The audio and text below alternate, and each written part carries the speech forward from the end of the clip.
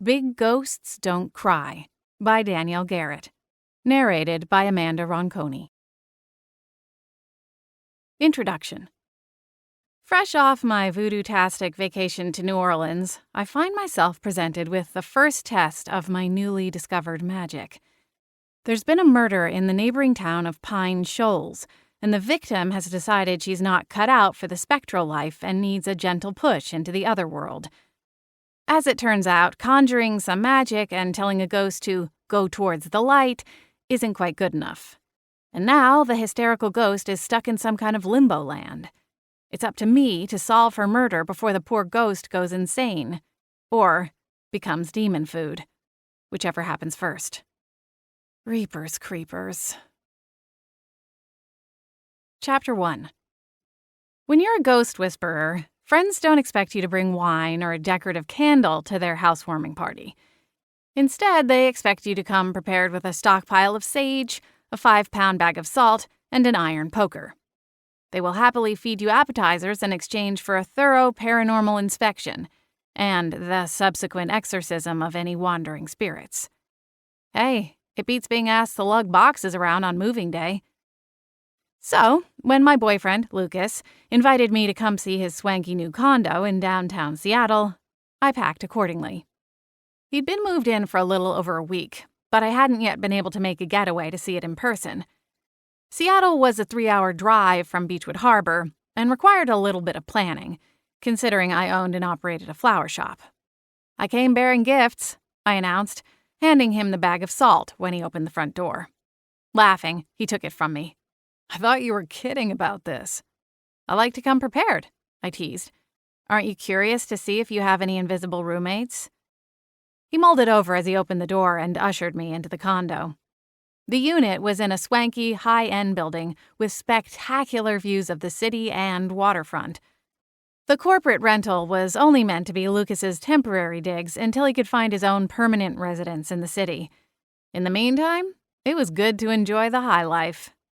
"This view is ridiculous," I exclaimed, stopping in front of the wall of ceiling-to-floor windows. In keeping with the condo's minimalistic theme, there weren't any window treatments. Nothing but sparkling skyline, glittering under the hazy moon.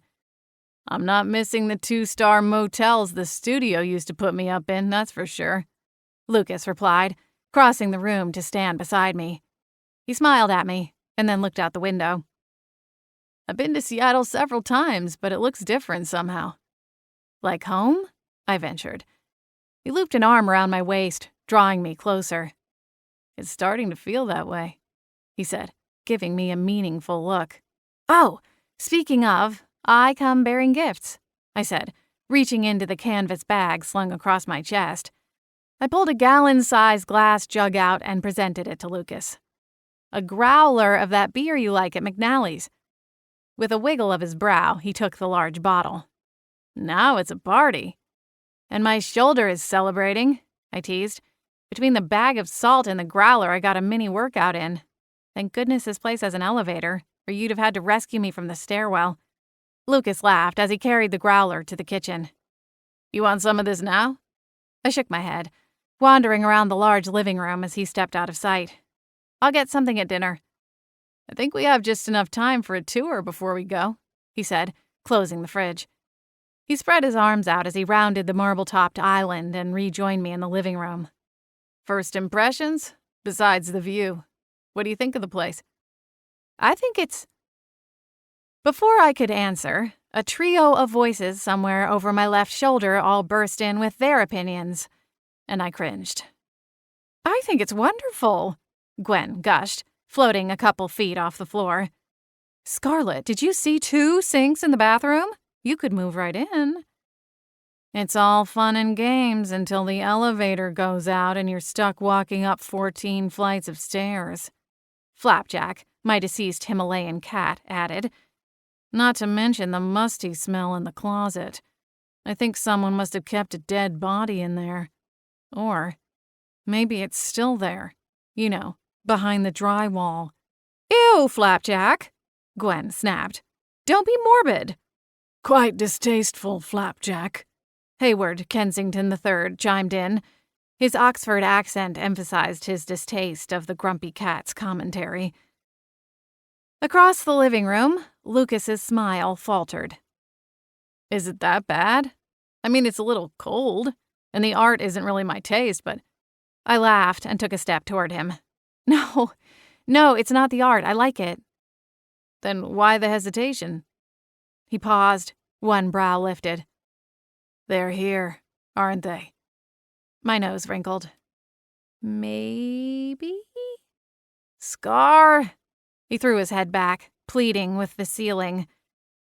I thought we'd marked this as a one-on-one kind of thing, he said, then glanced past me and quickly added, No offense to any of you, of course. Flapjack scoffed. The only thing I find offensive is the amount of hair products he keeps in that musty bathroom. Gwen giggled. He clearly knows what he's doing with all of it, though I'd be willing to bet he looks just as good first thing in the morning. Tousled hair, pajama bottoms, no shirt. Beside her, Hayward cleared his throat, loudly. I sighed. They wanted to come see the city, and so I kinda offered to let them tag along, I said, ignoring the paranormal peanut gallery. They're not staying, I promise. Swiveling around, I shot Flapjack a meaningful glance. In fact, I think they were just leaving now that they've seen the place. Mm-hmm. Lucas didn't look convinced.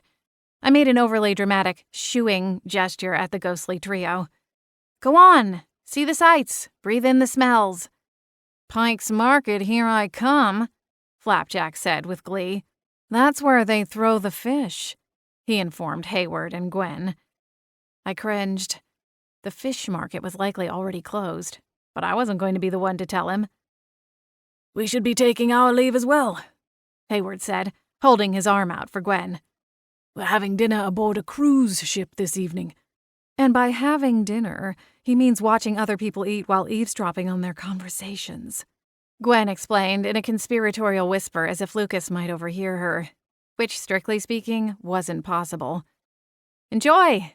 See you in the morning. Not a minute before 10:30. I called after the three ghosts as they floated back out the front door. I'm putting up a salt ring just in case. You'd think a simple do not disturb sign would do the trick, Lucas said, coming to join me. Oh, to live in such a world, I said, laughing. He kissed me, and I tasted the craft beer on his lips. Someone had a sample, I teased when we broke apart. Did I get the right one? It's perfect, thank you. He smiled. Why does it feel like longer than 3 weeks since the last time I saw you? I was thinking the same during the drive, I confessed. New Orleans seems like it was a year ago, not a month. Lucas glanced down at the floor between us for a moment before meeting my eyes again. How are you doing with everything? He wasn't talking about business at my flower shop or life with my pack of ghosts. There was a deeper specificity to his question, one I wasn't interested in discussing, at least not tonight. I smiled. Things are good. I should have given you a heads up about the gang tagging along. I guess I was kind of hoping they'd take a hint and slip out mid-tour. Lucas furrowed his brows as a slow smile tugged at his lips. Really, Scar? I might not be able to hear them, but even I know there's no way they'd leave voluntarily. I cringed. He was right, of course. The trio wasn't exactly known for being respectful of our privacy. Now, with Lucas permanently stationed in Seattle, we'd need to establish some ground rules. Whether the ghosts agreed to them or not was a separate battle. It's been hard for me to say no to them since we got back from New Orleans, I told him. I guess I still feel a little guilty over the way I treated them before leaving for the trip, especially when we both would have been in real trouble had they not come to the rescue. Lucas gave an understanding smile and brushed a loose strand of my copper-colored hair out of my face. Fair enough. I'd probably still be sitting in a jail cell if it hadn't been for them, and you. And now look at you, I said, gesturing at the large living space. Living like a king. He laughed and captured one of my hands. You should see my new office. Maybe next visit you can meet me there. Deal. Now let's talk about these dinner reservations you made. How fancy do I need to get? We were celebrating. His new job, his new condo, and his permanent move to Seattle. He'd made reservations as soon as he'd moved in and received his hire-on bonus with the international security firm. I wasn't sure of the dollar amount, but judging on the rental they'd put him up in, the company wasn't hurting for cash and was generous to its employees. 45 minutes later, I was sufficiently dressed up enough to fit the dress code standards of the high-end restaurant Lucas had selected. He wore a three-piece suit and looked darn good doing it. And as we walked to our table, I noticed more than a few pairs of female eyes turned toward him. I smiled to myself, thinking of Gwen's reaction if she'd stuck around long enough to see us leave for dinner. We were seated, and within a few minutes, we'd ordered a bottle of wine and a round of appetizers. The prices on the menu made my eyes bug out, but I held my tongue. It was Lucas's night, and this was how he wanted to celebrate. I'd grown up with money. Extravagant dinners were nothing new to me. I had a handle on which fork to use for which course, and knew the difference between a palate-cleansing sorbet and a true dessert by the time I was 4. But I'd left that life behind, much to my parents' chagrin, and rarely dipped a toe in the 24-karat gold swimming pool of the rich and famous. As we waited for our entrees, we nibbled on fondue and considered the interior of the restaurant. It was a beautiful building, and everything from the linens to the art to the furnishings had been carefully selected to create an elegant, almost old-world atmosphere. "So you've told me the office is cool. What about the people, your team?" I asked, pouring myself a little more wine. "It's different," he said, giving a nod when I hovered the bottle over the rim of his glass. "I'm not used to working in an office or keeping regular hours. It's a lot of meetings and collaboration, which is nice, but I'm adjusting to not being the lead." He chuckled. That sounded more arrogant than I intended. I shook my head and set the wine aside after topping off Lucas's glass. "I don't think it's arrogance. You're used to boots on the ground, giving the orders and keeping everyone on track. Sitting in a boardroom making plans for things happening half a world away is a huge shift." He raised his glass. "It is." "You'll adjust," I told him, smiling over the rim of my own glass. "I have no doubt." "Well, I get my first taste of fieldwork here in a few weeks." My eyebrows lifted. "I've received my first international assignment," he said. "To Spain. I'll be gone for 3 weeks." My heart sank. I'd known travel was part of the job requirements, but hadn't expected it to come so soon or to last for so long. We'd spent our entire relationship living long distance. He'd spent more time in Beechwood Harbor with me, but only for a few weeks here and there in between filming assignments for the reality TV show he'd worked on. I couldn't say why this new development was different than the past, but it tugged on some new thread of emotion, and I had to work to force a smile. "That sounds exciting. Spain is lovely." He went into some of the details, and I did my best to listen and keep my smile in place. But something a few tables down drew my attention away. A ghost was hovering over a diner, a malicious gleam in her haunted eyes. The ghost, a female, who looked to have passed away while still in her teen years, dipped her silvery, semi-transparent hands into the middle-aged woman who was enjoying a chocolate tart. The woman sat up a little, her shoulders lifted. The teenage ghost cackled and touched the woman again. My eyes narrowed. "Scarlett?" Lucas said, concern in his voice. "Is something wrong?" I'm sorry," I said, tearing my attention away from the ghost. "I thought I saw someone I went to school with, but I was wrong." I reached for my wine glass. "You were saying?"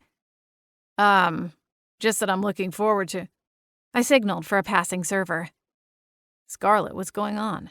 Lucas asked, leaning forward. "I'm sorry. It's just there's something of a situation over there at that table." The server stopped at the table and I asked for a salt shaker. They weren't readily available on the table, and my small clutch wasn't large enough for the small iron omelet pan I usually carted around in case of ghost misbehavior. The servant masked a strange look and hurried off to find me one. "What are you going to do with a salt shaker?" Lucas asked. "Scare off that ghost over there before it goes any further. I don't know if they know how to possess someone, but if they don't already, they're about 3 seconds away from figuring it out." The server was nowhere to be seen, and the ghost was dipping her hands back into the woman. I jolted to my feet. Lucas swore quietly. I marched across the dining room, eyes boring into the teenager's silver-hued profile.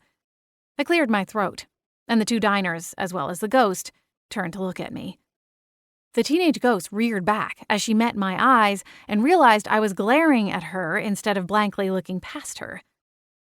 "Can we help you?" the man asked, giving me a suspicious frown. I narrowed my eyes at the ghost, before rearranging my face into a polite smile for the man and his wife. "I'm terribly sorry to interrupt. I thought you looked familiar, but it appears I was mistaken. Enjoy your meal." "Oh, well, thank you," the man said. I turned and stalked back to my table with Lucas. "You can see me?" the ghost hissed, right on my heels. "How? Who are you? What's your name?" I ignored the ghost's questions, happy to have distracted her from the unsuspecting couple in time. The server reappeared at the table and held out a silver salt shaker. I quickly took it and gripped it in one hand, concealing it from the ghost behind me. "Is there anything else, ma'am?" the server asked, a wariness in her eyes. "Your entree should be here shortly." "Thank you. This should do it," I told her, retaking my seat calmly. The teen swooped closer. "Hey, I'm talking to you. What are you? How can you see me?" Under the table, I shook salt into my open palm, collecting a small pile as quickly as possible. When I didn't answer, the ghost shifted her attention to Lucas.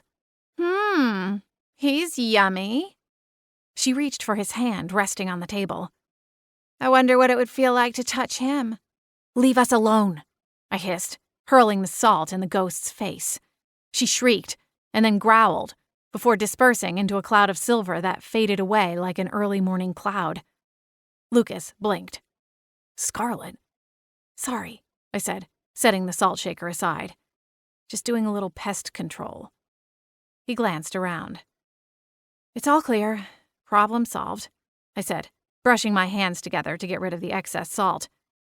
"Now, have I ever told you about the cafe I waitressed at in Barcelona?" Chapter 2. "Lizzie, can you get me the bucket of pink carnations from the cooler?" "Sure," my assistant chirped from the front of the flower shop. Moments later, the cheerful blonde appeared at my side and placed a 5-gallon bucket of cherry blossom pink flowers at my feet. "This looks great so far," she said, studying the large funeral wreath I was crafting. "Thanks," I said, tucking another piece of boxwood into the squishy block of floral foam that formed the ring. With a quick sideways glance, I plucked a full carnation from the bucket, placed it in the arrangement, and then glanced up to identify the other sparse spots. I should have finished it yesterday. "It's all right," Lizzie said. "You're almost done, and the service is still a few hours away. Plenty of time." Lizzie's boundless optimism was one of the qualities I'd grown to love over the past several months, since hiring her on as a part-time assistant at my flower shop, Lily Pond. When she'd started, she hadn't known the difference between a peony and a petunia, but she'd proved to be a quick study and was capable of most basic design orders on her own. Her early klutzy streak was fading, replaced with an ever-growing confidence in her skills since I'd hired her on full-time. During my time visiting Lucas in New Orleans, I'd had my reservations about leaving the shop in her hands, but found things in perfect order and even received a handful of phone calls from our regular customers to let me know they appreciated her service in my absence. I paused to tuck a stray strand of hair behind my ear and glanced at the whiteboard calendar on the wall behind Lizzie. She sidestepped out of my way and gestured at the colorful writing. "These are the only ones left for today. I can finish up while you run this over to the funeral home. We've been pretty dead up front for most of the day. I think a lot of people are down at the beach for the cleanup." "Oh, you're probably right. I hadn't even thought about that." I blew out a puff of air. Sheesh, this day is really getting away from me. The kids were back in school, and tourist season, along with wedding season, was officially done for another year. To celebrate another successful busy season, the town's Chamber of Commerce had pulled together a potluck-style barbecue on the beach, weather permitting, and had invited all local vendors and their families to come celebrate.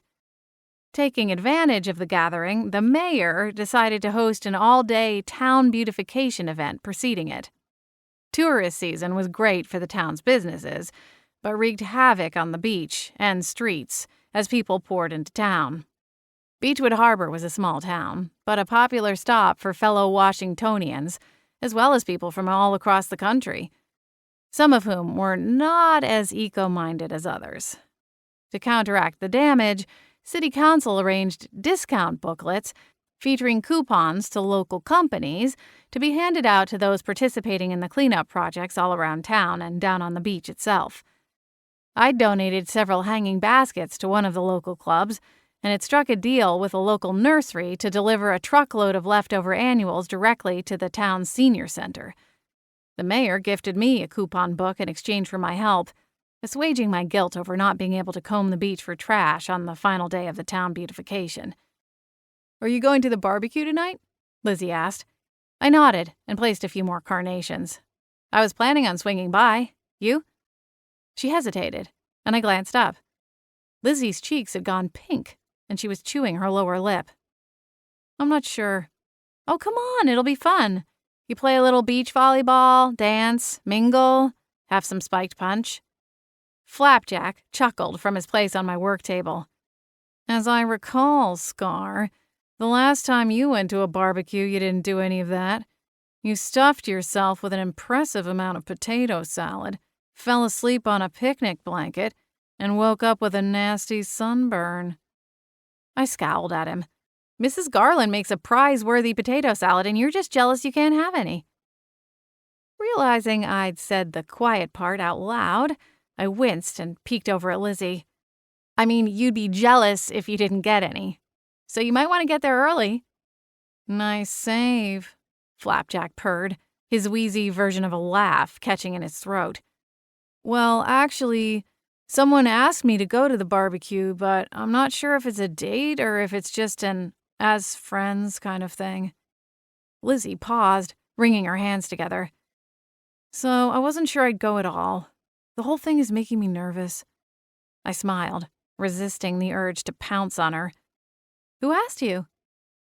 Lizzie had been woefully single since I'd met her, and while we'd never talked too much about her past, I'd gathered a fair dose of heartbreak resided somewhere in the not-too-distant rear view. Hayward, who'd been hanging out in the shop most of the day, shifted uncomfortably and rose from his seat. "Come along, Flapjack. I believe I know girl talk when I hear it. Perhaps we gentlemen should scurry along." "Scurry along?" Flapjack snorted. "That's rich, coming from the guy who reads Cosmo over Lizzie's shoulder." Hayward bristled, his bristle-brush mustache twitching. "That's preposterous." Flapjack smiled like the Cheshire. "In any case," Hayward bumped him with a quick elbow, "we should go. Gwen will be at the beach by now, waiting for us to join her." "Fine." Flapjack glared up at Hayward but got to his feet, his feather duster tail swirling like a boat propeller. "I was going anyway," he said casually. "They'll start grilling the fish soon." With that, he winked out of sight, off to wander the beach and breathe in the scent of the fresh-caught fish. A ghost's life didn't have many pleasures. Flapjack's revolved around sarcasm and the smell of fish.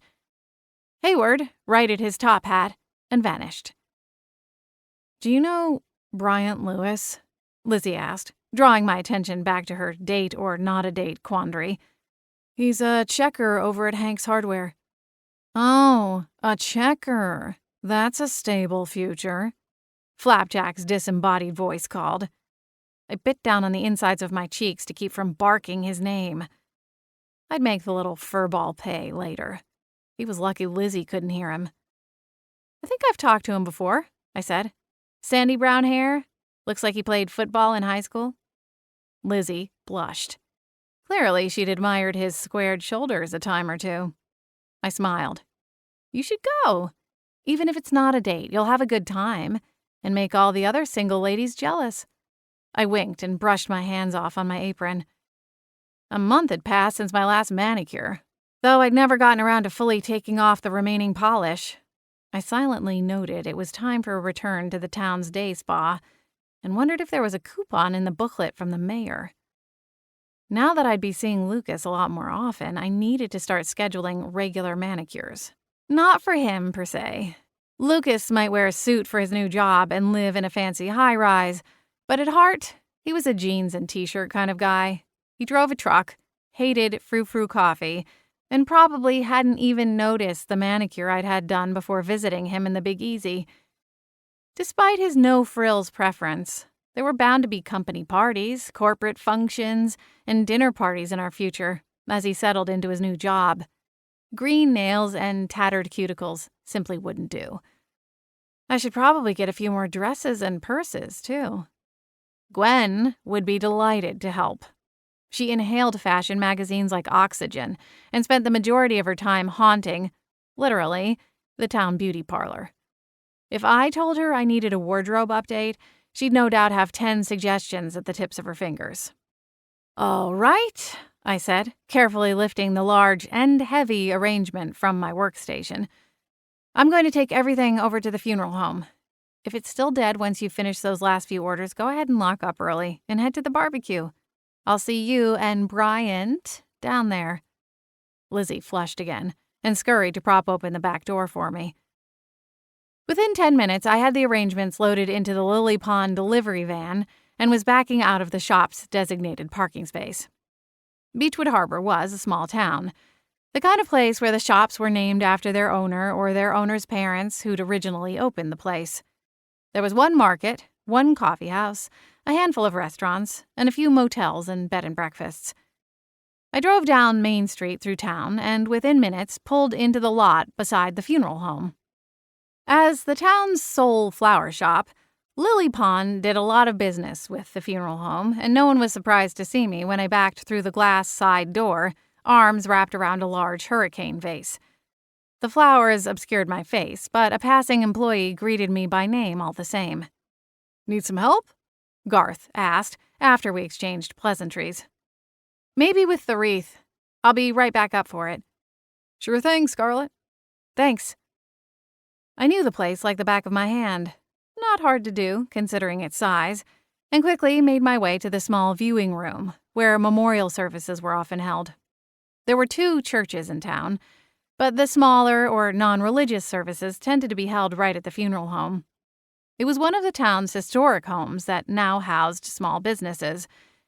In the funeral home's case, almost everything in the interior remained original to the home, with only some minor updating to modern codes. Services were held in the former living room, a large space with polished wood floors, a large fireplace, and built-in shelving along one wall. It was always set up and ready for a service, with rows of folding wooden chairs, a thick carpet down the aisle, a pulpit at the front that blocked part of the fireplace from view, and a few tables for flowers. The service tonight was a memorial service and wouldn't have a casket, so I designed a large wreath of flowers that would hang from an easel beside a blown-up portrait of the deceased. The large hurricane vase in my arms went on the table beside the urn, just as I'd discussed with the family when they'd come for their consultation. The funeral home had several package options available for those who didn't want one more decision to make. But oftentimes, families wanted to meet with me and discuss the arrangements ahead of time. The woman being memorialized the following day had been young at the time of her death, only 46. She'd left behind both her parents, along with a brother, and perhaps most tragically, a teenage daughter. The arrangement shifted slightly, and I paused to maneuver some of the blooms back into their rightful places.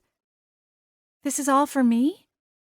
I turned, startled by the voice, and found a ghost standing in the doorway of the viewing room, her mouth agape, silvery eyes wide. Crap. Had she seen me? Did she know I'd heard her?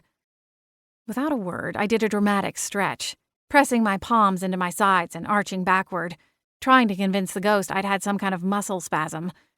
What can I say? Desperate times? Pathetic measures.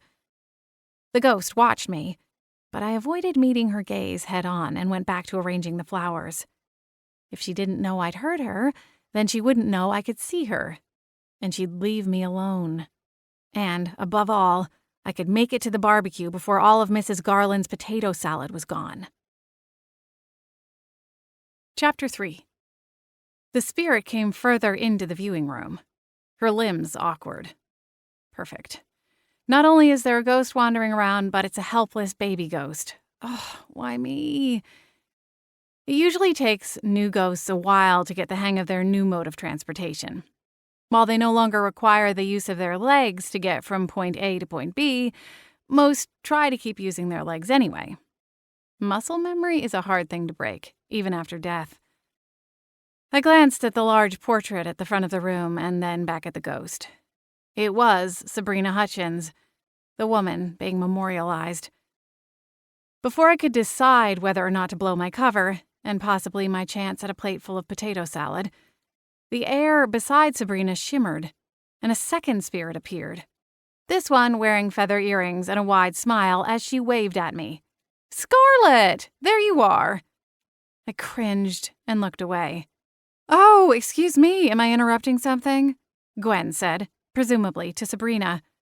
"I don't think we've met before. I'm Gwen." "Sabrina," the second ghost said. I fussed with a pair of roses, wishing ghost telepathy came along with all my other wackadoodle gifts. "Yoo-hoo, Scarlet!" Gwen called. "You know she can't see us, right? I'm new to this, but it's pretty obvious we're ghosts and the living can't see or hear us." Gwen laughed. "Scarlet's not the most... crap." I shoved a rose back into place and spun on my heels to face both spirits, shooting daggers at Gwen. Sabrina blinked. "You can see me?" Crossing my arms, I nodded. "Yes, and I'm sorry, but I'm really busy and I don't have a lot of time for small talk." Sabrina didn't look offended. She propelled herself to the altar, her gaze fixed on the large portrait of herself. "Oh, honey, is this your service?" Gwen asked her, floating a few paces behind. "You're a new ghost?" Sabrina nodded. Gwen shot me a look. "Scar, we have to help her." "Help me how?" Sabrina asked. "I'm already dead. Seems a little late to do much of anything. I can't hop back in my body and force myself to wake up from this nightmare." She peeked at Gwen. "Can I?" Gwen gave a solemn shake of her head. "No, I'm afraid what's done is done. Do you know how you died?" "Not really." Sabrina paused, staring at the urn. "Is that, me?" Gwen looked at me, and I nodded. With that confirmation, the 70s era spirit sidled up to Sabrina and placed a steadying hand at her back. "It is," she said softly. "It looks like your family had your remains cremated." A sob caught in Sabrina's throat, and Gwen moved closer, pulling the woman into an embrace. "It's okay. We'll help you adjust to your new life. It's cliché, but really it does help to think of this as a new beginning rather than an ending." I poked my head out into the hallway, making sure no one was within earshot. The funeral home didn't boast a large staff, but with a service hours away from beginning, the funeral home director, Carla Leeson, and her 2 staff members were bound to be nearby finishing the preparations. Communicating with ghosts was a gift, but it came with a whole host of complications. Mostly that, by and large, people would think I was certifiable if I told them the truth. I had a handful of tricks to get away with public ghost chats, the most popular of which was a small Bluetooth earpiece I could use to make it appear as though I were talking to someone on the phone rather than to thin air. The earpiece was back at the flower shop, and therefore not an option for the current conversation. Gwen knew I didn't like chatting with strange ghosts outside my set-aside office hours. But she had a heart of gold and wasn't likely to enforce the rules when presented with a newcomer who needed assistance. "Gwen," I said, jerking my head to beckon her closer. "A word?" Reluctantly, Gwen disentangled herself from Sabrina and floated across the viewing room to join me. "Scarlet, I can't believe you were just pretending you couldn't see or hear her." Guilt nipped at me, but I did my best to ignore it. "Her service is starting in 2 hours. I don't really think it's a good idea for her to be here." "Why not?" "She's not going to feel better if she sits and listens to her family and friends eulogize her, and then watch them all go back to their normal lives while she has to stay behind. That can't possibly be helpful. You never know, it might be. Gwen paused and glanced at Sabrina's back. I guess I could take her down to the barbecue. I could introduce her around, show her that there's plenty of fun to be had in the afterlife. I chewed my lower lip. I don't know, that might be too much.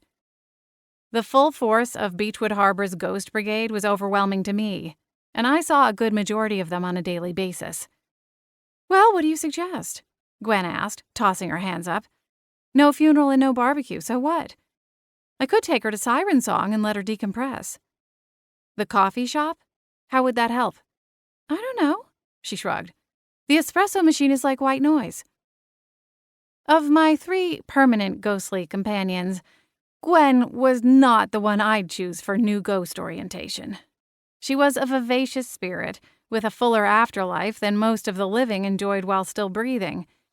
She also had a tendency to talk 100 miles an hour and forget that not everyone wants to be the life of the party. Why couldn't Flapjack have been the one to come find me? He wouldn't have given Sabrina more than a second glance. Which reminded me. What are you even doing here? I asked Gwen. I thought you were down at the beach already. Flapjack and Hayward left a while ago to meet you. Oh! Gwen's eyes brightened. Well, I was at the beach, and you're never going to believe what I just heard. I groaned. You came all this way to gossip? Gwen blinked. Of course. Sabrina turned. What am I supposed to do now? Why am I even here? Torn between a ghost's existential crisis and Gwen's gossip fest. Lucky me. Usually it means you have some kind of unfinished business. Any idea what that might be? Gwen asked, her tone of voice overly cheery, as if asking the woman if she'd seen the most recent Nicholas Sparks movie. I don't know, Sabrina replied. I don't even know what happened to me. How did I die? Gwen looked at me expectantly. I don't know, I said. I'm just here to deliver the flowers. I gestured at the nearest bouquet. Who ordered them? Sabrina asked, gliding a little more gracefully toward the wreath at the front of the room. My parents? Yes, I replied softly. They picked out everything personally. They told me lilacs were your favorites. We used lavender here. It's pretty. Thank you. Gwen gave me a pained look. Maybe you could do the thing? My eyes widened, shocked she'd even bring it up. What thing? Sabrina asked. Please, if there's anything you can do to help me. I have a support group for ghosts, I told her, giving Gwen a warning glance. Local ghosts come to my flower shop once a week to talk about their experiences and offer each other help and support. There are ghosts in every stage of, afterlife. It might help. I'll be there too, Gwen offered helpfully. Do you want me to come and get you? Will you be here, you think? She glanced around the viewing room with a wary eye. I don't know, I guess so. She shrugged and glanced around the room. I haven't tried leaving yet. Wait, you woke up here? I asked. Sabrina nodded. That was a little odd. In my experience, ghosts usually started their new life at the place their previous one had ended. So unless Sabrina kicked it at the funeral home, she was a little delayed. Her earthly life had ended a week and a half ago, according to the information I'd gathered from her parents. They'd pushed things out to make the arrangements for the service and allow time for her extended family to make travel plans, as most of them lived out of state. I glanced at my watch. The barbecue was starting in 15 minutes. Everyone would be trekking down to the sand, carrying coolers, beach chairs, and picnic blankets. The kids would have all their sandcastle-making tools, and there were bound to be at least a dozen dogs running around barking at seagulls. I told Lizzie I would meet her down there. Then there was the potato salad. And yes, it really was that good. I have to get going, I said, a new flurry of impatience welling up. I have to go home and change and get my strawberry pie from the fridge. Listen, Sabrina, come to the support group. We'll talk more then, okay? The woman nodded, but I couldn't decide whether she intended to follow through or not. Gwen glanced at me. There was no doubt she was itching to get back to the beach. When the whole town gathered, there was bound to be gossip buzzing like a hive of bees, and Gwen would be there to scoop up as much honey as she could. As much as she wanted to help Sabrina, she wouldn't be able to resist the call back to the beach. "Are you sure you want to stay here?" she asked gently. "The barbecue will be a lot more fun." "I'll be fine," Sabrina said, her jawline set. Gwen looked at me. I shrugged. "Okay, well, if you change your mind, you know where to find us." I left the viewing room with Gwen in tow. Carla came around the corner, clipboard in hand, and offered me a warm smile. Garth, her full-time employee, followed right behind, carrying the large wreath of flowers. "Thank you, Garth. I got the easel all prepped," I told him. He nodded and then continued into the viewing room. Carla smiled. "Beautiful work, as always." "Thank you." "Are you heading to the barbecue?" she asked. "After a quick pit stop back home," I replied with a nod. "Maybe I'll see you later then," Carla replied. She gestured at the doors of the viewing room. "It's a small affair tonight. I don't imagine the service will take long, and they've opted to have the reception off-site." Smiling, I raised a hand and moved to sidestep her. "See you down there, then." As soon as I started the delivery van's engine, Gwen winked into the passenger seat and started babbling about Lizzie's maybe date with Bryant from the hardware store. According to Tanya, Bryant just got out of a 2-year long-distance relationship with his high school sweetheart. He's not exactly on the rebound, but he hasn't been single long. Although with those shoulders and that chin dimple... "Gwen!" I snapped. She jolted, her eyes going wide. "What?" "Why did you tell that woman I could help her? And then to even suggest that I use my power on her? What were you thinking?" "Oh, well, I don't know, Scarlett. She seemed so sad. I thought maybe you could just give her a little nudge."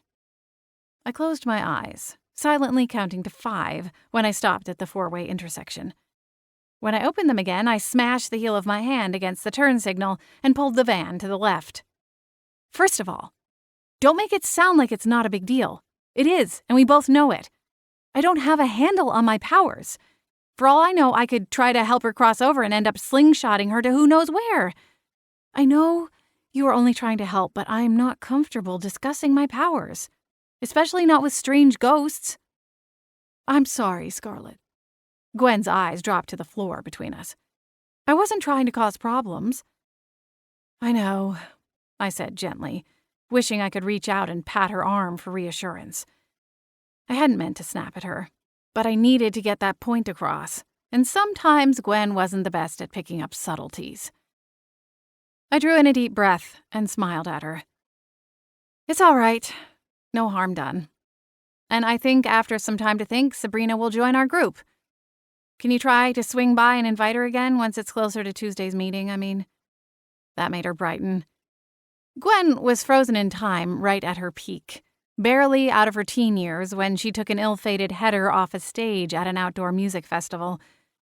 Her feathered hair was silver-hued, along with the rest of her, but I knew that if I'd met her in life, I'd have mistaken her for a young Farrah Fawcett from that iconic red bathing suit shot.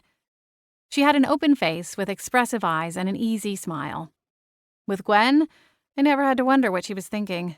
1, because she was a total chatterbox and always said exactly what was on her mind, and 2, because the girl had 0 chance of ever developing a poker face. Gwen had no desire to leave her spectral life. She loved being a ghost and spent her days as the maven of Beechwood Harbor's spirit community. Since I'd moved to town, she'd latched onto me as a conduit to help her many friends, and was nearly single-handedly responsible for the weekly meetings I held to help local ghosts. In exchange, she made sure, well, she did her best, to keep ghosts from interrupting me or approaching me cold on the street. Or while at the grocery store, or visiting the local coffee house, or dining at a restaurant, or, and perhaps most importantly, whilst driving. Not to mention, Hayward had a massive crush on her, and I was fairly certain those feelings were reciprocated. They'd gone back and forth a little in recent weeks, but at my last inquiry they were inching ever nearer to making things official. Though I wasn't 100% sure what that entailed, considering they were both dead. I'd never asked, unsure I ever wanted to find out what went on behind the closed door of a spirit world boudoir. I pulled the van into its designated spot and cut the engine. "Go on ahead," I told Gwen.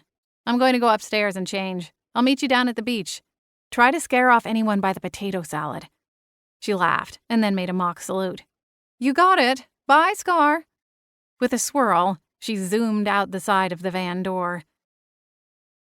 15 minutes later, my toes were buried in the sand, and a plate of Mrs. Garland's potato salad balanced on my knees. I changed into a pair of denim shorts and a black tank top.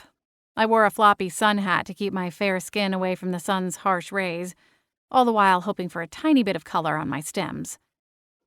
The beach was packed with locals. Most congregated around the 2 folding tables laden down with potluck dishes. A volleyball net was set up closer to the surf and currently hosted a 3-on-3 of high school teens. The boys had stripped their t-shirts off, and the girls were trying, and failing miserably, not to ogle. Ah, young love. I snorted at Flapjack's sudden appearance in the beach chair beside me. "I think you've got the wrong L word, my friend. After all, no one does desperate lust quite like a pack of teenagers." Flapjack smiled. "I miss those days. Back when you kissed a Justin Timberlake poster every night before bed." "I did not," I protested, even as my cheeks warmed, no doubt a tomato red that I couldn't blame on the afternoon sun.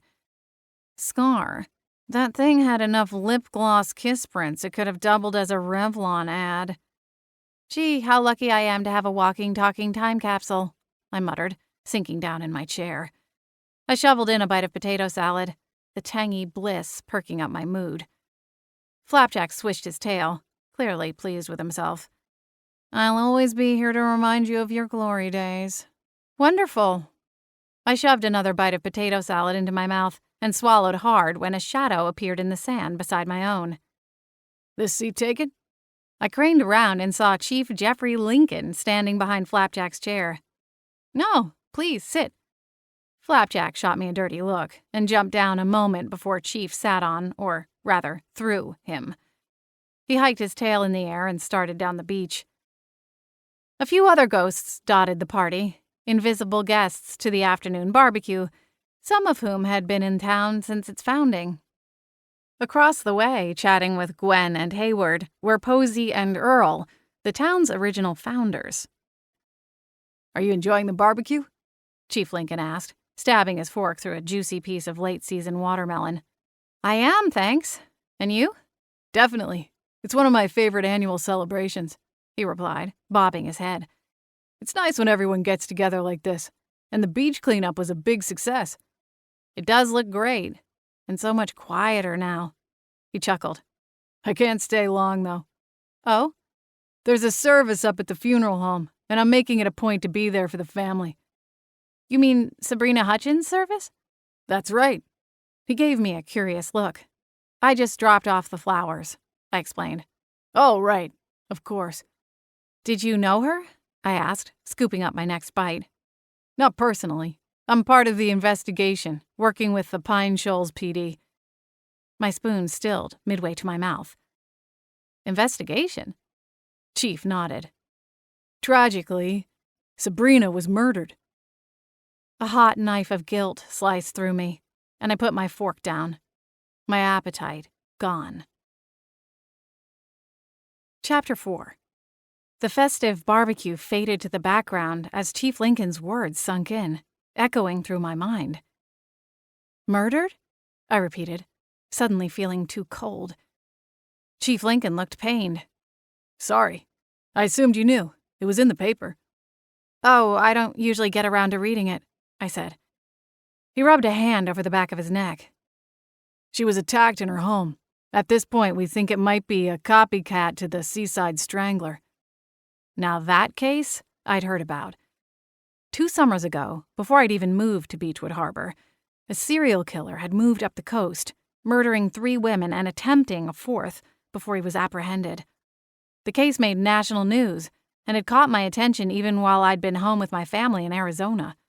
"My mom tried to talk me out of moving here because of that case," I told Chief Lincoln.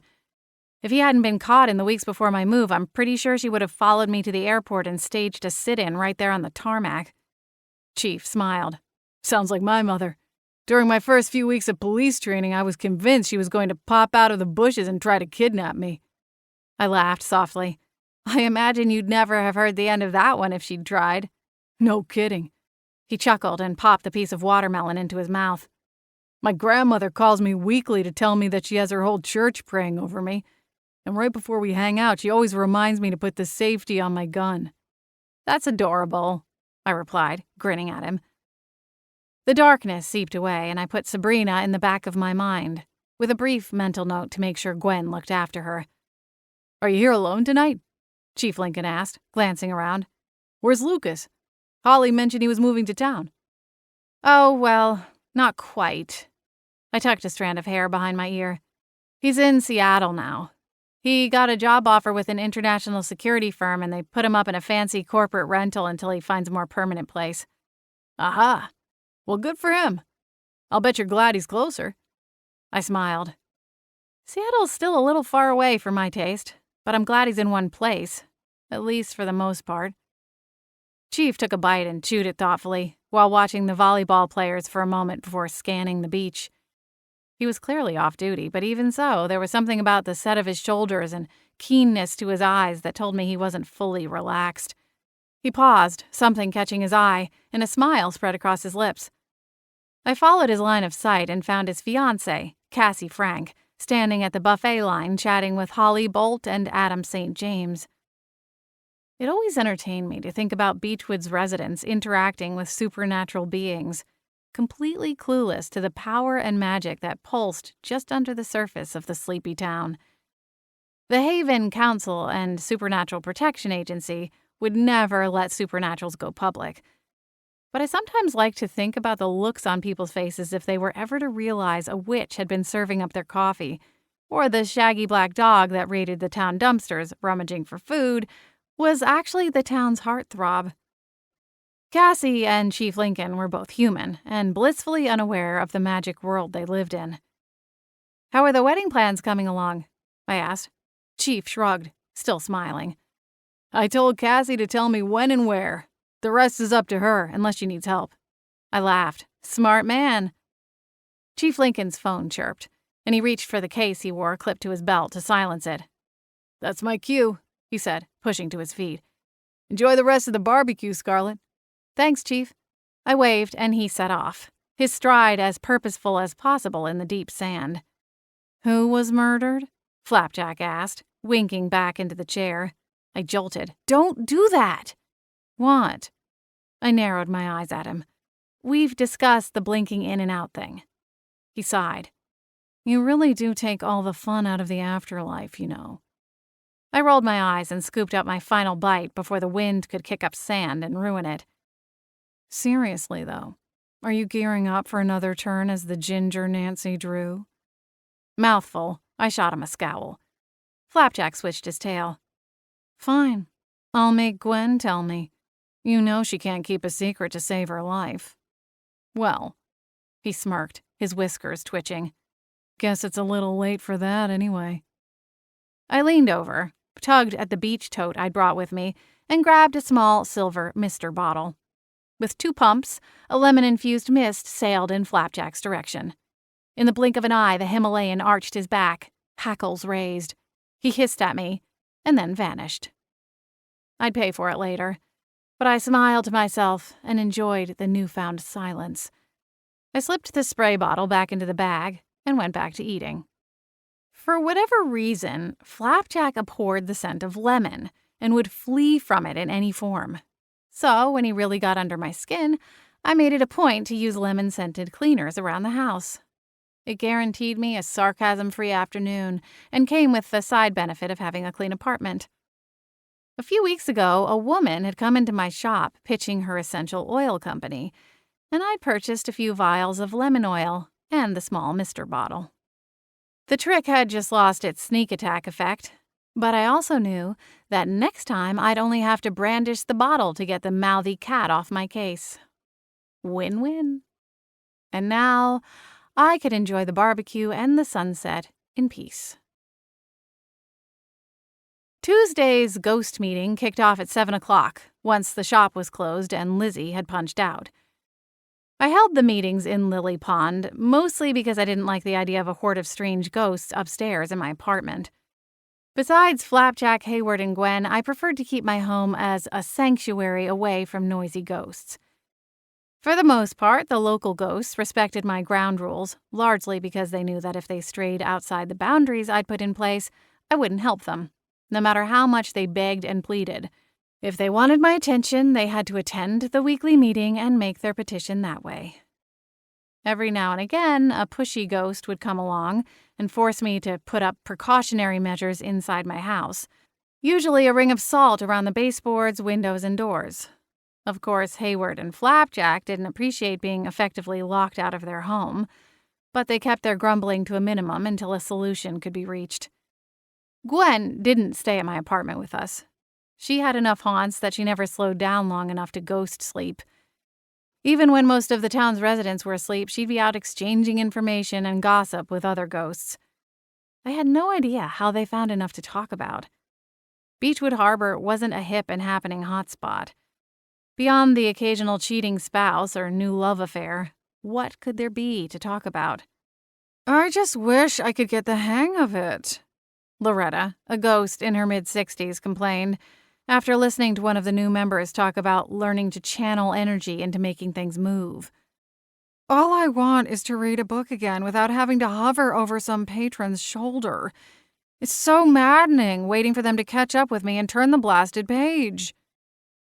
Loretta had been a librarian in life and haunted the town library, fretting over the way her replacement stacked books and bemoaning the squeaky wheel on the metal cart. I had no proof, but I firmly believed that if she stepped away from the library, she'd find peace and be able to cross over into the other world.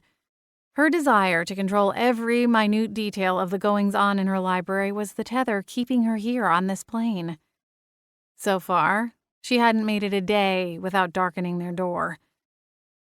As the regulars discussed the benefits of being able to move small objects, I moved around the shop, dusting and polishing. I preferred to use the meetings as a time to catch up on the tasks that easily slipped through the cracks, especially over the weekend, which tended to be busy. I usually took Sunday and Monday off, and kept the shop closed altogether on Monday, so both Lizzie and I could have a dedicated day off each week. Though, with Lucas in Seattle, I was wondering if I should renegotiate the schedule with Lizzie and see about taking Saturday and Sunday off in order to have a proper weekend off. It was still early enough that Lucas didn't have his schedule down pat, so I was biding my time. "Scarlett?" I turned at Gwen's voice, feather duster stilled. "Hmm?" She pointed at the door, just as Sabrina slipped through the glass, a strange look on her face, as though she still weren't entirely used to passing through solid materials. "Welcome, Sabrina," I greeted. "I'm so glad you came," Gwen said, surging forward to stand beside her. "Let me introduce you around." Sabrina shied away before Gwen could reach her. Her silver eyes flashed as she looked at me. "It might have been nice if you'd told me what happened." I looked to Gwen, but she looked caught off guard as well. I'm sorry, but you played dumb, like you didn't know I'd been killed. Murdered in cold blood." The other ghosts in the circle collectively moved back, some sliding through the front display window and vanishing into the night. We'd had unstable ghosts before. It usually ended in a mess. "Sabrina, I didn't know," I replied, lifting one hand in surrender while the other slipped under the front counter and wrapped around the handle of the small omelet-sized cast iron pan I kept there for such occasions. Flapjack could be scared off with a splash of lemon, but other ghosts tended to need a little more convincing. The business end of an iron pan did the trick. "I only found out about the murder after I delivered the flowers, I swear." I held the pan, but kept it out of sight. I didn't want to use it on her. Though I wasn't entirely sure what the sensation was like, I had to assume it wasn't pleasant. But then, the last ghost that had gone berserk in my shop had blown out the glass on the front door and cost the landlord a pretty penny in the insurance deductible. A fact he reminded me of every time I dropped off my rent check. Sabrina advanced on me, the light still blazing in her eyes. "I talked to some other ghosts around town, and they told me about you." Oh, brother. This ought to be good. Hayward took a valiant step forward, arms outstretched as if to intercede. "Madam, this is—" Sabrina ignored him, brushing right past him. "They said you can send me forward into this other world. Is that true?" My fingers loosened their grip on the iron handle. "I've helped spirits cross over, but it's not some easy flip of the switch thing. I can't snap my fingers and send you off into the next realm." "Then how does it work? How do I get out of this place?" The anger in her voice gave way to desperation. "I can't stay here another minute." "I'm not an expert," I started, my voice calm. "But like Gwen said at the funeral home, there's usually some sort of unfinished business keeping spirits here, in this realm, and the option to cross over only presents itself when the business is resolved. Now, seeing as you met death as the result of an act of violence, I'd guess that might be the thing holding you back. Do you have any idea who might have killed you? Any memory of that night at all?" "No, I told you. I woke up in that funeral home. I don't know what happened to me." She began to tremble, and her voice wavered. "Just set me free." Without warning, she swelled and then dissolved into a cloud of silver-hued particles. The mist scattered through the room until it became invisible, like dust settling back to the ground. Only the echo of her voice lingered, the word "free" resounding through the air for an unnerving second before it was swallowed up in silence. I blinked. What just happened? Everyone started talking at once. The half-dozen regulars, Gwen and Hayward, all offered up theories. "She dispersed!" Gwen exclaimed. "But how?" Loretta asked, staring at the place Sabrina had just stood. "There was no catalyst." "Can one self-disperse?" Hayward asked, also studying the place on the floor. I held up a hand. "Wait. If she dispersed, wouldn't she reboot back to where she first woke up as a ghost?" "It's likely. Or to a space she feels safe," Loretta replied. "The funeral home?" Gwen suggested. I glanced at the clock on the wall. It was after hours. No one would be at the funeral home to let us inside. Well, no one would be there to let me inside. Gwen and the others could charge in without hesitation. "We'd better go check," I said, reaching for my keys. The front room of the funeral home was aglow when we arrived, Loretta, Gwen, and Hayward at my back. Flapjack preferred not to attend the weekly meetings, and the other attendees said goodbye as we left the flower shop. "Someone's working late," Gwen said. "I'll bet it's Carla. Poor thing hasn't had a date in over a year." I rolled my eyes. As someone who spent the majority of my life happily single, it grated when Gwen pitied the unattached as though they'd contracted an incurable disease. "Who's going inside?" I asked the trio of ghosts. "You're not coming with us, Lady Scarlet?" Hayward asked, concern etched in his distinguished face. "I don't have a good reason to be here," I replied. "Carla will think it's weird if I knock on the front door without cause." Hayward glanced up at the illuminated window. Perhaps you're right. Just go see if you can find Sabrina. If she wants to talk to me, I'll be out here." Gwen looped her arm through Hayward's and gently tugged him into motion. "Come on." Loretta hesitated. "I think I'll wait here with Scarlet." I glanced at her but didn't say anything. Hayward and Gwen surged through the doors and slipped inside the building. I stuffed my hands into the front pocket of my sweatshirt. The official beginning of autumn was still a few days away, but already the evenings had chilled dramatically from a week or two ago. Loretta swayed in place beside me, a nervous energy radiating from her, as she stared up at the historical home that had been converted to the town's funeral parlor somewhere along the way. "This is where my own memorial service was held," she said quietly. "It feels like only yesterday." In reality, nearly 12 years had passed since Loretta's death. She'd been alone in the library, drinking tea while she worked through a stack of book returns from the busy day, when she'd suffered a stroke. When her part-timer came in the next morning, he'd found her and called the paramedics, but there was nothing that could be done. She'd already gone. Loretta, in her new form, had hovered nearby, watching the scene but powerless to say or do anything.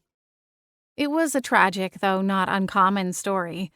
I'd heard variations of it dozens, perhaps hundreds of times before. I'll bet it was a lovely service, I replied, giving her a small smile. Loretta's strong type A bent could be trying, but at heart she was a sweet woman and had been beloved by the entire town while she'd been alive. She nodded. It was. I remember being surprised at how many people attended. Some of them were children I'd read stories to on Saturday mornings, though now grown with children of their own. You've left a beautiful legacy, I said, wishing she'd find the strength to fully leave it behind. She wasn't happy and thriving as a spirit like Gwen or Hayward. She spent her days wandering aimlessly, reminiscing about the past instead of looking to the future. Suddenly, the urge to take her hand swelled up inside me. Logically, I knew that I couldn't touch her, though there'd been times where I felt almost able to reach out and stroke Flapjack's fur. But that was because he'd been my cat in life, wasn't it? The urge thrummed through me, more urgently than before, and I reached for Loretta's hand. Our hands met, an electric shock radiating up my arm. Loretta looked up, her eyes round. What are you? Before she could finish her sentence, her eyes fluttered closed, and the sound of a long exhale filled my ears. I gripped her hand a little tighter, and then released it. Loretta faded, her semi-transparent form breaking apart into a silver-purple mist. A bright light followed, and I squinted against it. When my focus returned, I was alone on the sidewalk. Loretta? I whispered, already knowing she couldn't answer. She was gone. Crossed over. Well, that was a bust. I jumped at the sound of Gwen's voice and whipped around to find her and Hayward standing behind me. The young woman wasn't inside as far as we could tell, Hayward added with an apologetic look. Where's Loretta? Gwen asked. Hayward heaved a sigh. Back to her library, I imagine. You know how agitated she gets when she's been away for too long. I stared, unblinking, at the place where she'd last stood, still not sure myself what had just happened. Scarlet? Are you all right? Gwen asked, concern threading her voice as she swooped a little closer. I was standing here, she was there, and then I touched her hand and she... Poof! Lady Scarlet, Hayward said, thick eyebrows raised. What are you saying? I just helped her cross over to the other world. Chapter 5. Loretta's crossing echoed through my memory on a loop as I tossed and turned in bed. It didn't make any sense. She wasn't the first ghost I'd witnessed cross over, far from it. But she was the first one I'd actively participated in. In the past, I'd been a spectator. Why now? Reaper. I pressed my pillow against my ears, as if that could drown out the terrible word. It raked against my nerves and swirled my stomach in a way that made me feel out at sea on a less than seaworthy boat. The word was still there, tumbling through my mind, accompanied by terrible Grim Reaper silhouettes, accompanied by long sighs. I am a shepherd, I reminded myself, fighting against the shadows. Loretta was ready to cross over. She'd been ready since I'd met her, when Gwen corralled her into one of the first meetings we'd held at Lily Pond. Loretta had hated being a ghost.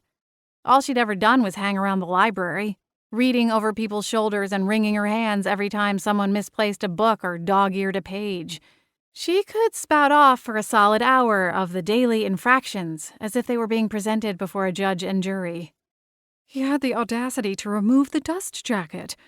A child in aisle 10 was sneaking Doritos from the front pocket of a backpack and put his cheese dust-riddled fingers all over the first edition Harry Potter hardback. On and on and on. And if I'd let her, she would have gone on like that for years, decades even. She was holding so tightly to her library that she would have lingered forever, waiting and watching, her anxiety and despair plaguing her until the end of time. I'd done her a favor. She was at peace now. I'd done my job. That's what it was, after all. I was a shepherd, and I'd successfully herded Loretta into the other world. And why did I feel so crappy about it? Ugh! I flipped the covers off and flipped on the bedside lamp. My black lily pond sweatshirt lay discarded at the foot of the bed, and I pulled it on. A pair of jeans and sneakers followed. I clicked off the light and tiptoed out into the hallway. According to the shiny tech watch Lucas had sent me a few weeks ago, it was 2:30 in the morning. Flapjack would be back from his gallivanting. Hayward tended to fall into a ghost sleep around midnight and would likely be snoring on the couch. Silently, I moved into the main living area, a 300-square-foot space comprised of a kitchen, dinette area, and a small living room. The one-bedroom apartment sat directly above my flower shop and was a little cramped for my taste. I wasn't a hoarder, despite what my mother might say, but I'd collected an array of trinkets and art pieces from my world travels and wished I had enough space to properly showcase them all. As it was, I had 3 storage boxes wedged into my closet and another one downstairs in the broom closet of the flower shop. Someday I'd have a home of my own and could finally unpack everything into artful displays rather than shove everything together on the squatty bookcase in my living room. Using the light from my smartwatch, I peeked over the back of the couch. Hayward wasn't there. That was odd. With a shrug, I went to the front door, not minding my footfalls. My fingers just grazed the knob when Flapjack's purr cut through the darkness. "Where are you going?" I stilled, mentally muttering a curse. I wanted to be alone with my thoughts, something Flapjack would not understand. I hit the switch beside the door and turned to find the Himalayan perched on the dining room table. I frowned. What have I said about getting on the table? It wasn't acceptable when you were alive, and you don't get a pass now that you're not. Off! With a roll of his silver eyes, he made a melodramatic show of getting down. "Happy?" he asked, as he sat on the floor, his thick tail swishing back and forth like a metronome.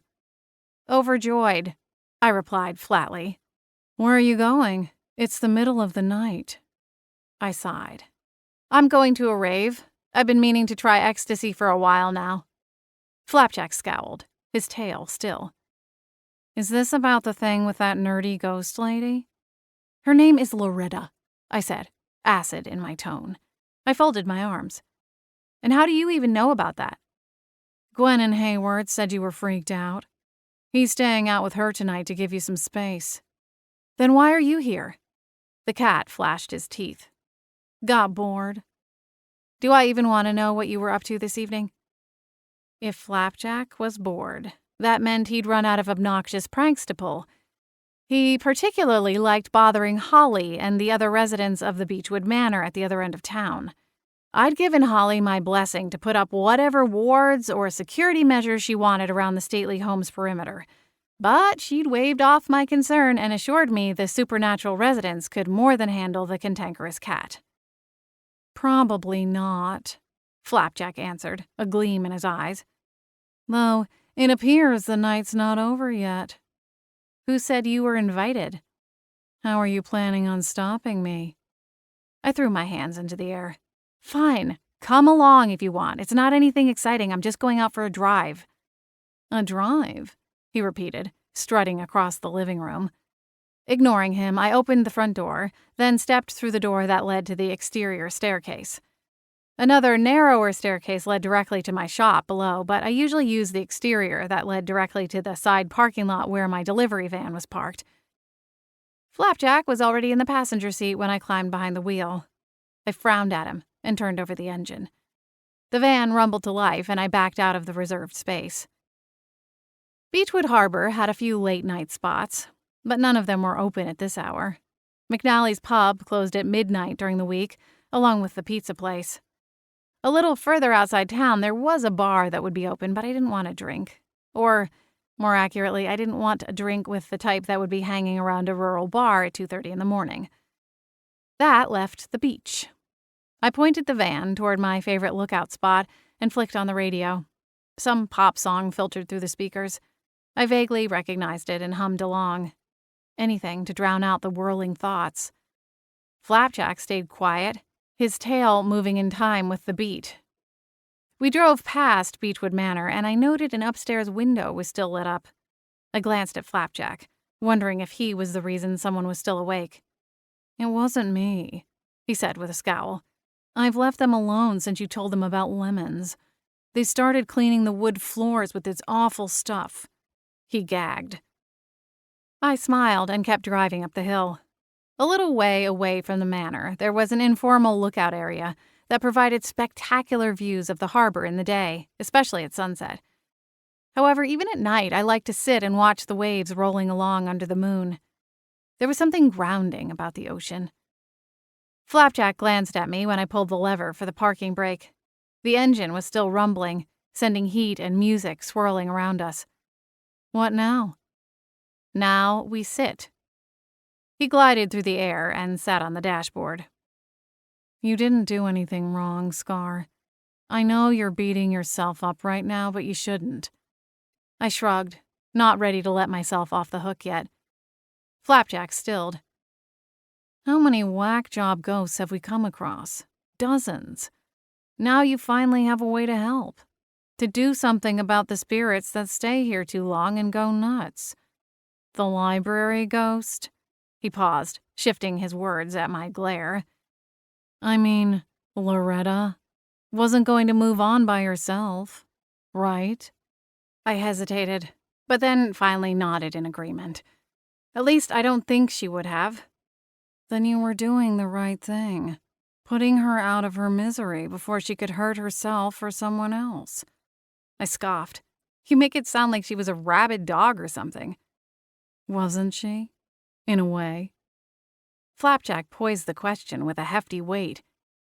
"You add 5 or 10 years and she'd be the next Rosie. And what if you weren't there to deal with the fallout?" My lips pressed together. Was he right? He'd been at my side for several nasty fights with ghosts over the years. Ghosts who hung around too long after they were meant to go tended to come unhinged, and depending on the amount of power, the results could be quite devastating. Was I simply heading off the inevitable before it came to pass? "Maybe this is all part of your gift. You've been twisted up about it since you talked to that voodoo lady in New Orleans. I know you have." I smiled gently at the cat. We rarely saw eye to eye, but there was no arguing that he knew me better than anyone. He was the only constant in my life, mostly a constant pain in the butt. He'd watched me grow up, travel the world, and he'd been there when I'd settled down and planted some roots, fallen in love. "Scar, this power, whatever it's capable of, would normally scare the bejeebies out of me. But I'm not scared, because I know you. Your only intentions are good and fair, and you'll do the right thing. You've just got to decide how deep you want to go with it." I bobbed my head as my eyes navigated back toward the ocean. On the way back to the flower shop, I drove past the funeral home. Carla, or whomever had been awake on the evening's earlier visit, had gone home, leaving the funeral home's interior dark. Yellow light spilled across its facade from the streetlights, and 2 spotlights illuminated the wooden sign posted in the center of the neatly manicured front yard. "I'm assuming you know about Sabrina, too?" I asked Flapjack, as I slowed to a crawl before the historic home. "She's the murdered ghost?" I nodded, my foot shifting back to the gas pedal. I picked up speed, still looking up at the funeral home. "I'm worried about her. She's got a lot of emotions. And as we've seen..." A figure appeared in the headlights. My heart rocketed out of my chest, and I slammed my foot on the brakes. The van pulled to the right and stopped right before I hit the woman. Only then did reality catch up with my mind, and I realized that it wasn't a human standing there. It was a ghost. Sabrina Hutchins, to be more specific. And she didn't look happy. "Now that I've got your attention," she snapped, cutting through the hood of the van as she surged forward, stopping just short of sticking her head through the windshield. "Sabrina, I'm sorry about what happened back at my shop. It was your first meeting. There's a lot to unpack. I'm sure if you come back next week we can..." "No, I don't want to be here next week," I want out. I'm sorry, but I can't. They said you could. Who? Your friends. The old-timer English guy and the hippie chick. I looked at Flapjack. His lip was curled back. Those morons. I closed my eyes, wishing I'd stayed in my bed. I don't know what you heard, but this isn't something I can do. I can help you try to figure out what's tethering you here, but I can't snap my fingers and send you somewhere else. It was technically true, but I winced anyway. I hated lying. I was murdered, Sabrina shrieked. Everyone says that's why I'm stuck here. Please! They already took my life away from me. I can't stay here reliving it over and over. The desperation in her eyes plucked at my heartstrings. But right along with it, it tugged at the nest of worries over Loretta and the depth of my power. I don't even know if I could do it again, I sighed. For all I know, that whole thing was a fluke. So it is true, Sabrina snapped, calling out my earlier lie. I hung my head. Scar, we don't have to stay, Flapjack muttered out of the corner of his mouth. Step on it. We'll be back home in 2 minutes. Please, Sabrina opined. You're the only chance I've got. I'll make you a deal, I told her, holding up one hand to stop her pleading. I'll come back tomorrow afternoon, and if you still want to go, I'll see if I can help. But I want you to take tonight and tomorrow morning to really think about it. Sabrina's eyes lit up, and she nodded vigorously. I will. Thank you. Okay. I lifted a hand and gestured for her to scoot away from the van. Technically speaking, I couldn't hurt her, but driving over someone, ghost or not, just seemed wrong. Flapjack held his peace until we parked outside the flower shop. Let me handle Gwen and Hayward, he said in a low, almost menacing voice. They didn't mean any harm, I started. It doesn't matter. You have to guard yourself, Scarlet. You think you have problems now, with ghosts bugging you and pushing your boundaries? If word spreads about your new power, you're going to have more than just restless spirits to worry about.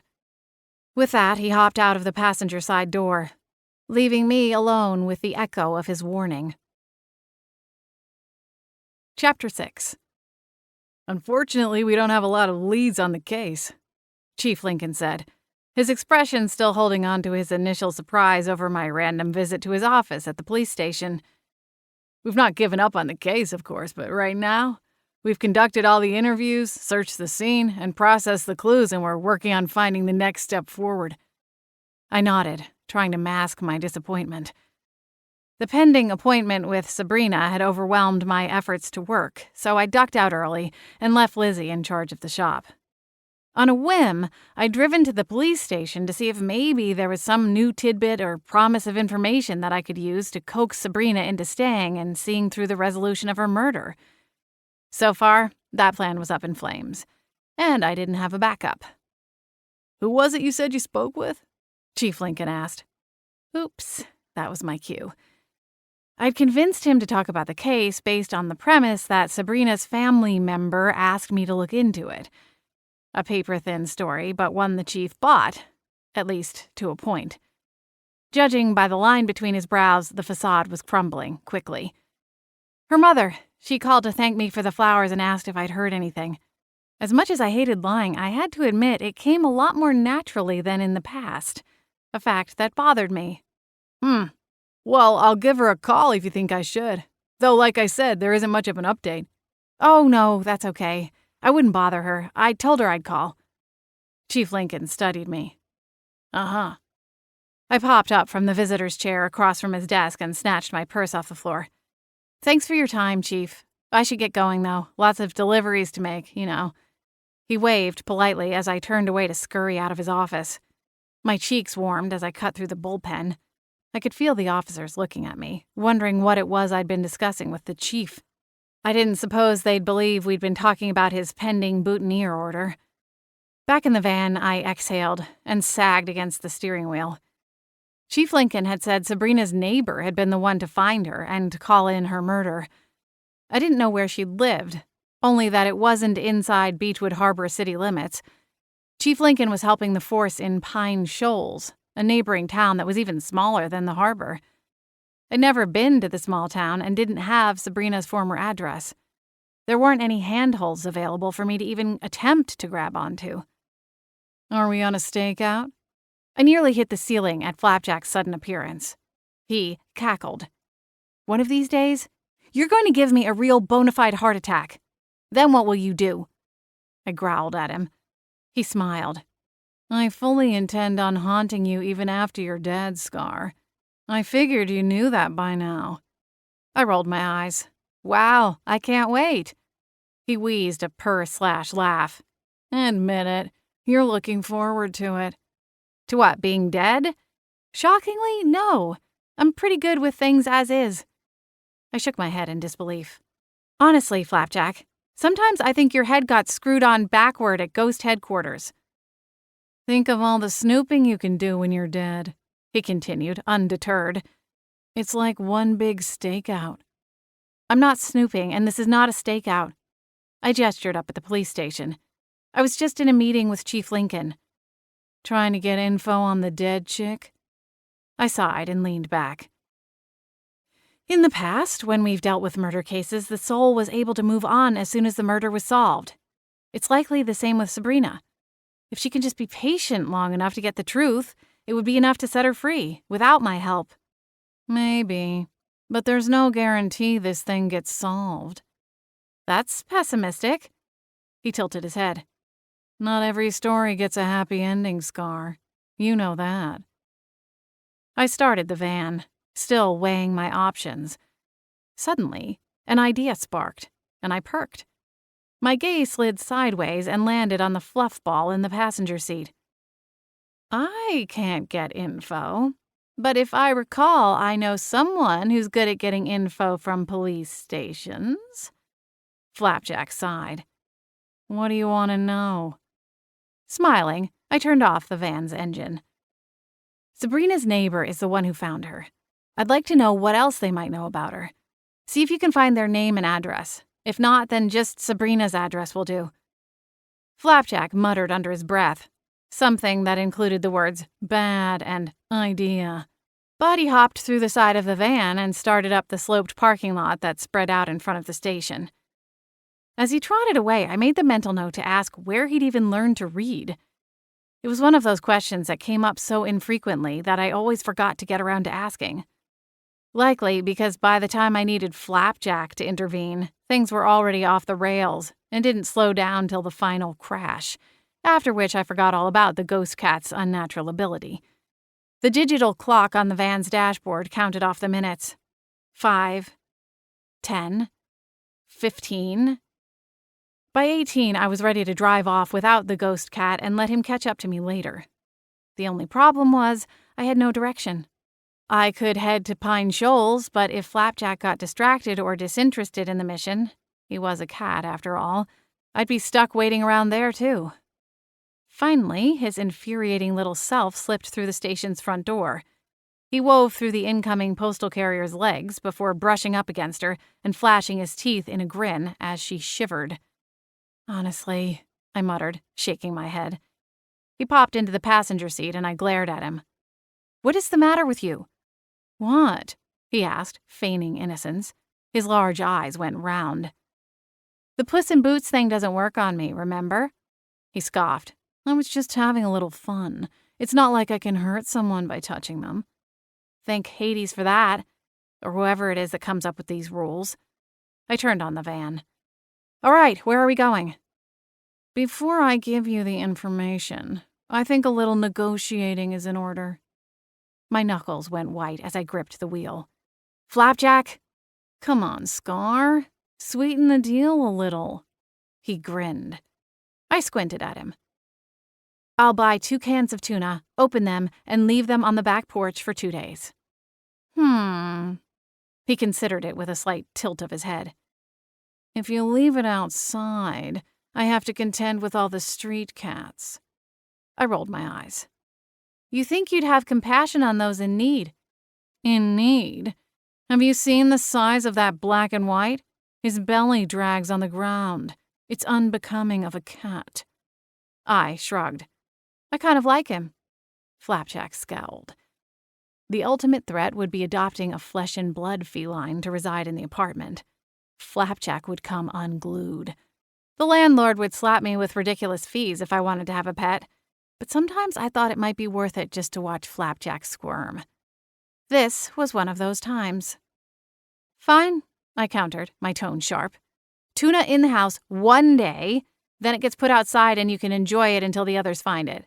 That's my best offer." The Himalayan mulled it over, his tail sweeping through the air. "Flapjack?" I ground my teeth. It was already 4:30 in the afternoon. I didn't want to show up at some stranger's door right in the middle of their dinner if I could help it. Fine. It's a deal." "Swell." I reached for my phone and mounted it on the magnetized docking station. "Address?" He rattled it off, and I punched it into my GPS app. "When will the tuna be available?" he asked once we were moving. "Tomorrow, all right?" "Fine." As a ghost, Flapjack couldn't enjoy the taste of fish, but for whatever reason, smelling it was nearly as satiating. He took daily trips to the docks when the catch of the day was brought in, and he still mourned the closure of the town's small cannery several months before. Personally, if I couldn't actually enjoy something, I didn't want the smell of it to tempt me. It was like trying to avoid sugar, for health and longevity and all that jazz. If I was sworn off sweets, the last thing I wanted was to walk by a bakery. It was torture. I couldn't fully imagine myself one day walking the earth as a literal spirit of wanderlust, but if I ever found myself in the position, maybe I'd take to haunting bakeries. In my experience, stranger things happened all the time.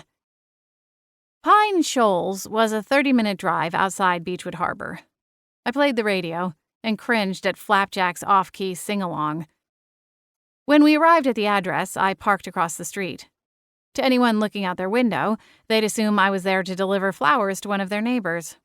The Lily Pond van was the perfect decoy vehicle, as far as I was concerned. "Is that one Sabrina's?" I asked Flapjack, gesturing at the house to the left of the neighbors.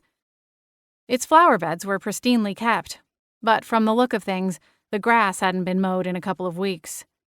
This time of year, it dumped rain by the buckets, so the grass could go from manicured to jungle in less than a month. Sabrina's murder had taken place almost 2 weeks ago. Flapjack leaned forward, reading the numbers. "That's it." The police tape had been taken down. I imagined it wouldn't be too long before a "for sale" sign was planted in the dense grass. Her parents lived in Minnesota, and her ex-husband and daughter had a house of their own in the next town over. "What's the neighbor's name?" I asked Flapjack, still studying Sabrina's home. Had she been back to her home since that night? Had she reset to the scene of the crime the night before, after her meltdown in my flower shop? On the one hand, it was her home, her sanctuary away from the world. But that sanctuary had been violated. Any comfort she might have found there would be ripped away now. Any happy memories she'd made there would be drowned out by that horrible night. Wouldn't they? "Barry Wentworth." "Any other info?" "He's the one who found the body. According to him, our ghoul pal—" "Sabrina," I corrected, sliding him an evil eye. "Fine. Sabrina had the flu. He was taking her some soup and a few DVDs to borrow. He knocked and she didn't come to the door. He figured she was asleep, so he went back home. A few hours later, he tried calling. No answer. Says he had a bad feeling about it and went back over, went inside, and found her. Dead." "The door was unlocked?" I asked. "He had a key. Apparently, he was in charge of her houseplants and cat whenever she'd go out of town for work."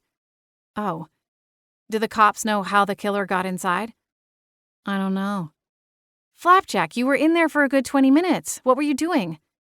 A glint reflected in his silver eyes. "You know what? Never mind. I don't want to know." I threw open my door and hopped out of the van. "What's your cover story here, Scar?" Flapjack asked, appearing at my ankles. "You need a good alter ego name." What about Inspector Rose? Florist by day, crime-fighting gumshoe by night." When should I expect the graphic novel? I deadpanned. He wheezed a happy purr, satisfied with himself. It was a valid question, though, one I'd toyed with during the drive over. Unfortunately, I hadn't come up with an answer yet. There wasn't a good, plausible reason for me to be poking around in Sabrina's murder investigation, and I sure as Hades wasn't going to start telling people I'd spoken with her ghost. I'd had mixed results with people's reactions to my powers in the past. Some, like Lucas, were positive, though a little cautious. Others offered me fame and fortune, but the vast majority thought I was a nutcase and a possible danger to myself and others. One psychotic break away from a crime spree orchestrated by the voices in my head. Maybe Inspector Rose is off the table, but Journalist Rose could work. I smiled at Flapjack. What's that little paper called? You know, the one I used to kill flies in the shop. The little gem that's known as the Harbor Hubbub, Flapjack replied, amusement in his tone. I snapped my fingers. Yes, well, for the day, I'm Scarlet Rose, with the esteemed press. Impersonating a journalist. Nice. I always knew one day you'd fully cross over to the dark side. I frowned down at him. Fully? As in I have a toe over the line as it is? Oh, you have more than a toe, Scar. He smiled. But that's what I like about you. He winked out of sight, materializing on the other side of the street after a car passed by. I sputtered a muttered counterpoint under my breath as I marched across the street. You're wrong, I told him in summary when I reached the opposite sidewalk. You really do make it easy, Scar. It's starting to take some of the fun out of it. Maybe I'll stick to badgering Hayward. Why I even let you come with me? I'm the one with the address, remember? Yeah. Well, you're in danger of losing your tuna privileges. You wouldn't. Hey, I said with a grin. You're the one who said I'm walking on the dark side. Seems like just the kind of thing I'd do. Chapter 7. Barry Wentworth was a middle-aged man with disheveled sandy blonde hair, close-set eyes, and a long, sharp nose. In a weird way, he reminded me of Roger from Disney's 101 Dalmatians. But that could have just been the sweater vest and the old-school pipe dangling from his mouth. Who are you? He asked, his voice low and gruff. A prickly pear. Your favorite, Scar, Flapjack said, looking the man over before slipping past his ankles. I forced my eyes up to meet Barry's and extended my hand. My name is Scarlet Rose, and I'm a reporter with the Harbor Hubbub, a local paper in Beechwood Harbor. Do you have a few minutes to talk with me about the Sabrina Hutchins case? Tell him he needs to hire a maid, Flapjack called from somewhere in the house. I cringed. A reporter? Barry said, giving me a once-over. There was nothing leery about it, but I took a small step back all the same. I've already told the police everything I remember from that horrible night. Right, well, I'm writing a piece more about Sabrina, who she was as a person. Another apprising glance. You got a card? A card? Sure, I said, automatically patting at the pockets of my jeans. Oh, shoot. I just gave the last one out. Would you like to speak with my editor? I pulled my cell phone out, readying to dial and desperately hoping he wouldn't call my bluff. Barry considered me a moment longer and then shook his head. That's fine. I don't imagine this will be a long interview. No, just a few minutes of your time. He stepped back and opened the door wider. Come on inside. I just put on a pot of coffee if you want a mug. Hesitantly, I followed him into the house, closing the front door behind me. Flapjack wasn't kidding about the maid suggestion, though. From the looks of things, he'd give any housekeeper a run for their money if they hoped to do their job and keep their sanity. The house wasn't just dingy, but cluttered, and held the odor of several days' worth of dirty dishes and empty takeout boxes. From a quick look, it appeared that Barry existed on a diet of delivery pizza, Chinese food, and frozen waffles drenched in syrup. Flapjack wandered down the hallway off the living room, leaving me alone with Barry. How do you take your coffee? He asked, heading into the kitchen. Black is fine. I didn't plan on drinking it anyway. While he puttered in the kitchen, I picked through the stacks of boxes lining one wall. Old magazines filled at least 24 banker boxes. National Geographic, Popular Science, Time, even People. A baby grand piano was the only untouched surface. In fact, as I neared it, I realized it wasn't only free of the clutter that plagued the rest of the room, but it was spotless, freshly polished to a shine, not a speck of dust on the keys. "Do you play?" I whipped around to face Barry as he came into the room, pipe clenched between his teeth as he carried a mug in each hand. He passed one to me, and I noted the chipped edge. The whole picture was confusing. Barry's home was by no means small and resided in a nice neighborhood. The outside was well maintained, and the car in the driveway looked like it was fairly new. But the inside, save the piano, was an absolute mess, and the mugs we held were battered and faded. "I don't," I answered, gesturing with my free hand back toward the piano. "It's lovely, though. It's the one thing I always wish I'd learned." My wife was the musician," he explained, his gaze hitched on the piano for a long moment. "What is it you'd like to know about Sabrina?" We took our seats opposite one another, me on the love seat, he in a large recliner that appeared to be his usual spot in the large room, judging by the mounded contents of the ashtray set on the small table beside it. "It's my understanding that you two are friends. Is that right?" I started, lowering the mug of coffee to my knee. "Something like that," Barry replied. He set the pipe aside and sipped from the coffee. "We'd been neighbors for 5 years or so. We both bought our homes here when they were first built. They're the same floor plan, just mirrored." I nodded politely. "What was she like? Did she have any hobbies or belong to any clubs?" "She was a mom," Barry replied. "Sabrina's life revolved around the girl, Miranda. Soccer practice, prom dress shopping, field trips, PTA, all that." "Did she enjoy it?" He offered a small shrug. "Seemed to." "I read that she traveled often for work." He nodded to confirm. "Did she enjoy that, traveling?" Barry took a long, thoughtful sip of coffee. "Not really. She didn't like being away from home. Sabrina was a nice woman and a good neighbor. She'll be missed around here. You might interview some of the other neighbors for your piece. Everyone in this development is pretty close. There's a monthly potluck dinner at the community clubhouse." "That's nice," I said with a genuine smile. Barry shrugged again. I leaned forward, holding the mug with both hands as I braced my elbows on my thighs. "Mr. Wentworth, off the record, do you have any idea who might have wanted to hurt her?" Barry bristled at the question. "It's fairly obvious, isn't it?" I blinked. "Cases like these? It's always the same story. The ex."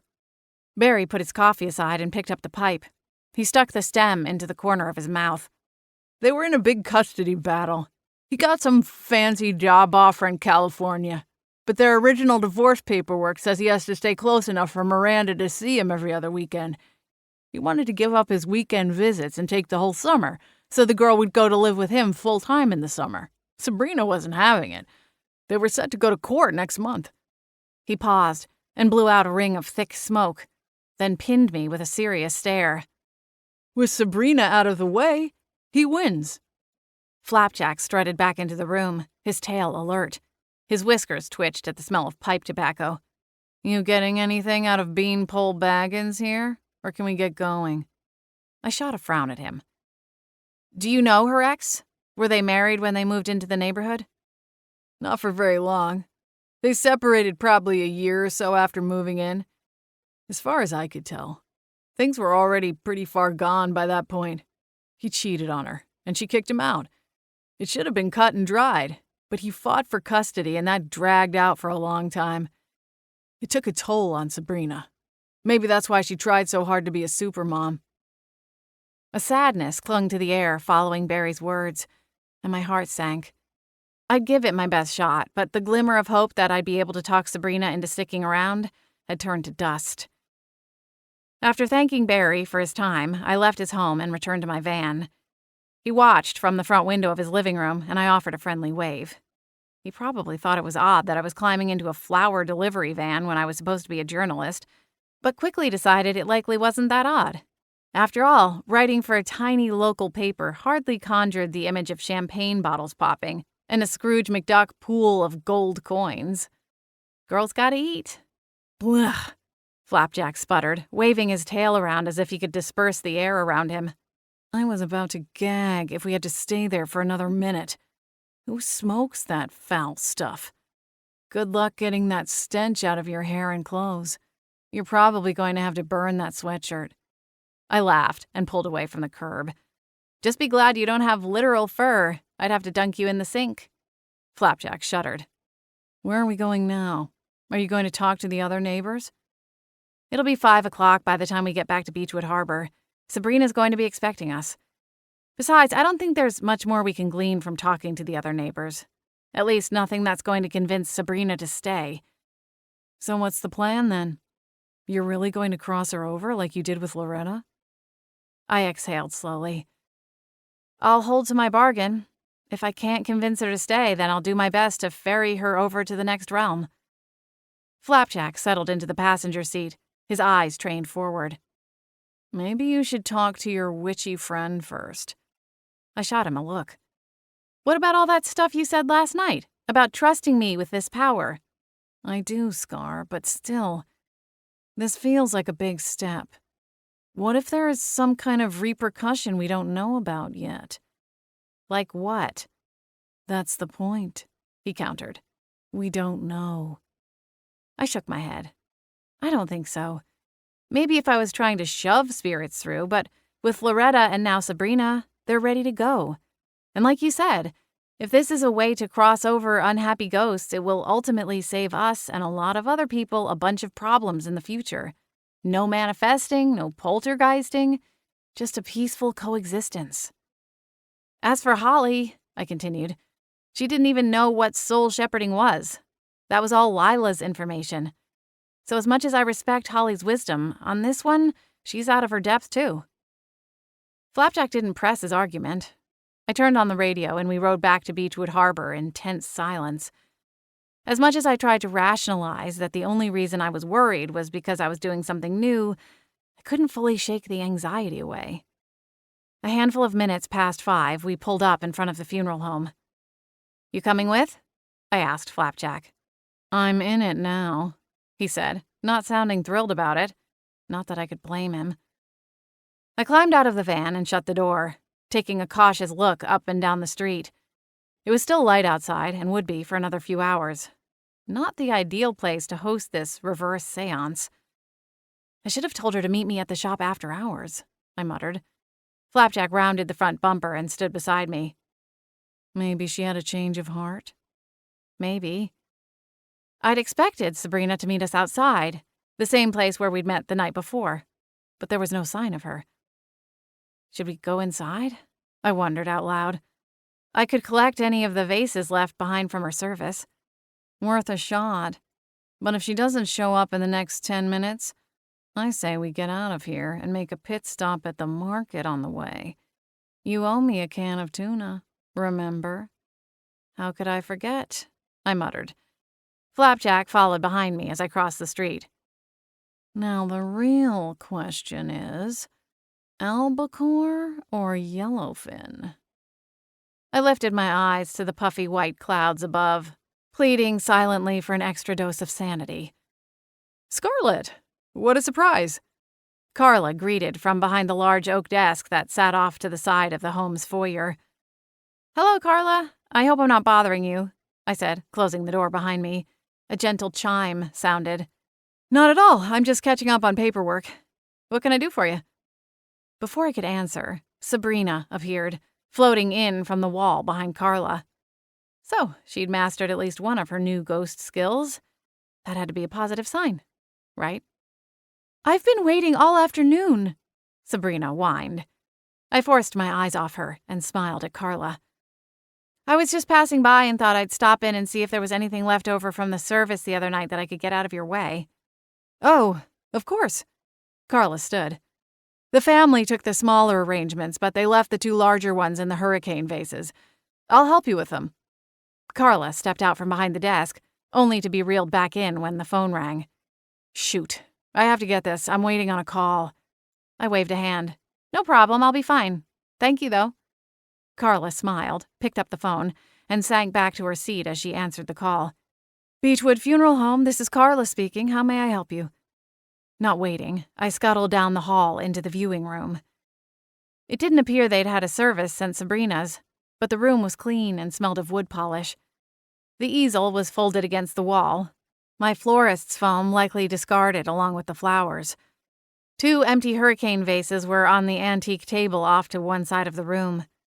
Sabrina shimmered into view as Flapjack popped up on the table between the 2 vases. "I haven't changed my mind," she declared, almost proudly. "I want you to send me on, to whatever happens next." I bobbed my head and then quickly licked my lips. I had one last shot to try and change her mind. "I spoke with your neighbor, Barry, today. That's why I was late." Sabrina's face registered surprise. "Why did you do that?" "I wanted to find out more about your life. He told me that you traveled a lot for work." She nodded, even as her brows pinched together. "So?" "So, I thought maybe you'd want to do some more traveling. He said you never got to fully appreciate the places you went because you were there on business. But now that's all gone. You could go travel the world, see everything you never got a chance to. My friend Hayward Kensington III could tell you all the best places to see in England." "Maybe he could be your tour guide," Flapjack suggested brightly. "You could take him off our hands. Rely on his expertise for months." I shot a pointed look at the cat.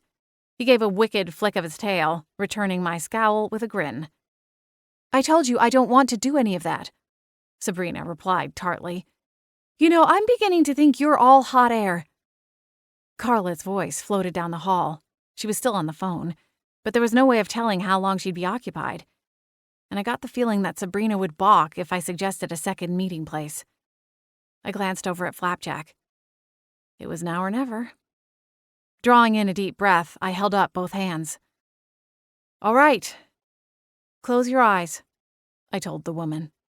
Once Sabrina's eyes were closed, I reached out for her hand, just as I had with Loretta. The impulse wasn't there, but when my hand neared hers, a spark of some foreign energy buzzed.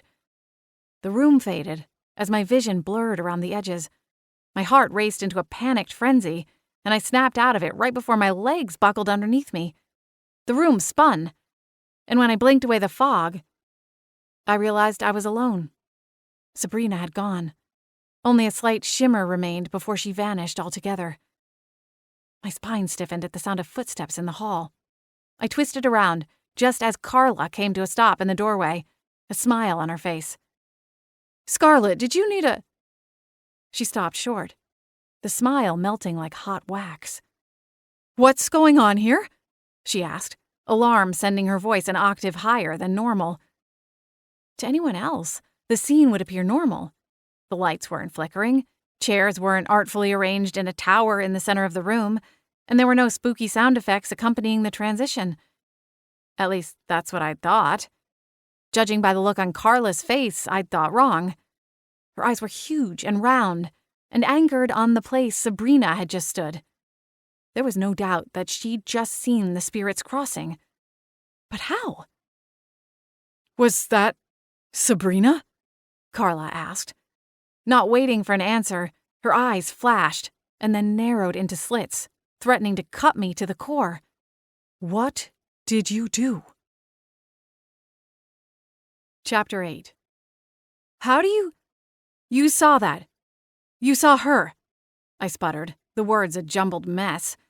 Carla folded her arms over her chest. "She told me about this ridiculous plan. I didn't think you'd actually be stupid enough to go through with it." Carla huffed, shaking her head like an agitated horse. "Honestly, Scarlett, what were you thinking? Do you even realize what you've done?" No. But I wasn't going to tell her that. "Hold the phone," I barked. "How do you even know about any of this?"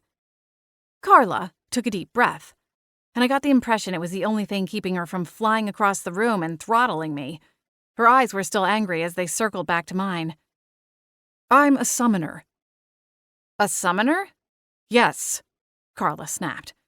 "I'm in a lower class, meaning I can't bring anything from the other world back to this realm, but I can conjure those on the other side and commune with them. Mostly humans, though I've spoken with a demon or two in my day." My jaw felt permanently unhinged. "Demons? That's it, I'm out of here," Flapjack said, jumping down from the table. "I have to admit, a talking cat is a new one, even for me." Kara said. Flapjack froze. How long has he been with you? Is he your familiar? I shook my head, blinking rapidly. No, I'm not a witch. Flapjack sniffed, staring up at Carla. I'm not anyone's magic security bouncer, and I'm not a familiar. He was my childhood pet, I explained. My mind was still spinning at 300 miles an hour, but the story of how Flapjack had come to be was a story I'd told dozens of times and could recite without much effort. And incidentally, my first ghost. I was 8. Carla studied me with interest, some of the hostility fading. So what are you then? If not a witch, what? You don't look like a shifter. I wasn't sure what that was supposed to mean, but I didn't think it was a compliment. I'm a ghost whisperer, I told her. At least that's the title I've chosen for myself. Flapjack gave me a quick look, but didn't question my decision to hold back the truth of my power. No, Carla said, shaking her head. That's not it. Or at least that's not all. I just watched you send a soul forward into the next realm. That's magic. Powerful magic. What are you really? Who died and made you the queen of Ghost Town? Flapjack asked, stalking toward Carla. Scarlet doesn't answer to you or anyone else. Flapjack. The ghost didn't heed my low warning. He stopped right before Carla and whipped his tail through the air. The ghost wanted to leave. She begged Scarlet to help her move on. So that's what Scarlet did. She helped her. That's what she does. She helps ghosts. You got a problem with that? Or is it more that this is your turf and you don't want someone else in the supernatural spotlight? Carla stared at Flapjack for a long moment, locked in some kind of staring contest, which, for the record, is never a winning idea, seeing as how ghosts don't biologically have to blink. Enough, you two. Listen, Carla, I'm sorry if this crossed a line, but Flapjack is right. Sabrina asked me to help her cross over, and so I did. It's really as simple as that. Carla's eyes snapped back up to meet mine. She snorted. Simple? Oh, no. This is anything but simple. You really have no idea what you've just done, do you? I crossed my arms, my hands balling into fists at my sides. My friend is a witch. She lives here in Beechwood Harbor. She's never told me about you, and I'm pretty sure she knows all the supernatural, beings in town. I'm not a being, Carla said, clearly taking umbrage with the term. I am a person. And as for Holly, or at least that's who I'm assuming you're talking about, she doesn't know everything. I keep my powers to myself. I don't go broadcasting my talents to every vamp, shifter, and ghost in town. Most of the time, the ghosts here don't even know I can see them. I make it a point to ignore them and not interfere with the natural cycle of things. I frowned at the not-so-subtle dig. Carla crossed the room, knelt, and folded back one corner of the long aisle runner that stretched between the wooden folding chairs that were usually set up for services. She popped up a loose floorboard and pulled out a shoebox-sized safe. Without looking at me, she dialed in the passcode, opened the door, and pulled out a small canvas satchel. Flapjack looked up at me, and I shrugged. Carla replaced the safe and the floorboard and kicked the carpet back into place. She stood and opened the satchel. What are you— Shh! She hissed. My fists clenched a little tighter as I looked toward the exit. I'd never heard of a summoner before, but found it hard to believe that Carla would stop me from leaving. My van was parked right out front. I could make a run for it and be back home in 5 minutes flat. Granted, in a town the size of Beechwood Harbor, it wasn't likely we'd never run into each other again.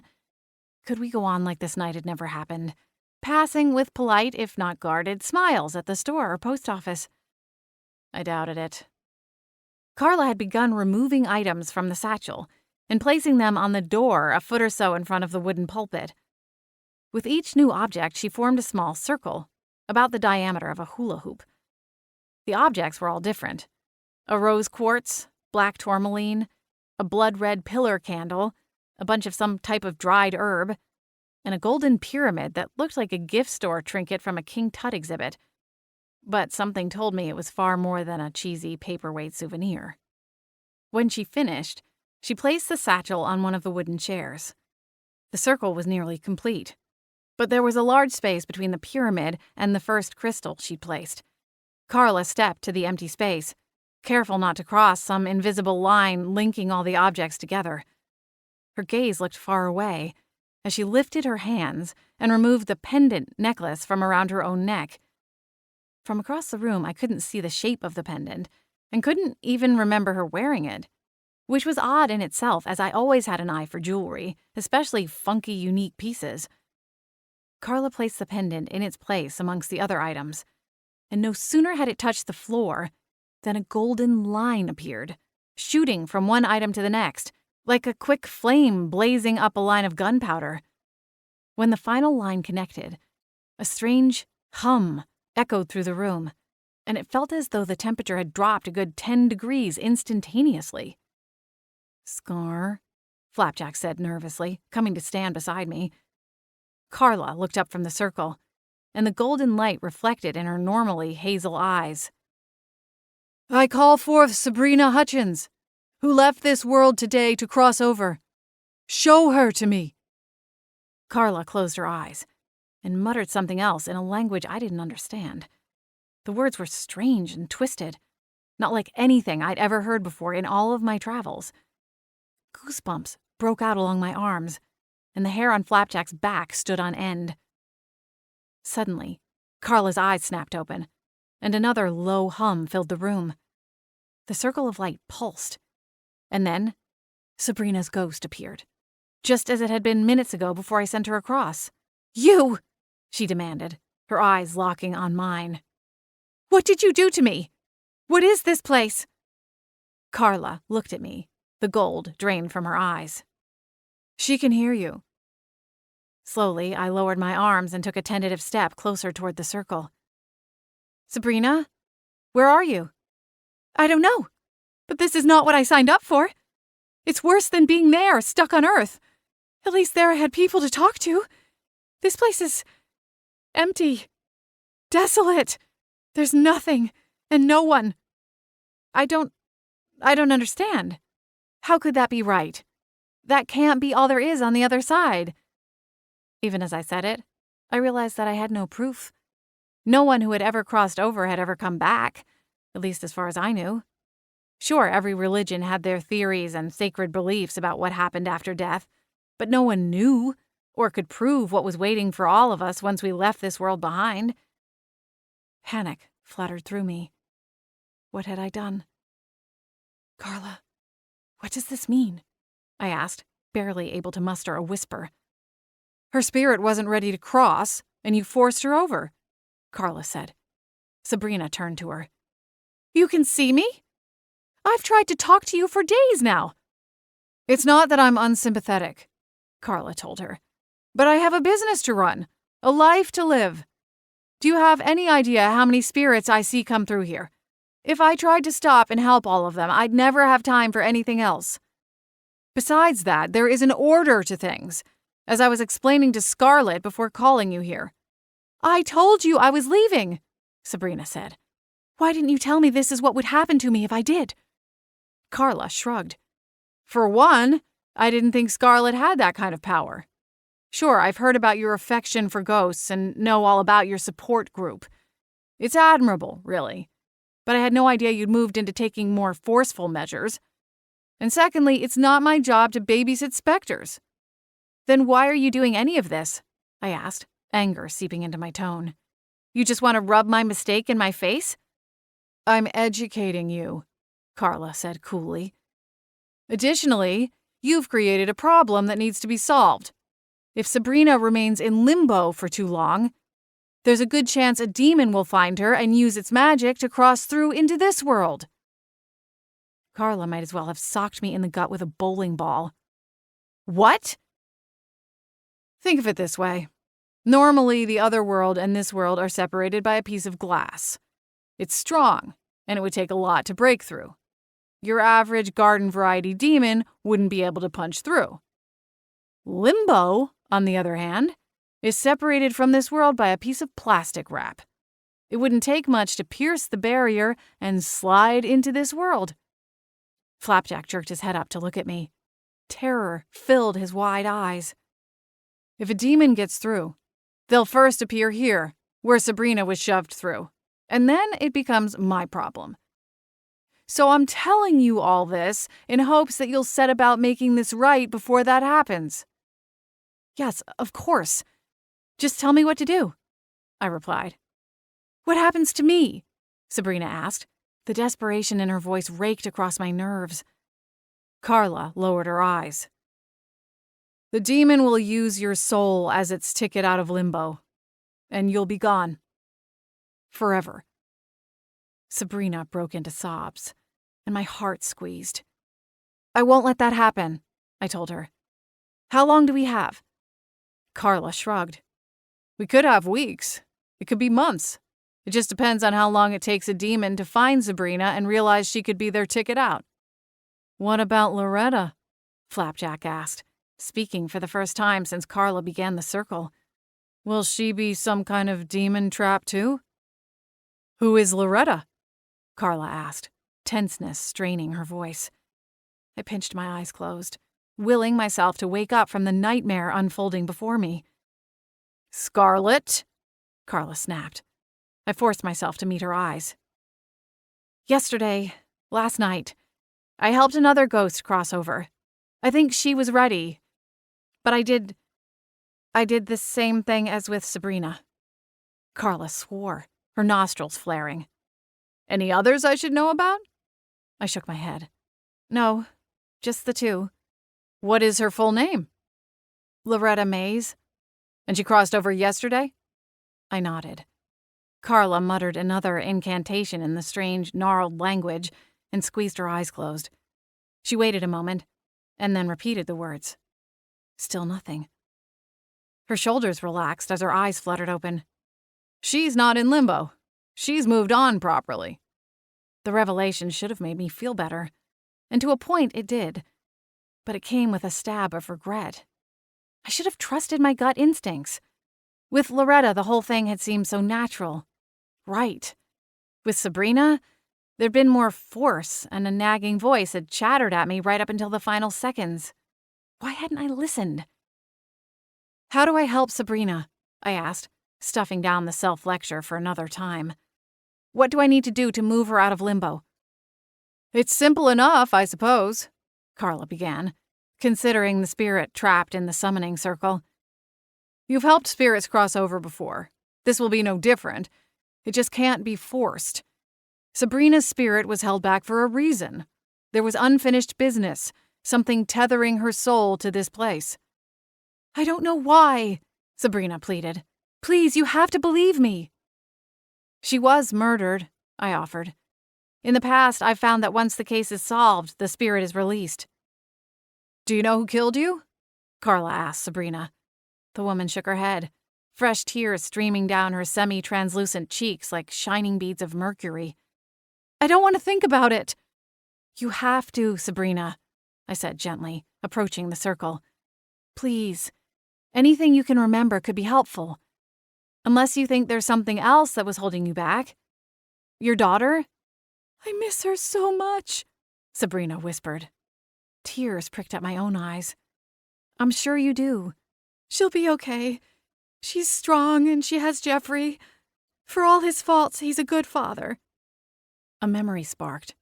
My conversation with Barry. "Sabrina, is it possible?" The circle flickered, and another hum, this one lower than the last, resounded in the room. Carla swore again. "The spell is dying. Sabrina, is it possible Jeffrey is the one who attacked you?" The ghost's eyes went wide, but her form flickered, and her words came out garbled. All I could make out was, "Never." Then she was gone. The light forming the circle sputtered and faded. Carla sighed. "Like I told you, I'm a lower class of summoner. I don't have the magical reserve to hold the summoning spell for long," she said, bending to retrieve the objects from the floor. She grabbed the necklace first and quickly slipped it back over her head. The pendant slipped under her shirt, and she collected the other items, placing them back in the satchel. I exhaled slowly. "When can you call her back here again?" "It will take a few days before my magic builds up again.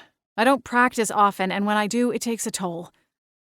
She slipped the last crystal into the bag, cinched it closed, and crossed to the corner of the carpet that concealed the loose floorboard. "Come back Sunday night. That should give you time to find out more about her murder. If you're right, and that's what she needs before she crosses over completely, we can give her the details and send her through and close this portal for good." "And if I can't?" Carla's eyes flashed. "Then you'd better study up on how to use whatever power you have to send a demon back over, because it will likely kill me before I get the chance to try." Chapter 9.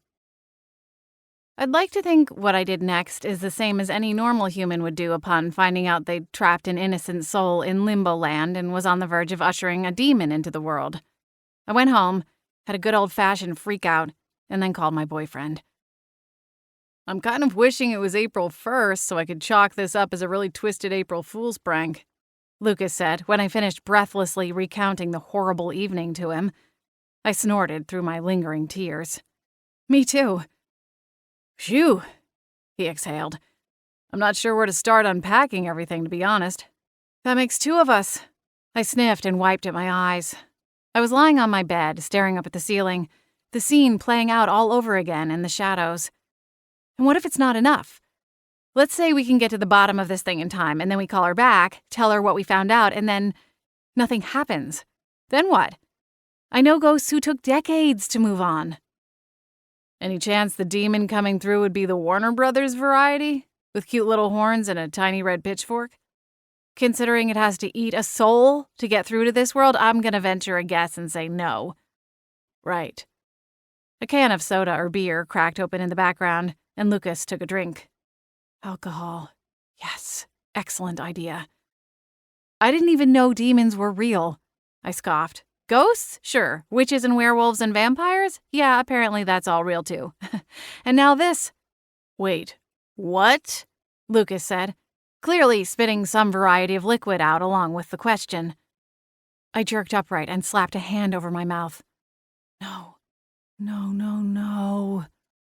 Cringing, I lowered my hand. Any chance you can pretend I didn't say that part? Not a chance. Start talking. Yes, is there any way I'm not going to screw up today? Flapjack lifted his head from the pillow beside mine. Well, considering the circumstances, I wasn't going to say anything, but you forgot my can of tuna. I rolled my eyes and pushed myself out of the bed. Yeah. Scar? Lucas said. Witches? Vampires? Werewolves? I supposed it was inevitable that this day would come. It just would have been nice if it could have waited until another time. You know, like when there wasn't the overhanging threat of a bloodthirsty demon invasion. I was going to tell you, I started. Uh-huh. I slipped from the bedroom and crossed through the small living area to pull a beer from the fridge. Something dark and moody, I decided, running my fingertip along the bottles. I've only known for a little while, I continued, grabbing a bottle. I cracked it open using the opener magnet I kept on the fridge and went to the couch. I folded my legs underneath me and tried to decide how to compact everything I'd learned into a bite-sized lesson. There are a couple of witches here in town. One that I've become good friends with. Holly. I've probably mentioned her a time or two. Holly is a witch, Lucas said. I could picture him pacing his apartment, one hand raking through his hair. Yeah, like bibbidi-bobbidi-boo. Lucas swore. And she had a vampire roommate, and her boyfriend is a dog shifter. Dog shifter? You know, this will go a lot faster if you stop repeating everything I say, I mumbled. I'm just trying to figure out how this is the first time I'm hearing about any of this. I mean, Scarlett, this is crazy. Please tell me you're kidding. I set the bottle of beer aside on the small end table beside me. I really wish I was. It wasn't the first time I'd wished I could give my powers away, or banish the whole thing to the back of my mind the way Carla clearly had. What would it be like to have a normal life? No ghosts, no magic, certainly no demons. And if that wasn't bad enough that I had to war with the constant spookiness, now I dragged Lucas, a completely innocent bystander, into it. When we'd met, he was ghost curious. And so far, over the course of our relationship, he'd been as understanding and even eager to learn more about my world. But this was one too many stops down the line on the Crazy Train Express. Lucas, please, can we just forget I even brought it up? Oh, sure, no problem, Scar. Let me just force wipe it from my mind. He paused for effect. Whoop! There, all done. Now how about them Yankees? I frowned. All right, point made. What did they say about all this?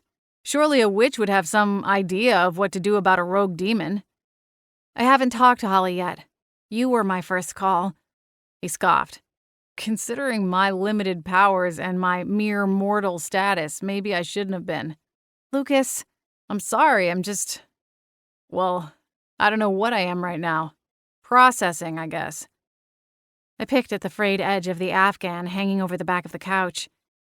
Are you still coming into town Friday? Silence. My heart sank. I'd known one day all the insanity of my life would drive him away. After finding out about my soul magic, I'd just been waiting for the other shoe to drop. Sure, he said he'd stick around and that I couldn't scare him off, but everyone had their limit to what they were willing to put up with.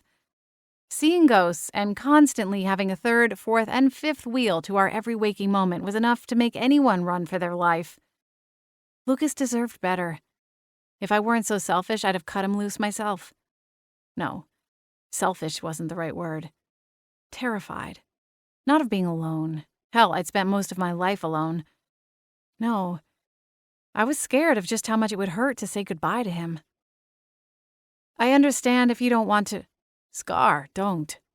His voice was firm, but not harsh. You can't keep setting me up like that. I told you I'm not going anywhere, and that hasn't changed. I was actually checking my schedule. I have a meeting tomorrow morning, but nothing formally planned for the afternoon. I'll head out after lunch and be there by dinner, okay? A lump formed in my throat, and I nodded, unable to speak. That is, if you'll have me an extra day, he added, a lightness returning to his tone. Of course, I replied. I'll see you then. Come to the shop first. I need to catch up on work since I played hooky today. You got it. I'll see you then. Try and get some sleep. I will. I love you, Scarlett. My chest squeezed. I love you too. As it turned out, sleep wasn't in the cards. After trying herbal tea, a white noise soundtrack on my phone, and a spritz of lavender-scented perfume across my pillowcases, I gave up the fight, dressed in leggings and a faded old t-shirt, and went downstairs to my studio. The whiteboard showed a handful of orders that were waiting to be completed. We were still in the lull before wedding season, and it was fairly easy to keep on top of things. But I needed to work, to do something, before I had another breakdown. I marched to the walk-in cooler and started pulling 5-gallon buckets of flowers, carnations, lilies, daisies, roses, and bundles of hydrangea. Flapjack stood on my work table when I lugged out the final bucket. Little late, isn't it? I tucked a strand of hair out of my face. Couldn't sleep. Figured I might as well get some work done. He sat down slowly and wrapped his full tail around his front paws.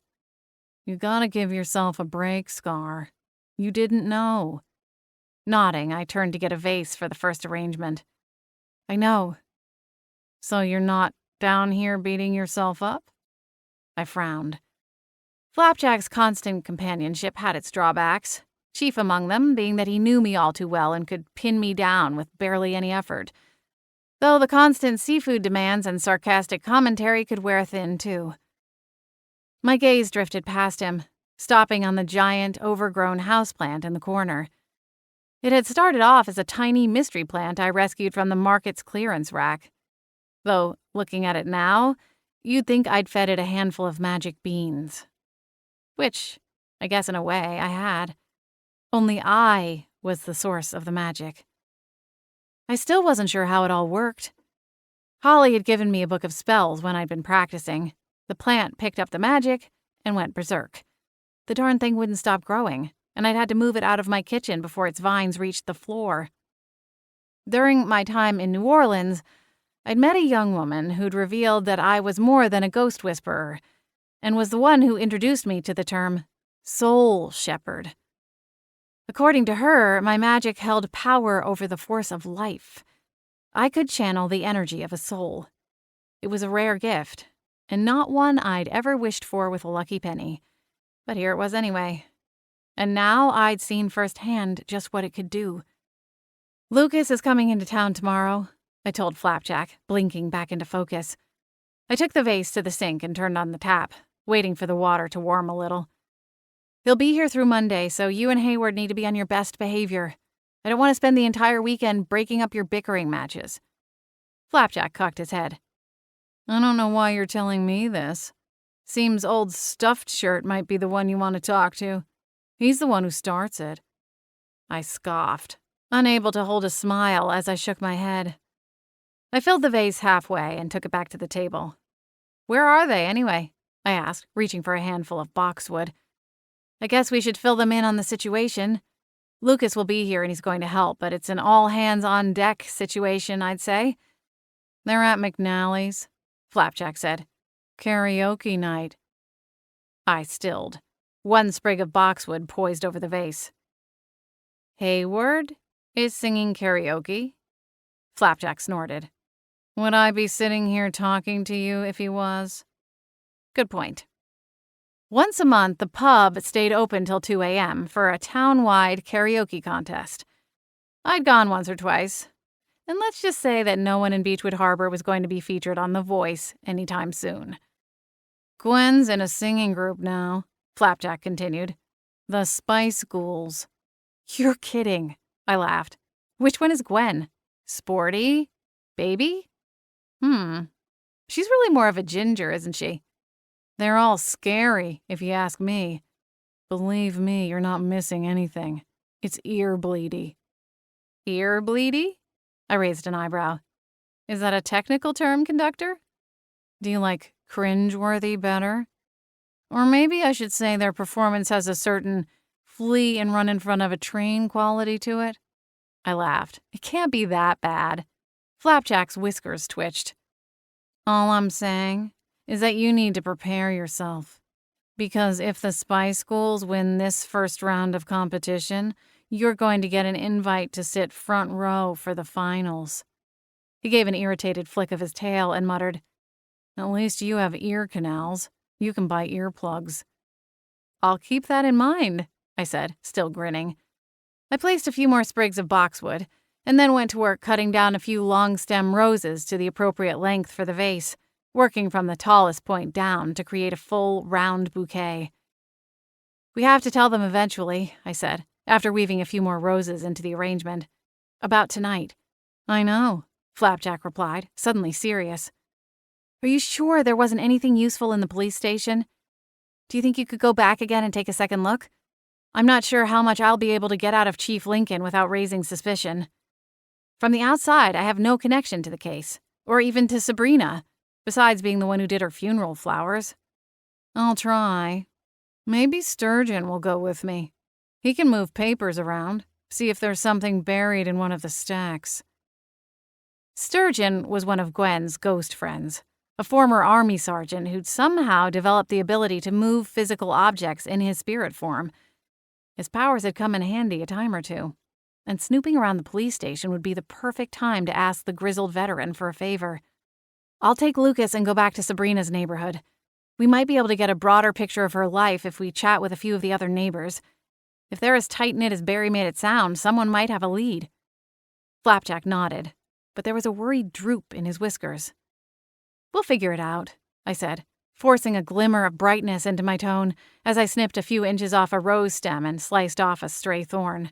We've had tougher cases before. Flapjack lifted his brows. Maybe so, but the last time we didn't have a demon chasing at our heels. I frowned at him and plunked the rose into the vase. Gee, and here I'd almost forgotten. Chapter 10. Of course we had to do an encore. I mean, the crowd demanded it, Gwen said, grinning from ear to ear as she recounted the glories of her karaoke set the night before. So we all got back on stage and we did Spice Up Your Life. It was a big crowd pleaser. Even some of the lucky lady gals were singing along. I shot Hayward a glance. Really? He nodded, beaming with pride at Gwen. The song was new to me, but quite an earworm. I've been bopping along to it all morning. Quite bouncy. Flapjack snickered. You should see when he tries to shake his hips. He looks like a geriatric wildebeest. I'm not sure I can even picture that, I replied, blinking to clear the images my mind attempted to piece together from the feline's colorful analogy. Hayward, too busy fawning over Gwen, didn't notice the cat's insult, which was for the best. We were on a tight timeline as it was, and their bickering wasn't going to help anything. Lizzie had asked for the day off, so I was able to speak freely with the ghosts as I prepared the shop to open for the day. I'd done an hour and a half the night before, and finally fell asleep a little after 2:30 in the morning. I'd cursed my alarm when it had rung 4 hours later, but had managed to peel myself from under the covers when the smell of fresh brewed coffee floated down the hall. Lucas had insisted on buying me a fancy coffee maker when I'd visited him in the city. He claimed it was for his own benefit during his weekend stays at my apartment, which would become more frequent now that he was living 3 hours away. The machine could do all kinds of tricks, but for the most part, I had it set to brew my vanilla coffee every morning, and so far it seemed to do the trick in getting me out of bed in 3 rounds or less with the snooze button. All right, enough chit-chat, Flapjack declared. Scar has something she needs to tell you guys. Hayward and Gwen both looked to me, their smiles fading. What's wrong, Scarlet? Gwen asked.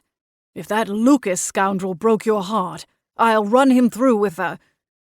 Hayward paused, his thick mustache twitching in agitation as he appeared to search for the right weapon. A scabbard? Gwen offered helpfully. Flapjack cackled. A wet noodle is more like it. Hayward glared at Flapjack, his cheeks puffing out under his spectacles.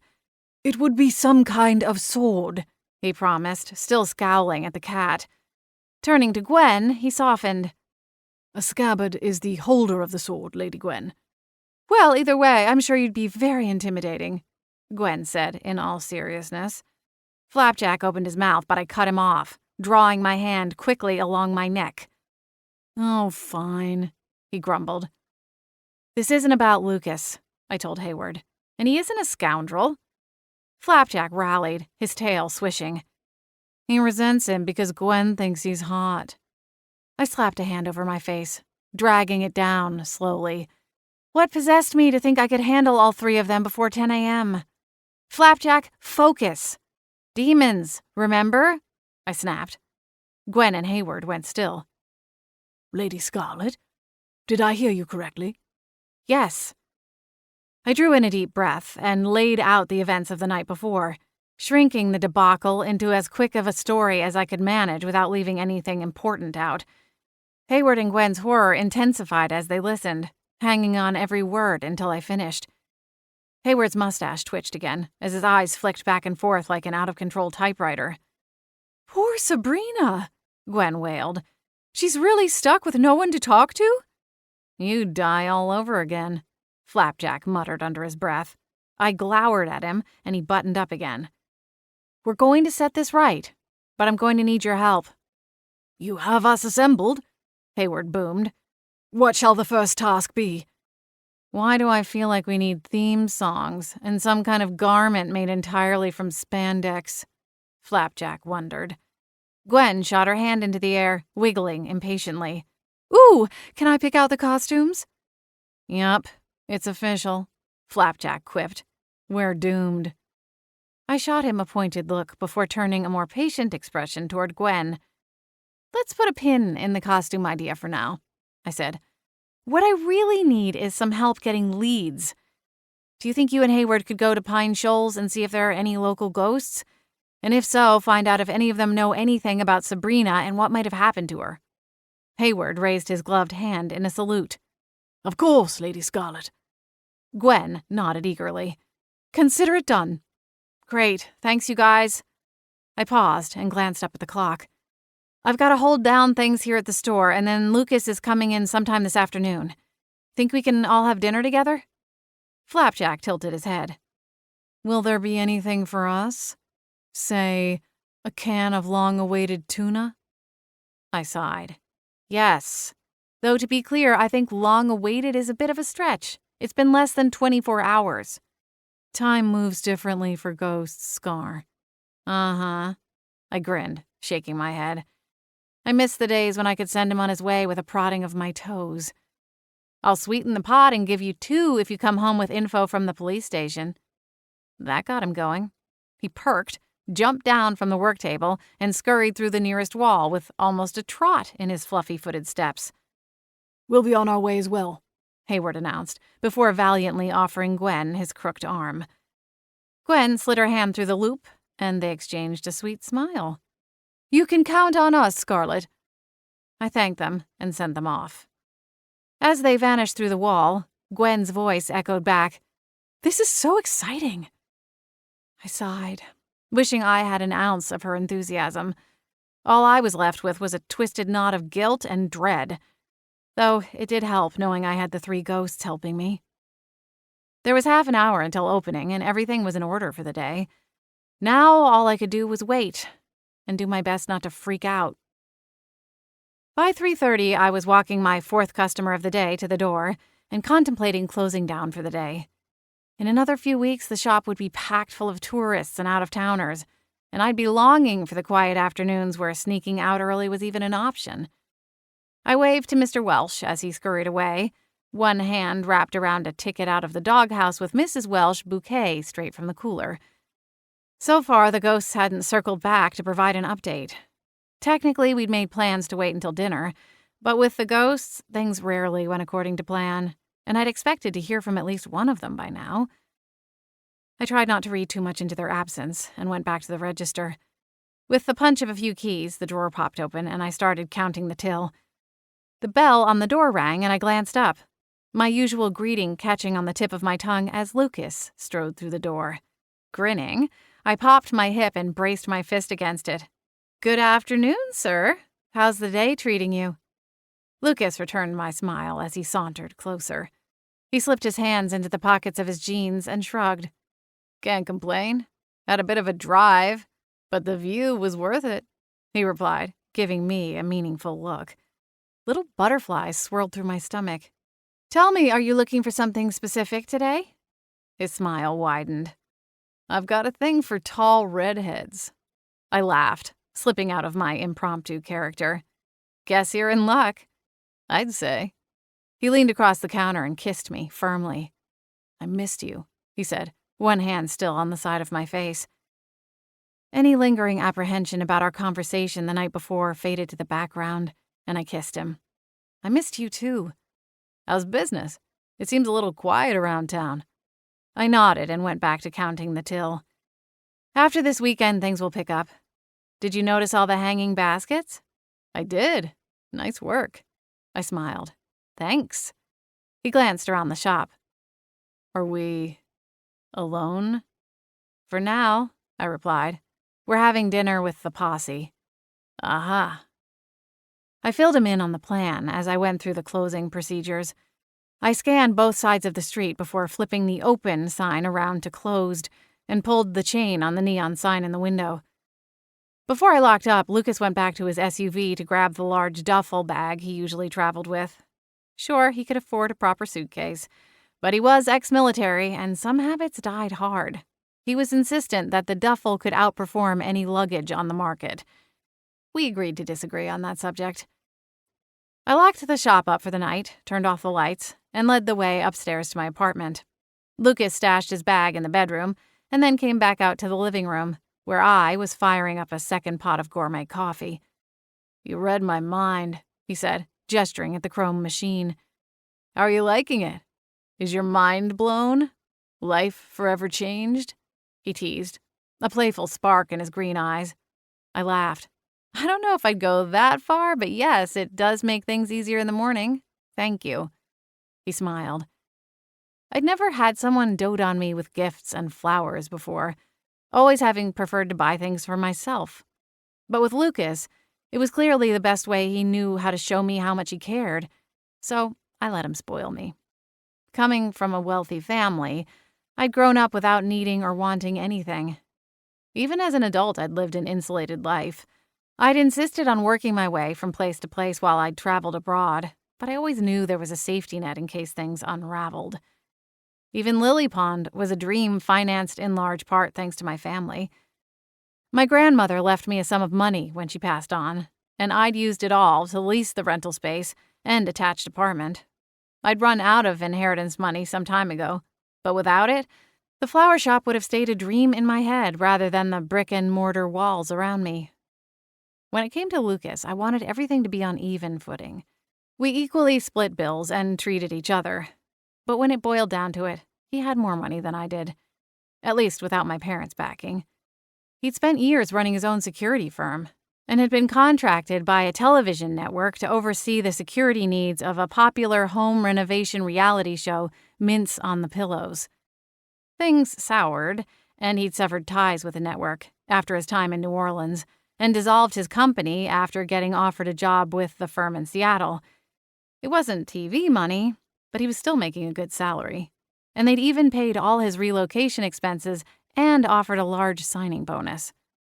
I wasn't sure of the exact dollar amounts, but it was enough that he'd bought a new SUV, a few new suits for client meetings, and we enjoyed a very fancy dinner at one of Seattle's finest restaurants not too long after he signed his contract.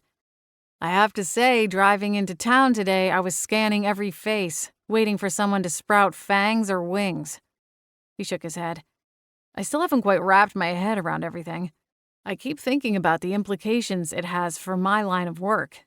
I mean, how many strange occurrences and unexplainable things could be traced back to magic?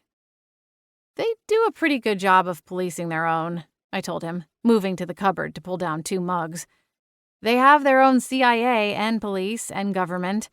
It's all very organized. Somehow, I didn't think that helped relieve Lucas's questions. Judging by the look on his face, it only added to them. I laughed softly and handed him the first cup of coffee. You look like you need this one more than I do. He took it, still dumbfounded. Thanks. I poured the second cup and replaced the carafe in the machine. Let's sit. The ghosts will be here any minute. I wish I could hear them for myself, Lucas said, as we settled onto the couch. He draped his free arm over my shoulder, and I snuggled into his side. For a tiny moment, everything was right with the world. There was no threat of demon invasion, lost ghosts, or magic. Naturally, the moment lasted all of 3 seconds. Before I could get too comfortable, the trio arrived, seemingly in a synchronized entrance, floating through the door in a single-file line. Oh, goody, boyfriend's here, Flapjack quipped, stalking into the room. Or should I call him your scoundrel? I narrowed my eyes. Lucas tensed, sitting a little straighter. They're here?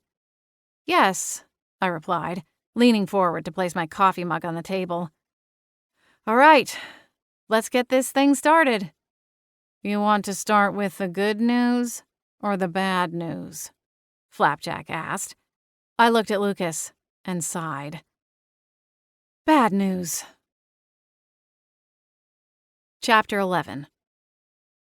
The bad news is that the leads are going cold, and Chief Lincoln's the only one really trying to chase this thing down, Flapjack said. I frowned. That doesn't make any sense. It's not even the BHPD's case. The reason we took so long is because we all went to the Pine Shoals station to compare notes. They've moved on to chasing down a vandal who sprayed half the town with these really tacky spray paint murals in the middle of the night. Flapjack continued. And that's more important than a woman strangled to death in her own home? I asked, my eyebrows peaked. That's why Chief Lincoln is so cranky, Flapjack said. He came into the Pine Shoals station while we were there and tore their lead deputy a new one. Told him if he was too lazy to track down a killer, he didn't deserve his badge. I blinked.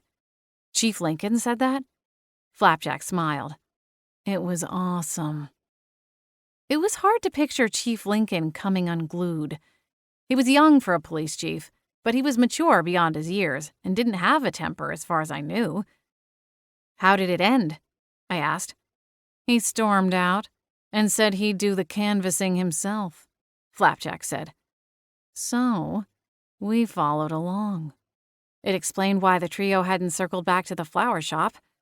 They followed Chief Lincoln while he interviewed neighbors, I quickly explained to Lucas. And that's bad news? He asked. Frowning, I shifted my gaze back to Flapjack. Good point. You said this is the bad news. The bad news is we followed him around while he talked to a dozen people and came up with nothing, Flapjack clarified. Oh, I deflated. He didn't find anything. Got it. Lucas sipped his beer. So the neighbor you talked to thinks it was the ex-husband? What about him? What's he say about it? Russ Hutchins, Flapjack said. Guess Sabrina kept his last name. Anyway, he has an alibi, and his daughter, Miranda, backs it up. She was staying with him for the weekend and kept the movie ticket stub from their night out. They were in the theater at the time of the attack. I relayed the info to Lucas. The line between his brows deepened. Could he have hired it out? He asked. It's possible, I answered. But I'm not sure how they'd find out if they don't have enough to get a warrant or bring him in for a formal interview at the station. And if the Pine Shoals PD is distracted by this spray paint vandal, they might not be digging too deeply. I exhaled and leaned back in my chair. Gwen, Hayward, what about you? Did you get anything from the local ghosts? Oddly, the place is a ghost town. We couldn't find any, Gwen said. No ghosts? I repeated. In the whole town? I mentally added it to a list of potential vacation spots. Do they have any bed and breakfasts? Lucas whispered out of the corner of his mouth, apparently on the same wavelength I was. All three ghosts frowned at him. I laughed. You're not scoring any points here, babe. He shrugged and went back to drinking. So, no ghosts, no leads, and the ex-husband is off the hook. I tapped my nails against the table, my mind whirling. Remind me what the good news was in all that? The good news is that Sturgeon did a little digging for us and found something in ex-hubby's trash, Flapjack said. Where is Sturgeon? I asked, glancing around, halfway expecting him to be lurking in a corner somewhere. He was deadly silent, even for a ghost. He had to go. Poker night, Flapjack explained. But he left it out on the porch. He couldn't bring it in through the wall. I straightened. He brought it here? What else were we supposed to do with it? Flapjack asked. Leave it there? I sighed and pushed up from the table. Yes, the police can't use it as evidence if it's been tampered with. Scar, what are we talking about? Lucas asked, twisting in his chair as I went to the door. I opened it, found a small phone on the welcome mat, and frowned. This. Lucas was at my side in 10 seconds, staring down at the phone. Looks like a burner phone. Let me get some gloves, I said, hurrying to the kitchen. I pulled a pair of hot pink rubber gloves out from under the sink. They went to the elbow and were lined with a soft floral print. I handed them to Lucas, and he laughed. Not really my style, but all right. I rolled my eyes. You'll know what to do to download the information. He took a glove and stuffed his right hand into it, cringing at the tight fit. Flapjack cackled as Lucas donned the hot pink gloves. Maybe we could find him an apron and a little hat, too. Hayward's mustache twitched as he struggled to contain a laugh. I shot them both a warning look. Lucas plucked the phone from the mat with his gloved hand and flipped it open. Miraculously, there was some juice left in the battery, and the tiny screen lit up. No contacts, he said, tapping the silver buttons. No nothing, really. A few outbound calls, all to the same number. No inbound calls. You might have had the number jammed so it would come up as unlisted. Scarlett, can you get me a pad of paper?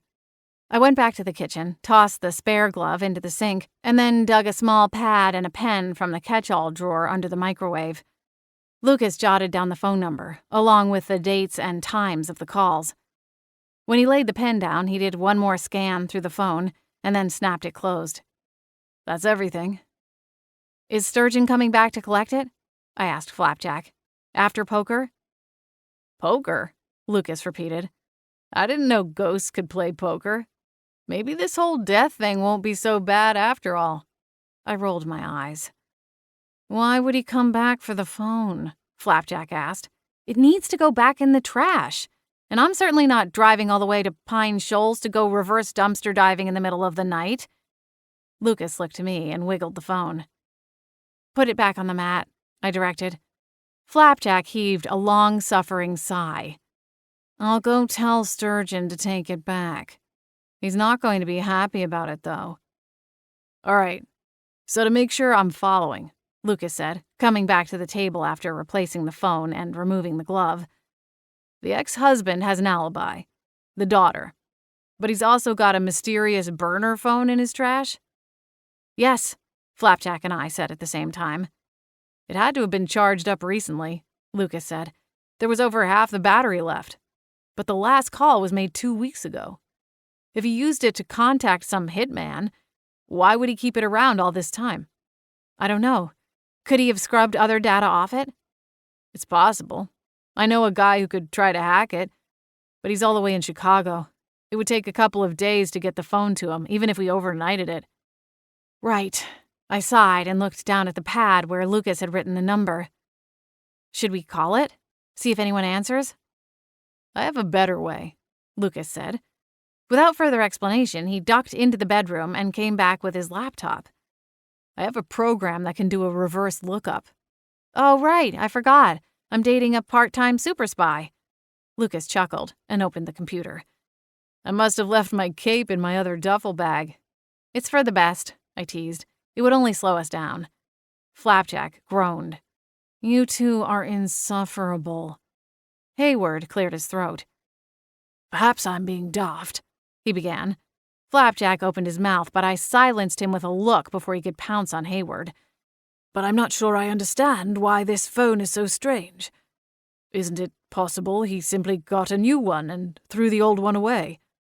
It's a burner phone, I explained, which means it's not attached to some kind of phone carrier and is basically untraceable. That on its own wouldn't necessarily mean anything, but the fact that it's clearly in working order but was thrown in the trash seems a little strange, as though the phone served its purpose and was now worthless. Why would the ex-husband want to kill Sabrina? Gwen asked. When Flapjack and I spoke with Sabrina's neighbor, he told us the exes were locked in a pretty nasty legal battle. He wanted to move out of state for an important job offer, and Sabrina wasn't allowing him to change their custody agreement. Now, with Sabrina dead, he gets full custody and can do whatever he wants. Looks like he's been saving a bundle, too, Lucas added, his fingers flying over his keyboard. I just pulled up their divorce settlement. Sabrina was getting $8,000 a month from Russ. $8,000? Lucas nodded. They separated 3 years ago, but the divorce was only finalized 18 months ago. It took over a year to hammer out the deal. The $8,000 is a combination of alimony and child support. But even once their daughter turns 18, Russ will still fork out over $4,000 a month to his ex for another 7 years. I shook my head, trying to add up the total sum. Wow, she must have had a killer lawyer. If that isn't the perfect case for a prenup, I don't know what is, Lucas muttered under his breath. My brows crinkled together as I stared at him. You'd get a prenup? He looked up, a startled look on his face. Sure, why not? I scoffed. That's kind of depressing, isn't it? You're planning for the marriage to fail before it even starts? Flapjack flicked his tail, a slow grin spreading on his face as he leaned in. Ooh, this just got good. I shot him a sideways scowl. I didn't mean anything by it, Scar. But yeah, I think if you're rich, it's a good idea. Well, let's say it was us. You have your TV money, I have my inheritance, most of which is tied up in the business. Would we? I stopped myself, realizing 2 things. 1, we had an audience. 2, we'd never formally talked about marriage, let alone any of the steps that might get us there. Never mind, I said quickly before he could answer. What's going on with the phone numbers? Lucas stared at me for another long moment before dropping his gaze back to the screen. No hits yet on the numbers. It's still processing. All right. Well, in the meantime, let's get some food ordered. I jumped up from the table, my cheeks still warm, and scurried into the kitchen. I pulled open the drawer under the microwave and flipped through the takeout menus from the local eateries. You want something from McNally's? There's probably a 30-minute wait. Pizza would be faster. Scarlett, Lucas said. Hmm? When he didn't answer, I looked over at him. He was watching me with a conflicted look on his face. I raised my brows expectantly, and he jerked upright. Can you, watch this? I need to use the restroom. My heart sank. Sure. He got up and took long strides across the living room. And pizza sounds good. Our usual. Seconds later, the bathroom door closed. I raked my fingers through my hair, wishing I'd kept my mouth shut. Flapjack sighed. Sheesh. Way to spook the herd, Scar. She didn't spook him, Gwen insisted, scowling at the cat. Lucas isn't going to scare off just because you brought up marriage. You sure about that? I mumbled, casting a glance toward the short hallway he'd just ducked into. Gwen chewed the corner of her lip. I drew in a deep breath. It's fine. I'm going to order some food. We'll see if we get a hit on the phone numbers. Was there anything else? Flapjack shook his head. All right. Well, thanks, guys. And thanks, Sturgeon, too. I grabbed my own phone off the kitchen counter and held up the menu for the pizza place down the street. I think we're going to call it a night on the PI stuff for the night. That's our cue, Flapjack said grumpily. We're getting the boot. Hayward rose and automatically offered his arm to Gwen. She slipped her hand through it and then gave me a quick smile. Have a nice night, Scarlett. Everything's going to be fine. I attempted a smile in return, but it felt forced. Thanks, Gwen. You too. They turned away, heading for the door. Hayward said something to Gwen as they slipped through, and one of the hushed words sounded a lot like, scoundrel. I sighed and flopped onto the couch. Lucas reappeared moments later and went to the table to lean over his laptop. Anything? I asked. Does the name Scott Putnam mean anything to you? I considered it for a moment, then shook my head. I don't think so. Is that who Russ was calling? Lucas nodded, his fingers flying back into action. I waited impatiently as he worked. After a few minutes, his computer spat out a ping sound, and Lucas swore. Well, I don't know much, but he's got a record. Aggravated assault. Looks like he only got out of prison 6 months ago. Lucas straightened and gave me an earnest look. And what better place to get a world-class education in being a hitman than inside the slammer? A strange mixture of hope and dread churned through me. Sounds like we got our guy. What next? I think we need to pay a visit to Mr. Hutchins and see why he was having secret conversations with a violent felon. Sure. What could go wrong? Chapter 12. Gwen winked into the kitchen the next morning as I put on a pot of coffee. She'd perched herself on the counter beside the fridge, and I nearly dropped the glass carafe of cream when I closed the door and found her there. I swore loudly and then winced. Lucas was still sleeping soundly in the other room. "Gwen!" I hissed, adjusting my volume. "How many times do I have to tell you guys not to sneak up on me?" She smiled. "Sorry." Grumbling under my breath, I poured the cream into my first cup of coffee and then replaced the small container in the fridge.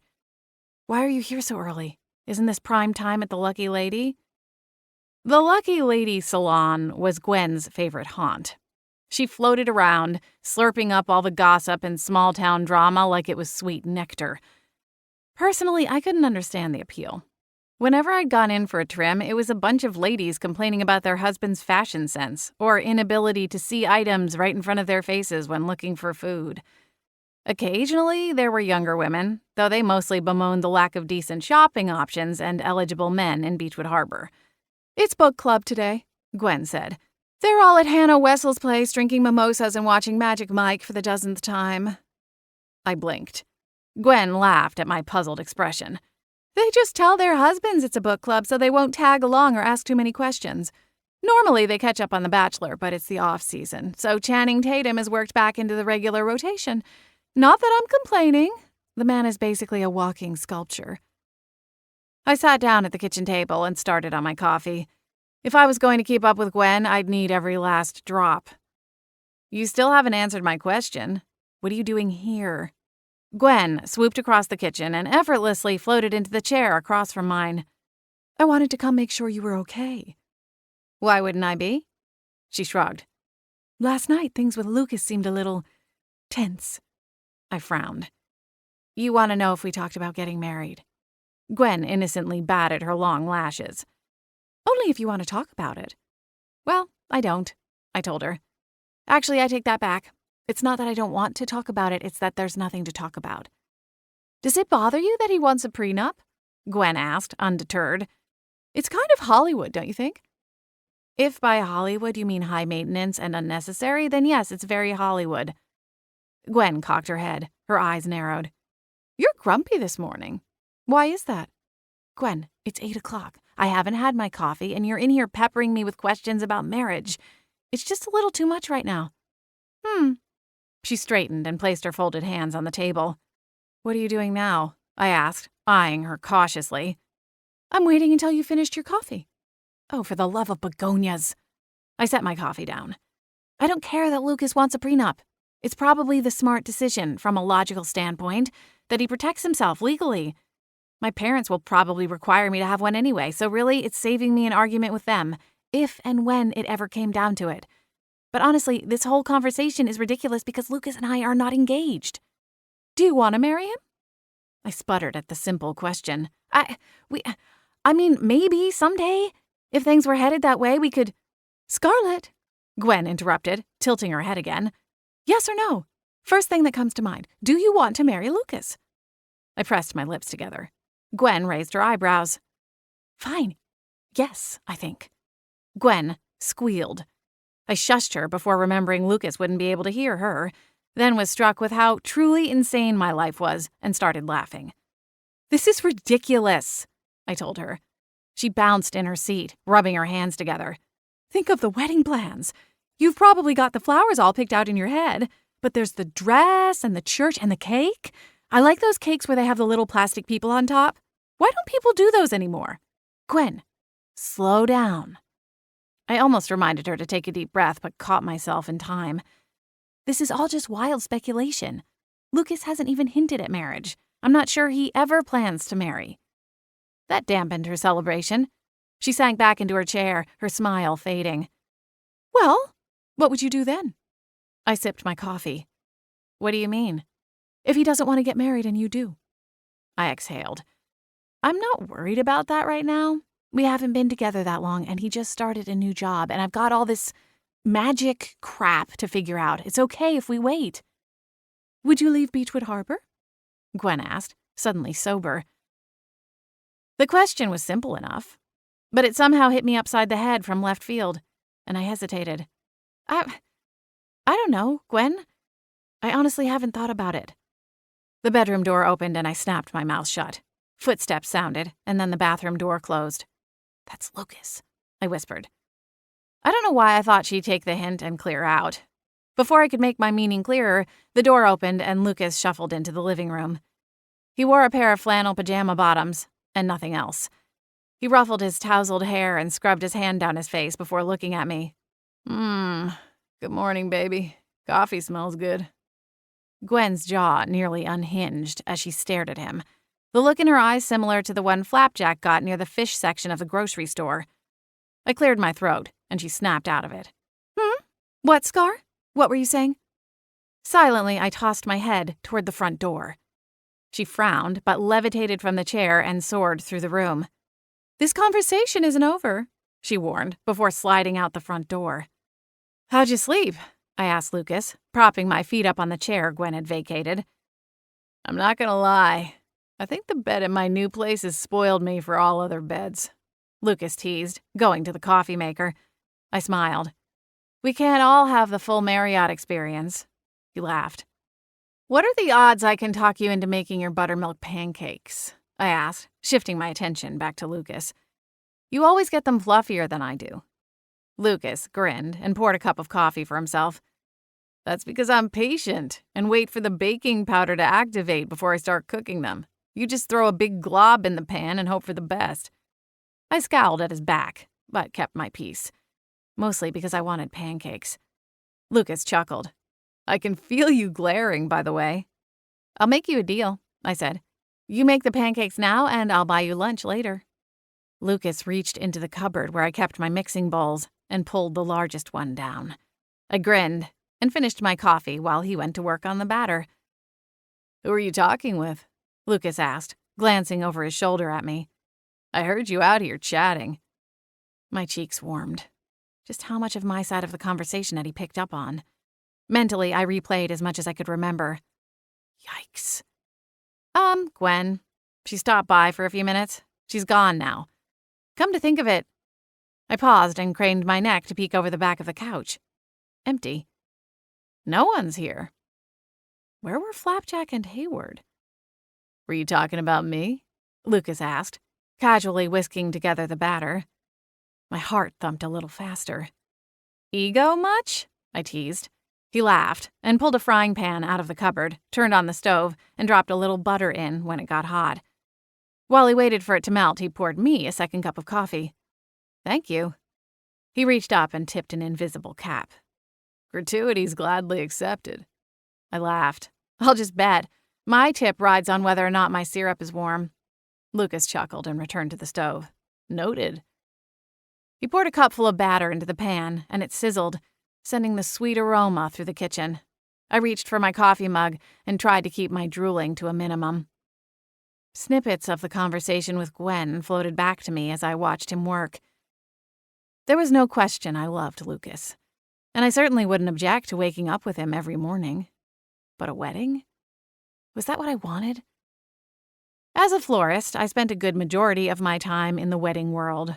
And sure, sometimes I envied the happy glow of the brides I met with for floral consultations. But that didn't mean I was ready to plan a wedding for myself. Not to mention all the complications after that. Lucas was closer now, but we were still separated by over 100 miles, and that wasn't likely to change anytime soon. I shook my head, banishing the thoughts for the day. Lucas and I were planning to drive into Pine Shoals to confront Sabrina's ex-husband that evening, and needed to prepare. Thoughts of wedding bells and happily ever after would have to wait, assuming we made it out unscathed. Chapter 13. The burner phone was missing from the welcome mat when we left the apartment that afternoon, and I made a mental note to thank Sturgeon next time I saw him around town. Without his search, we'd be chasing our tails, still looking for a lead to follow up on. Lucas drove us to Pine Shoals in his SUV, and we parked on the opposite side of the street from Russ Hutchins' large hillside estate. His home stood in stark contrast to Sabrina's. I wasn't sure what Russ did for a living, but judging by the estate and the massive sum he'd been forking over to his ex-wife, it was clear business was going well. Lucas gave a low whistle. Looks like he's not hurting, even after the alimony and child support. I nodded. I was just thinking the same thing. Do you think he'll be home? Lucas asked, glancing at the clock on the dash. It was Friday afternoon, right after 2 o'clock. I called his office to see if we could make an appointment, but his receptionist said he was out for the day. He has to come back eventually. I leaned forward and tugged at the zipper on the backpack sitting near my feet. Which is why I brought snacks. Lucas grinned. An old-fashioned stakeout, huh? Yeah, but we're driving back into town if I need the bathroom, I declared. Fair enough. He chuckled. Let's go knock and see if anyone answers.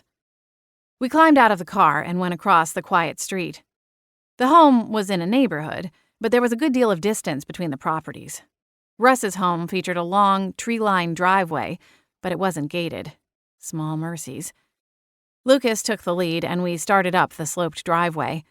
A 3-car garage was attached to the house, but it was impossible to tell if there were cars inside. Lucas rang the doorbell, and we waited. Moments later, the door opened, and a middle-aged man with tanned skin, sandy brown hair, and an angular face appeared. Can I help you? Are you Russell Hutchins? Lucas asked. The man glanced at me, and then back at Lucas. I am. Who are you? Lucas Green. This is my associate. He gestured at me, but didn't use my name. We'd like to ask you a few questions about your ex-wife's murder if you have some time. Russ balked. Are you cops? Lucas shook his head. PI. His answer caught me off guard, but I masked my surprise. Private investigators? Russ laughed. the sound cold and patronizing. He ran a hand along his jaw, smiling in disbelief. Unbelievable. They're really not going to let this go, are they? When Lucas didn't answer, Russ leaned in, any hint of humor gone. You tell Gerald and Winnie that I had nothing to do with Sabrina's murder. I don't know anything more than what I've already told the cops. You can ask them. They'll tell you I fully cooperated. And now I have nothing left to say. I see, Lucas said calmly. Russ tensed, his smile gone. You know what? You need to tell them to leave this alone for their granddaughter's sake. How is Miranda supposed to move past this when it keeps getting dredged up over and over again? We're trying to help solve the case, I interjected. Don't you think the closure would help Miranda? Russ looked at me, but quickly dismissed my question. What she needs is to be left alone. Gerald and Winnie are lucky that I've been understanding with their ridiculous accusations. But if this keeps up, I'm going to have to rethink their role in Miranda's life. You make sure they know that. The threat was red hot, and I swallowed hard. Lucas didn't back down, his face impassible, like cold steel. Does the name Scott Putnam mean anything to you? Fire blazed in Russ's eyes. This is private property.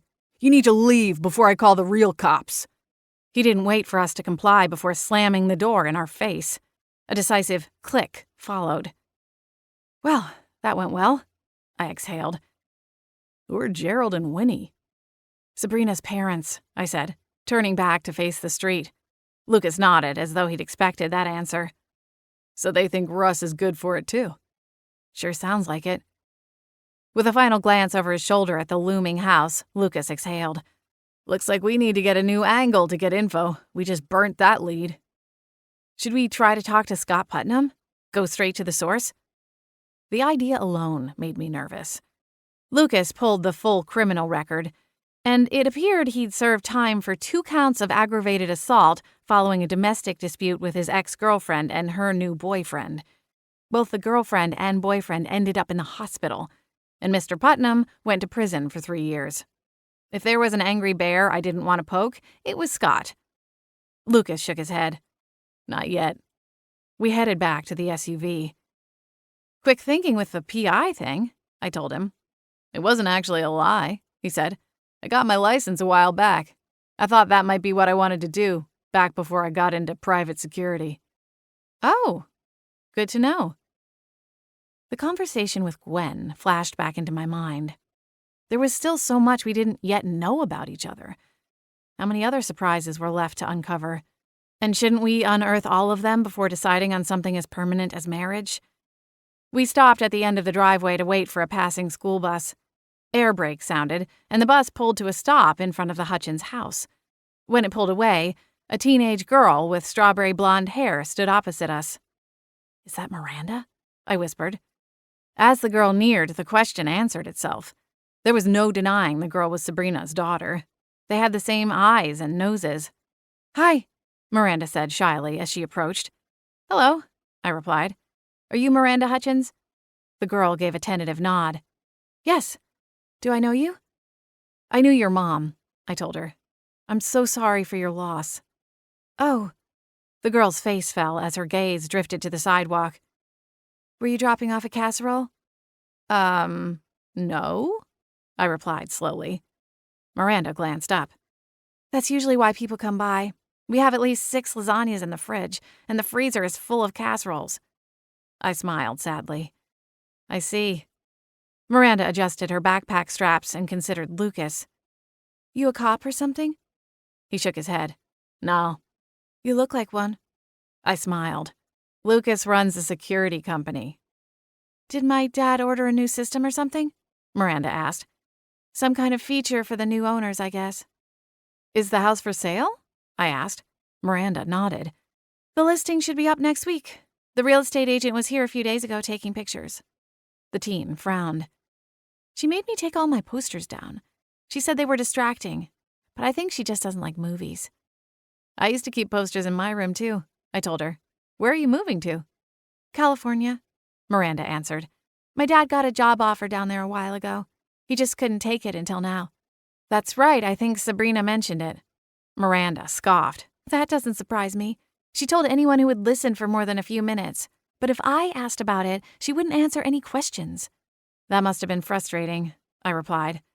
But I'm sure she was just trying to keep you focused on school and didn't want to put you in the middle of anything. Oh, I was in the middle anyway. She breathed a hollow laugh, shaking her head in disbelief. They thought they were keeping me out of it, but I'm not an idiot. I could hear them arguing on the phone all the time.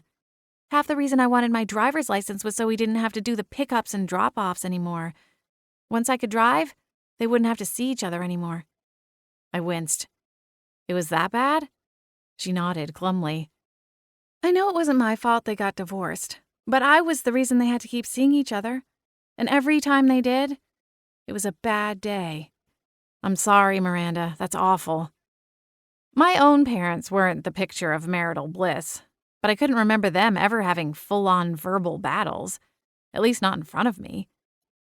Was it always about the custody arrangement? I asked. Most of the time, Miranda replied. But sometimes they'd drag everything else into it. My dad's affair, my mom's OCD, all that crap. So you wanted him to move? She wrapped her arms around herself. I would have missed him, but it sounded cool having a place by the beach, and it would have stopped the fighting. My heart hurt for the girl. It couldn't have been easy to be stuck in the middle of her parents' game of tug-of-war. Plus, it would have forced my dad to move on. He hasn't even started dating again. You want him to start dating? I asked. She nodded. He doesn't do well on his own. He works too much and eats like crap. He's going to give himself a heart attack. Was your mom dating again? I don't remember her mentioning anyone special. There was one guy. She didn't want me to know, Miranda said, her delicate features crinkling. I broke my cell phone and she had me use hers while I waited for the company to send me a replacement. She had the dating apps in a locked folder on the phone, so I never got to see everything. But I knew she had the apps, and for the few days I had her phone, she got messages like constantly. Were there any that stood out? Lucas asked. Miranda shrugged. I couldn't see the messages, just the notifications. You know, you have a new wink, or Red Truck 27 wants to connect, that kind of thing. Lucas nodded. Got it. And she never mentioned any specific men in her life? Miranda shook her head. Not like that, anyway. The one who messaged her the most was Sean. Wait, no, Scott. Yeah, I think his name was Scott. Lucas looked at me. His brows lifted. Scott Putnam? Maybe. Miranda shrugged. I told Dad that Mom was dating again, to try and nudge him along. How'd he take that? He didn't seem to care. But he asked which app she was using. I guess so we could avoid that one. Can you imagine if they'd been matched up? Miranda smiled. Maybe I should have planned some kind of digital parent trap. You wanted them back together? Not really, I guess. Mostly I just wanted them to stop arguing over me. And part of me thought that maybe if we all moved to California, it could be a fresh start. Mom would have left her stressful job, Dad would have his dream job, and we could have left all these problems behind. Maybe it would have worked itself out. I smiled at the girl. Something about the wistful look in her eyes told me she knew her scenario wasn't based in reality, but it was a comfortable daydream she'd constructed for herself. Miranda's eyes glossed over. I guess I'm getting part of what I wished for. I just wish my mom was going with us. I swallowed hard. I'm so sorry, Miranda. The teen hurried to wipe at her eyes and shook her head. Thanks. I should get going. My dad will wonder where I am. He's been pretty protective since this all happened. Good luck with the move, I called after her. She waved and then hurried up the driveway past us. I exhaled when she was gone. She's so young to have gone through all this. Lucas nodded. We got into Lucas's SUV and he started the engine, though I wasn't sure what our next move was.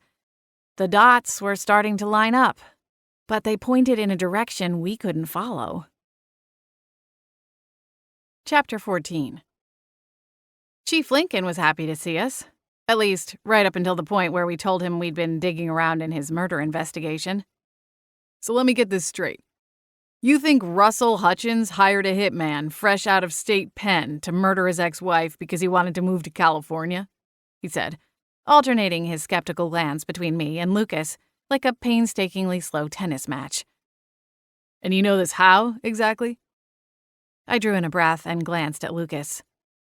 We found a burner phone in his trash. I blinked, surprised he hadn't attempted to sugarcoat it.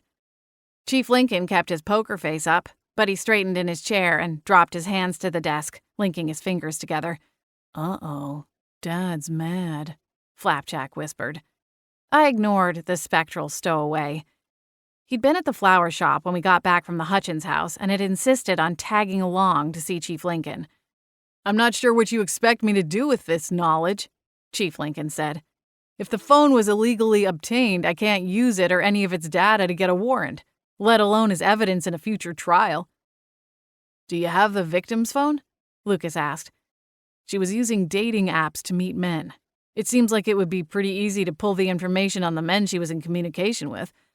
If Scott Putnam is among them, that should be enough for an interview, maybe a warrant." Chief's brow furrowed.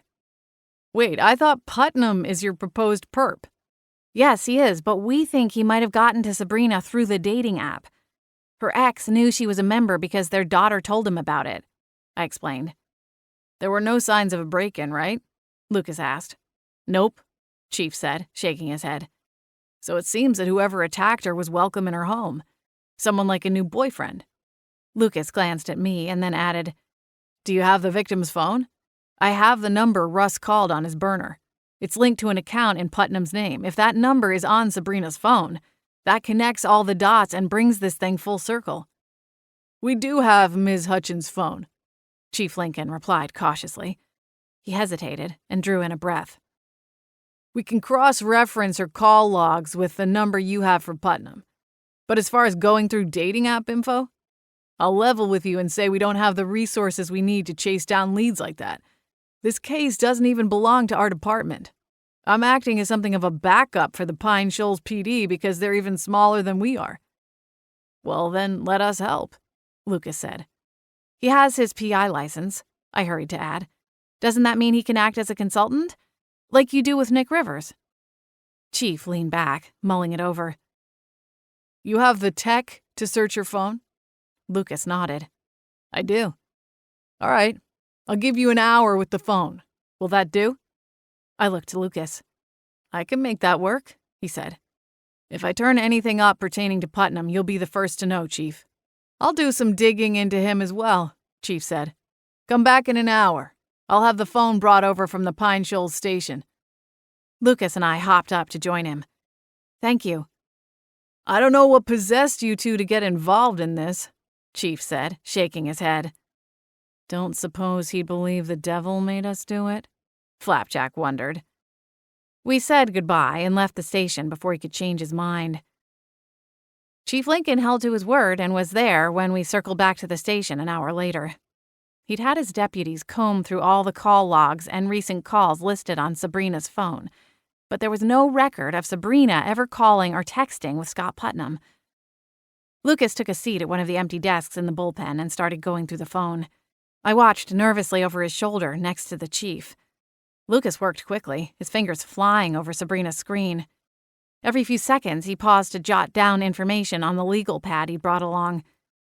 After 15 minutes, he twisted in the seat and handed the phone back to Chief Lincoln. "That's it?" Chief Lincoln said, glancing at the phone resting in his open palm. "I got what I need," Lucas said. "She kept a list of all her passwords saved as a draft in her email folder. I have the login for the dating app. So I'll dig in and see if maybe Putnam tried connecting with her that way. If not, maybe something else will jump out at me." Chief Lincoln gave us each a wary look but didn't voice his concerns. "All right. Keep me in the loop." "Will do. Thanks again, Chief." The chief's puzzled look only deepened as he slipped the phone back into an evidence bag and then shuffled to his office. We went back to my apartment and Lucas fired up his laptop. Within minutes, we were logged in to Sabrina's account and poring over the dozens of messages she'd received since becoming a member of the virtual dating service. "Phew, there are a lot of accounts here," Lucas said. "I'm not surprised she had a lot of interest," I said. "She was an attractive lady and she had her life together. The real question is how we're going to find out who any of these people really are. None of them use real names. It's all B-Ball for life and Bobcat Bill 68. Lucas started opening messages, and it didn't take long before we both felt the need to take a long shower. Innuendos, propositions, and straight-up dirty talk filled the majority of the messages. Men are pigs, I groused, sliding Lucas a side eye. What is wrong with your species? Lucas chuckled. Hey, these guys are in a class of their own. I don't claim any of them. He clicked to the next message, and a graphic image filled the screen.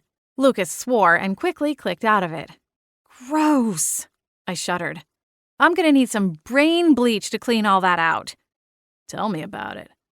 Lucas soldiered on, opening and closing message after message. I went to the kitchen and started opening cupboards. Guess you know your place is secured if that's what's waiting out there in single lady territory. Lucas laughed. Good to know. So the grocery situation around here is kind of pathetic, I said, closing the cupboards and moving to the fridge. I noticed that this morning, Lucas said. I'll run out and grab some staples while you work on thinning out the pool of creepers. Flapjack perked. What day is it? Friday? They should have salmon out at the market today. It's disturbing that you have the fish schedule memorized, I said. Lucas gave me a strange look. Flapjack. Figured, he said with a grin. I'll see you in a bit. I grabbed my purse and keys from the hook by the door and headed out to my delivery van. The market was within walking distance, but I wasn't in the mood to haul 3 bags of groceries back in the cold. Flapjack shimmered into the van's passenger seat. We're not buying any fish, I told him. He frowned, his whiskers twitching. Where's Hayward tonight? I asked once we were out on the road. Is he out with Gwen? Don't know. I didn't ask. Mostly because I don't care. How heartwarming. Flapjack rolled his shoulders. We'd be better off if you went to live with Gwen, if you ask me. You don't mean that. Why not? I smiled. You can keep your little tough guy thing going if you want, but I know the truth. Hayward is your friend. He grumbled something and stared out the passenger window. I pulled into a spot outside Thistle, Beechwood's only market, and cut the engine. You can come with me, but I don't want any tantrums. Good grief. Sometimes I really had to wonder about my life choices. Flapjack went his own way when we entered the store, pouting, no doubt. I grabbed a basket and started making a mental list in my head of everything I needed to make dinner for the next few days. Thistle wasn't a large grocery store, but they had a decent selection, and I didn't usually have trouble finding what I needed. After winding through the produce department, I cut to the cold case, grabbed some beer and a bottle of sparkling water, then breezed through the freezer section, grabbing a few bags of ready-made meals. The kind that could make me feel like an accomplished cook. While in reality, all I had to do was dump a bag of flash-frozen food into a pan and turn on a burner. There was one aisle left to go, but when I rounded the corner, I stopped short. Carla was standing halfway down the aisle, considering the ingredients label on a bottle of barbecue sauce. I tiptoed backward and bumped into another shopper. Watch it, the man barked, drawing Carla's attention. Scarlett? She asked. I hurried out of the man's way and then lifted a hand toward Carla. Hi. Ugh, small towns, Flapjack muttered, appearing at my ankles. Apparently he'd gotten his fill of fish stink for one night. Tell me about it, I mumbled. Carla set the bottle of sauce back on the shelf and came closer. I was actually meaning to call you. Is there any news on the case? I'm working on it, I told her quietly. Rocking back on my heels, I glanced around the tower of boxed soda stacked at the end of the aisle. Deeming the coast clear, I leaned back in, my voice low. Are you sure there's no way to call Sabrina back sooner? If I could just ask her a few questions, things would really go a lot faster. Carla shook her head. I don't have it in me yet. My magic is depleted. Do you know anyone else like you? Someone who could summon her for us? I told you I don't use my powers, so what makes you think I go around blabbing about it? It was just a question. Carla frowned. It's not like there's an annual convention in Boca for this kind of thing, you know. Preaching to the choir, Flapjack interjected. Am I right, Scar? I closed my eyes and drew in a slow breath. Don't mind her, Flapjack said to Carla. She's just got low blood sugar. Flapjack, do you mind? I hissed. Not at all. But you know how to shut me up. He grinned, flashing all his sharp teeth. We are not buying fish. Carla watched our exchange with something that looked a mix between horror and confusion. I have to get going, she interjected. I'll see you Sunday. I bobbed my head and she scurried away. She's odd, isn't she? Flapjack mused. Pal, I don't think we have a lot of objectivity on the matter. Huh. Fair enough. I grabbed a few last items and hurried through the checkout line. Lucas was still bent over his keyboard when I arrived. He glanced up as I shut the front door and then stood to help carry the paper bags inside. He chuckled as he unpacked one of the bags, stacking a box of crackers and 2 varieties of cookies beside each other on top of the fridge. I'm pretty sure this is the textbook example of why not to shop when you're hungry. You'll thank me later, I told him, ribbing him in the side as I passed behind him to toss an empty bag into the recycle bin. Probably. It might be a long wait before we get anything. I called my friend Daly and passed over the information for a couple of accounts I flagged. He's a computer whiz who knows how to crack databases like the one the dating site is using. He'll run down the information, IP addresses, names, that kind of thing, and pass it back to us. You mean, like hacking? Yeah. I cringed. Isn't that illegal? The alternative is that we pass it on to the chief, wait for him to get a warrant, and then let the dating app's lawyers battle for the protection of their clients in court. By the time that's done, the entire harbor could be crawling with demons. I chewed my lower lip. One of these guys was straight up nasty to her, name-calling and threatening her. I don't know if it's Putnam, but we need to find out who it is regardless. Everything on the site is supposed to be secure, but if he was able to track down Sabrina's personal data, like her address... He trailed off, his meaning clear. Daly will get us his IP address, and we can pass it to Chief Lincoln and let him handle it from there. So what do we do now? Lucas reached for the cookies and handed me the box. We wait. Chapter 15. Lucas was out for a run when I woke up Saturday morning. I dressed quickly, scalded my tongue on a too-hot cup of coffee, and hurried downstairs to open the shop. Saturdays were Lily Pond's busiest days, tourist season or not, and Lizzie couldn't be expected to manage the whole place by herself. So my detective cap was firmly off for the rest of the day. By 9 o'clock, I had a good head start on the day's orders and was contemplating running to Siren Song for a second cup of coffee before opening. The side door opened and Lizzie shuffled inside, bundled in a baggy sweatshirt and a rain jacket. Her usually straight hair was up in a messy top knot, and it didn't look like she was wearing any makeup.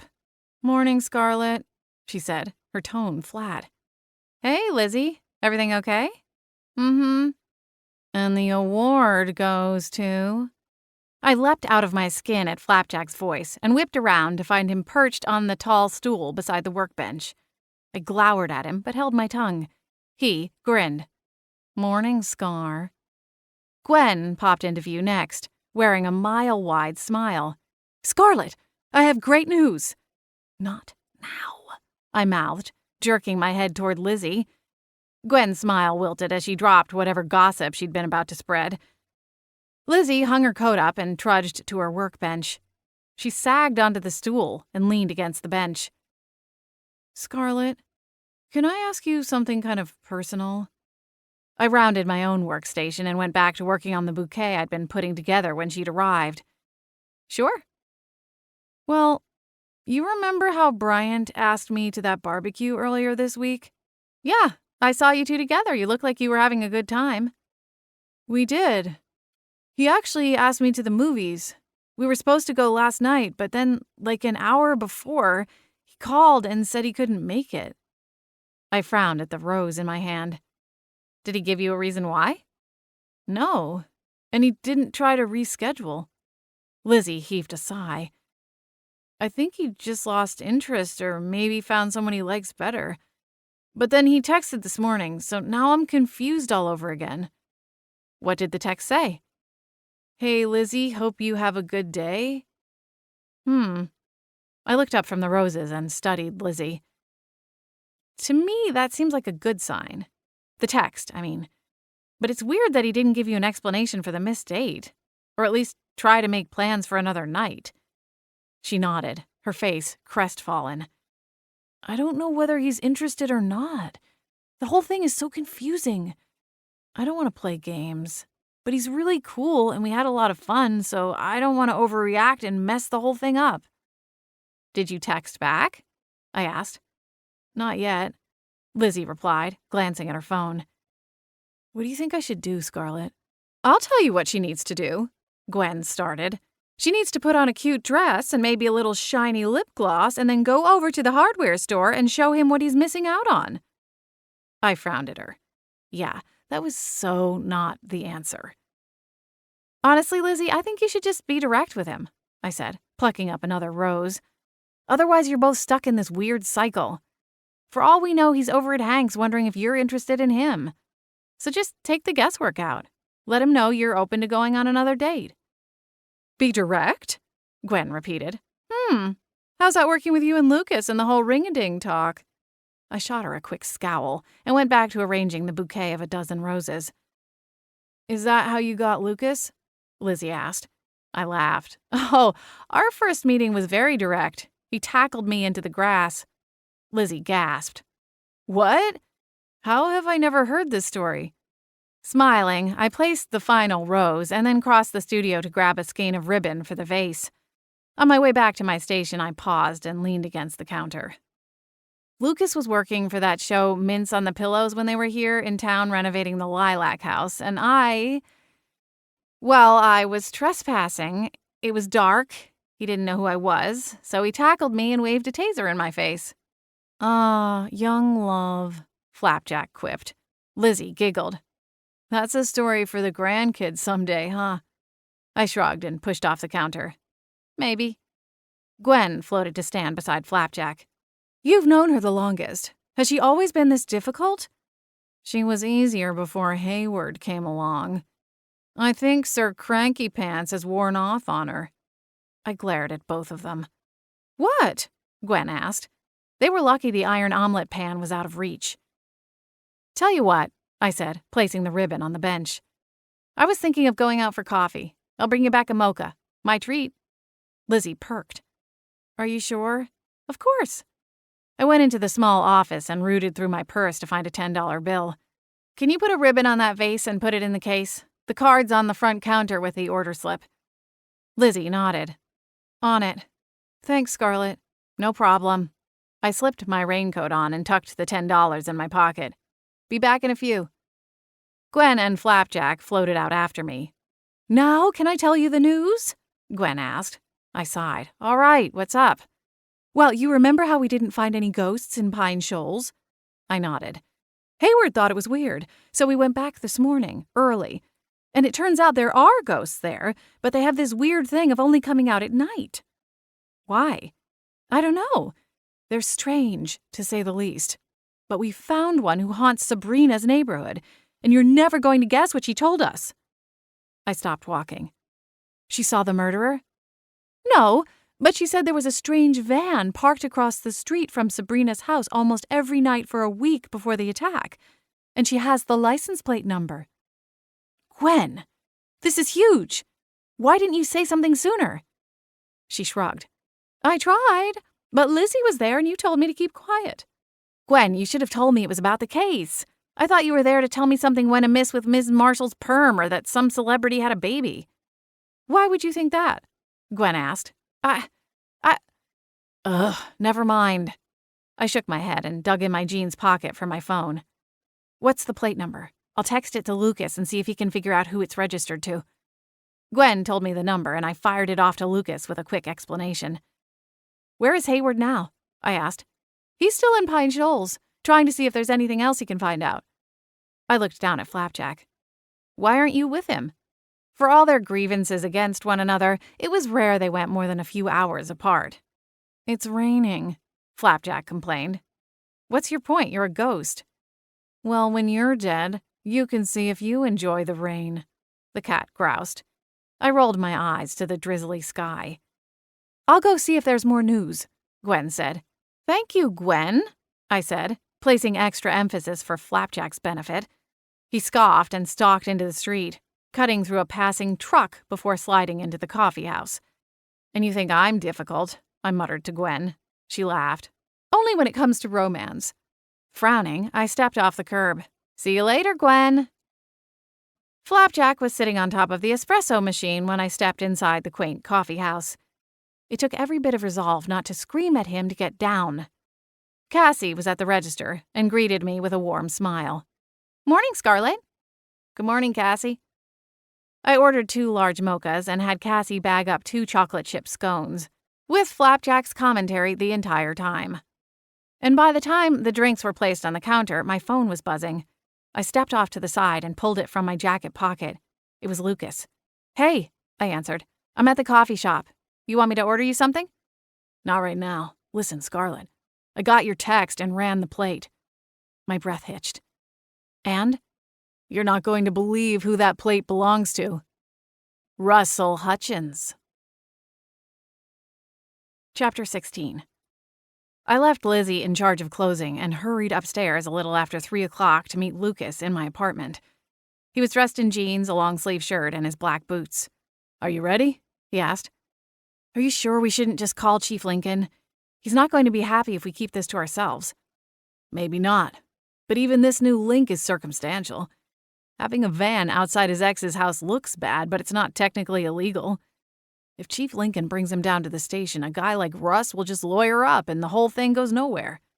What makes you think we'll get any further? He literally slammed the door in our faces last time we tried to talk to him. We're running out of time, Scarlett. We have to try. Maybe you should tell him about the ghost thing, Gwen suggested. Tell him you talked to Sabrina and she knows what he did. That might rattle him into a confession. I shook my head. I don't think so. Lucas, mistaking the aim of my comment, folded his arms. Okay, then what do you suggest? No, your plan is fine. You're right. I was talking to Gwen. She thinks I should tell him I can talk to Sabrina. Ah. He pulled his keys from one pocket and then checked the other to make sure his phone was there. If he stonewalls us again, we'll turn the info over to the police. Although I don't know how we're going to explain where you got the information about the van and the plate number. I cringed. Yeah, I didn't think about that. Lucas drove his SUV to Pine Shoals, and we parked in the same spot as the last time we'd paid Mr. Hutchins a visit. Here goes nothing, Lucas said, killing the engine. I'll take the upstairs, Flapjack told Gwen and Hayward, who sat on either side of him in the back seat. You two look on the first floor. I'll look in the garage. If the van's parked there, maybe I can find a clue inside, Gwen agreed. Hayward nervously adjusted his top hat. Be careful, Lady Gwen. And you as well, Lady Scarlett. I nodded and threw my door open. Let's go. Lucas followed, and we made our way up the steep driveway. Lucas rang the bell, and the ghosts slipped past the walls, entering the home without invitation. I doubted they'd find anything, mostly because none of them had Sturgeon's ability to sift through solid objects.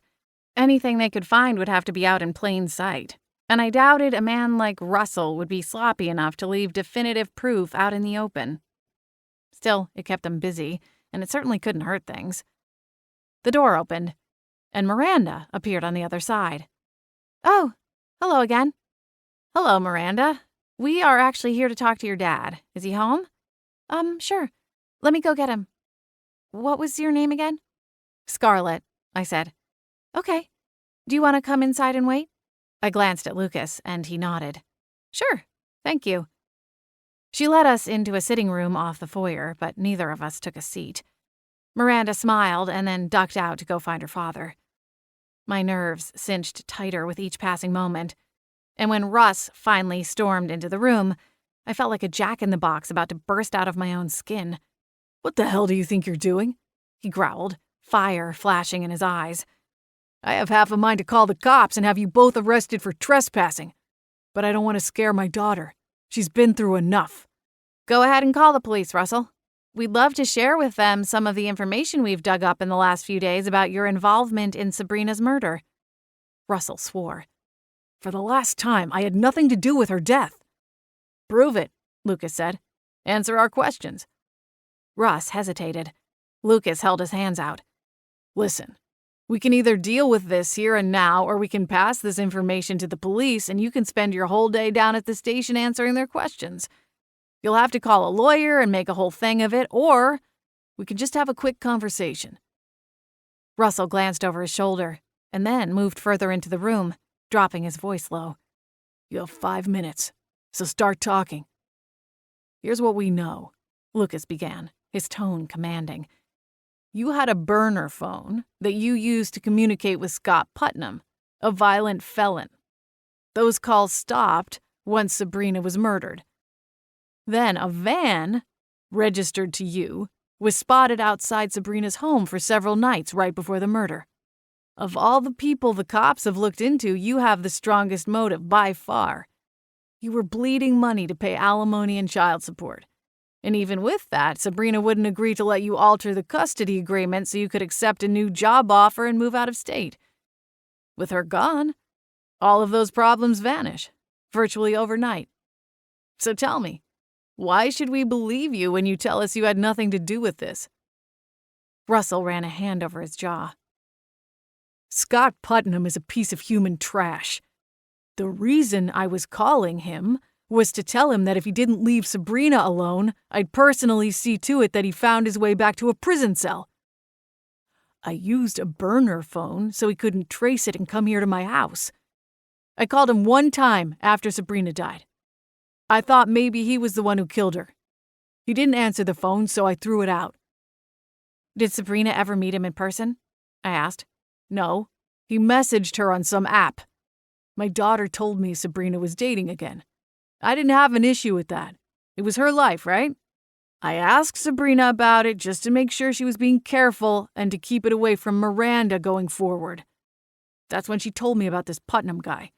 They texted a little, but then he got weird and she cut it off.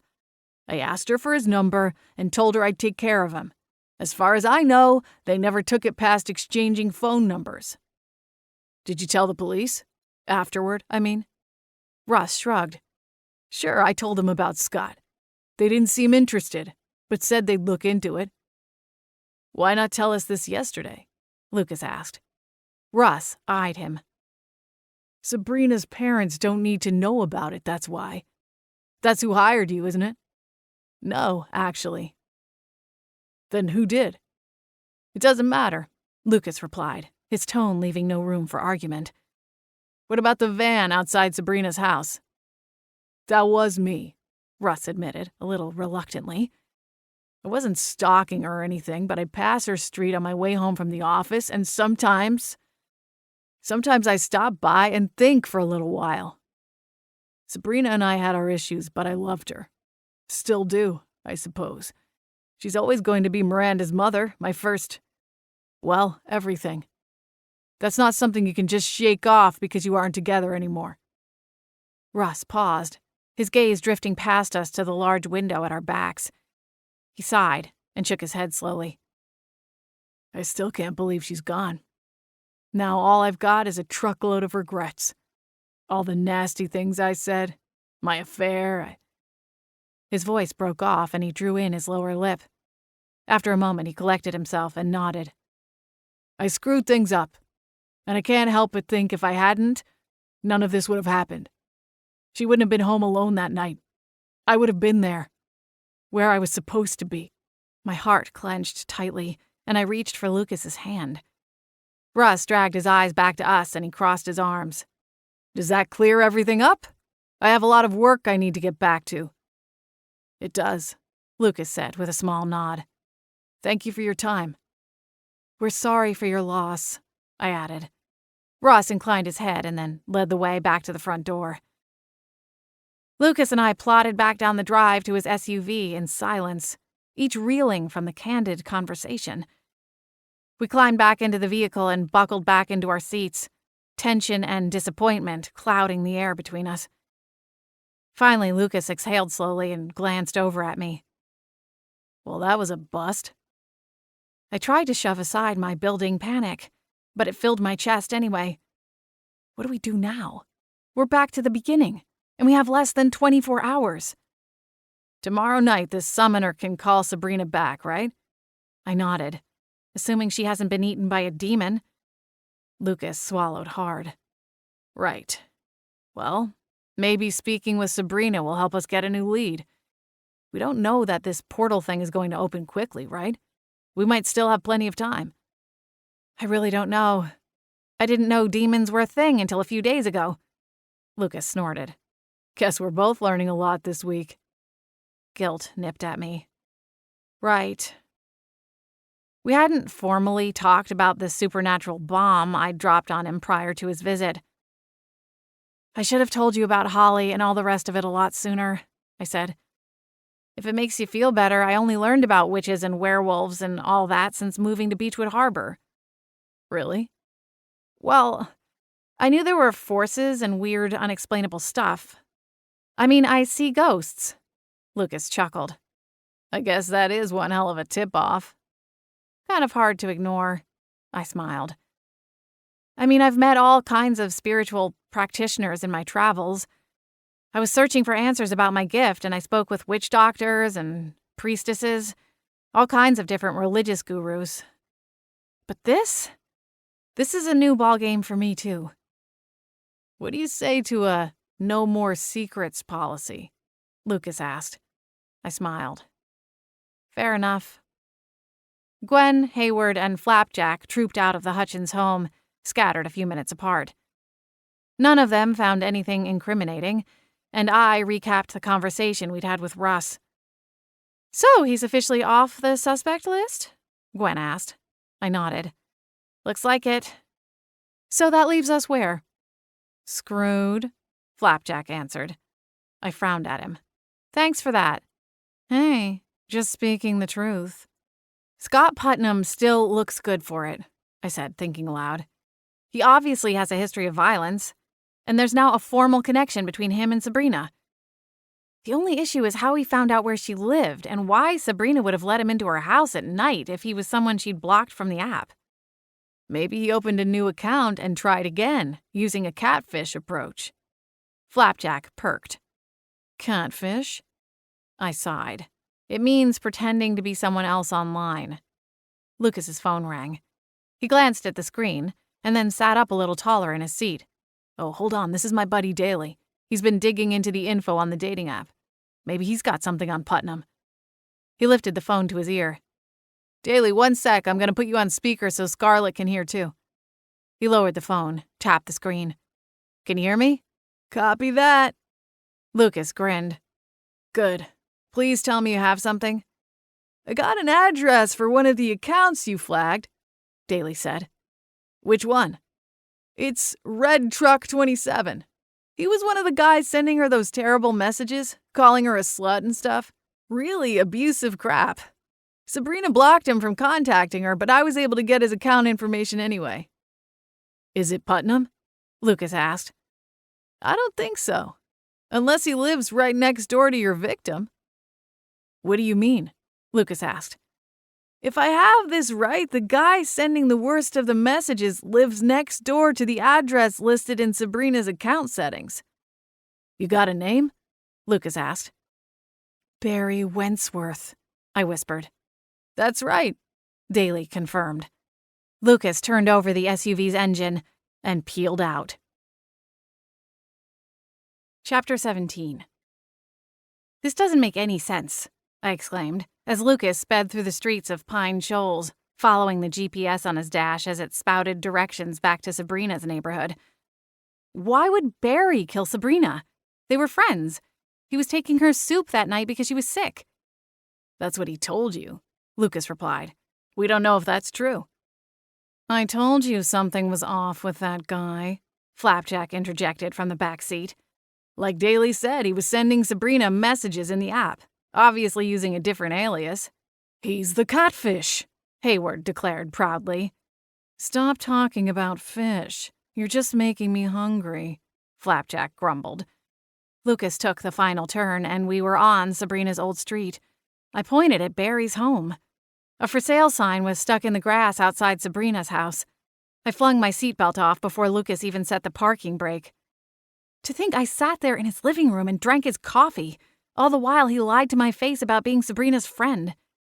To be fair, I don't think you actually drank any of the coffee, Flapjack said. Let's go see what he has to say for himself, Lucas said. We went to Barry's door, ghosts in tow, and I pounded on the door. Barry peeked out of the narrow window beside the door. His brow creased, but he opened the door. "What's this all about?" he asked. "Are you writing another article?"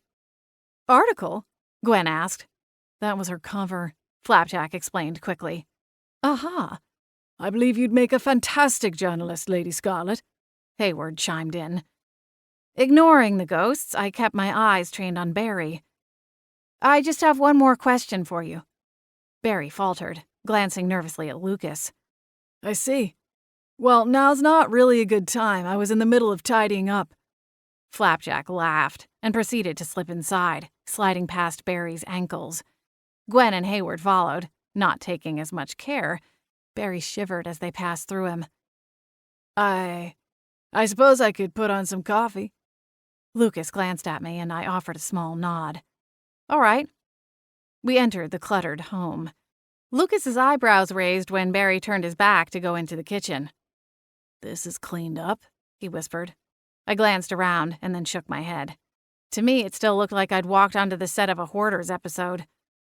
A coffee maker kicked on, and Barry reappeared in the living room. He didn't look openly hostile, but his curiosity bordered on annoyed. "What is it you want to know?" "It's very simple, Barry. I'd like to know why you lied to me about your relationship with Sabrina." "What are you talking about?"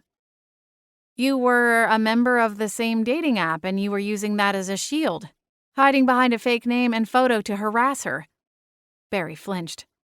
"I did no such thing." "Does anyone else live here?" Lucas asked, looking around.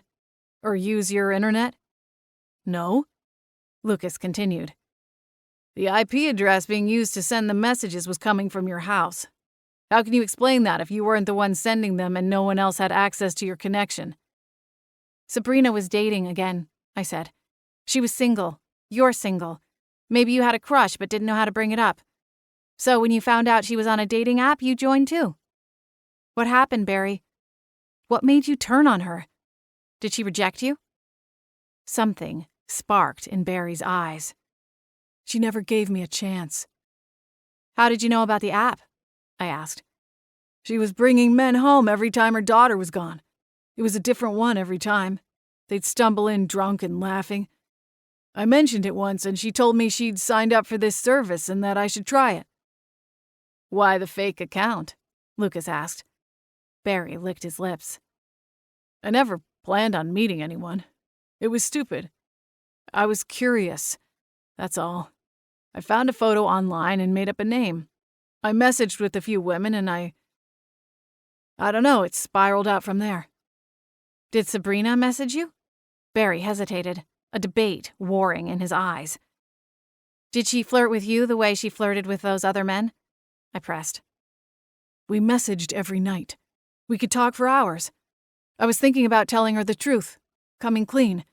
I asked her how she felt about me, and she told me she was devoted, that she wasn't seeing anyone else since she met me." Something shifted, the tension in the room ratcheting up another level. "What happened next, Barry? Did you tell Sabrina who you really were?" "I don't want to talk about this anymore. Why is this any of your business?" Barry demanded, taking a step backward. "Why do you know things about IP addresses and dating sites? Who are you?" "Hey, Scar, you might want to check this out," Flapjack said, hurrying into the room from down the hall. "He's got a whole shrine of photos. Some of them indecent. Hayward is in there on the verge of a panic attack. I didn't see it last time because he had the closet doors closed." I glanced down the hall and took a step. "Where are you going?" Barry snapped. I took another step. "You can't go down there." I looked at Lucas, and then bolted. I raced down the hall, following on Flapjack's heels. Hayward and Gwen stood on either side of the closet, Hayward with his back turned. I gasped, and Lucas's heavy footsteps followed. "No!" Barry shrieked. There were personal, intimate photos of Sabrina, ones she'd clearly taken herself. Then there were others. Photos taken of her sunbathing in the backyard, wearing a bikini. I'd never seen Sabrina's yard, but I would have bet anything that the angle of the camera lined up precisely with Barry's own yard. perhaps through a gap in the fence just large enough for a camera lens. "What did you do to her?" I asked, my voice shaking as I stormed back out to the living room.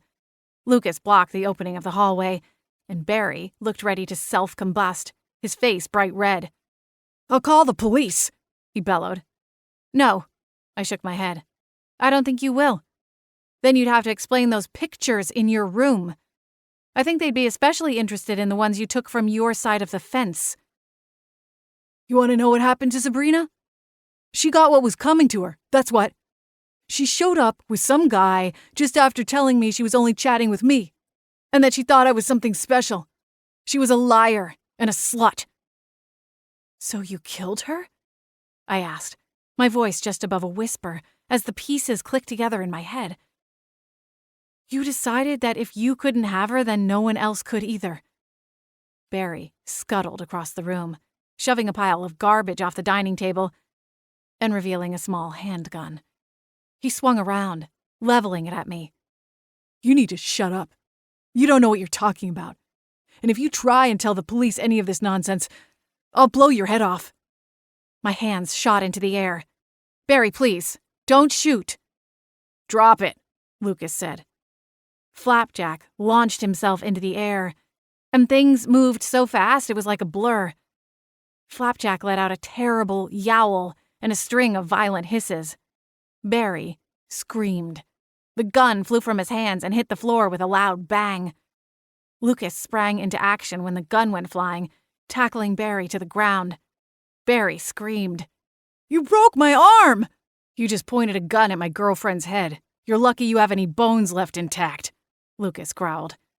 "Flapjack, are you okay?" I asked, going to the ghost's side. He lay still, his eyes roving the ceiling. "How did you do that?" I don't know.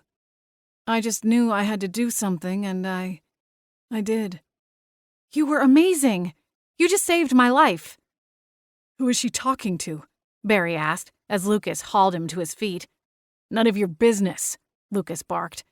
He didn't have cuffs, but he was a lot bigger and stronger than Barry, and was easily keeping his arms pinned behind his back as he frog-marched him to the kitchen.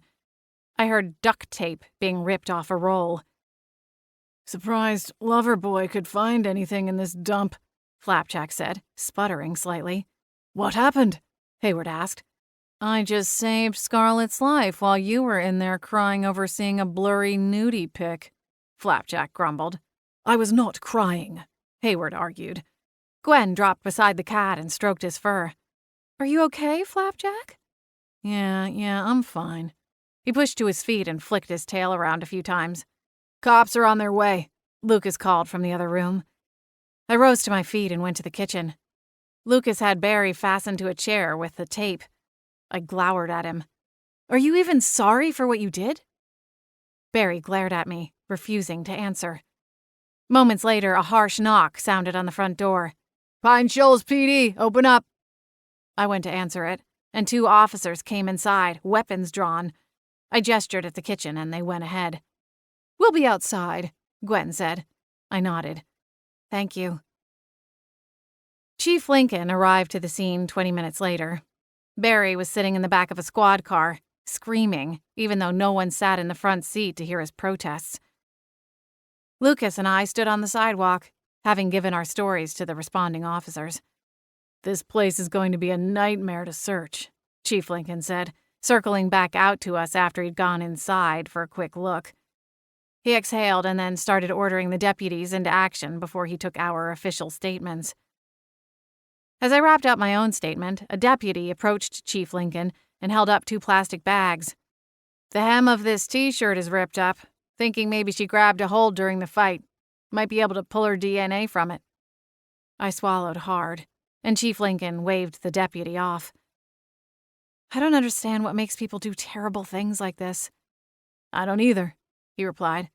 "I doubt I ever will." "How do you do it, Chief? How do you look this kind of evil in the face and keep fighting? Doesn't it wear you down?" "Of course it does, from time to time.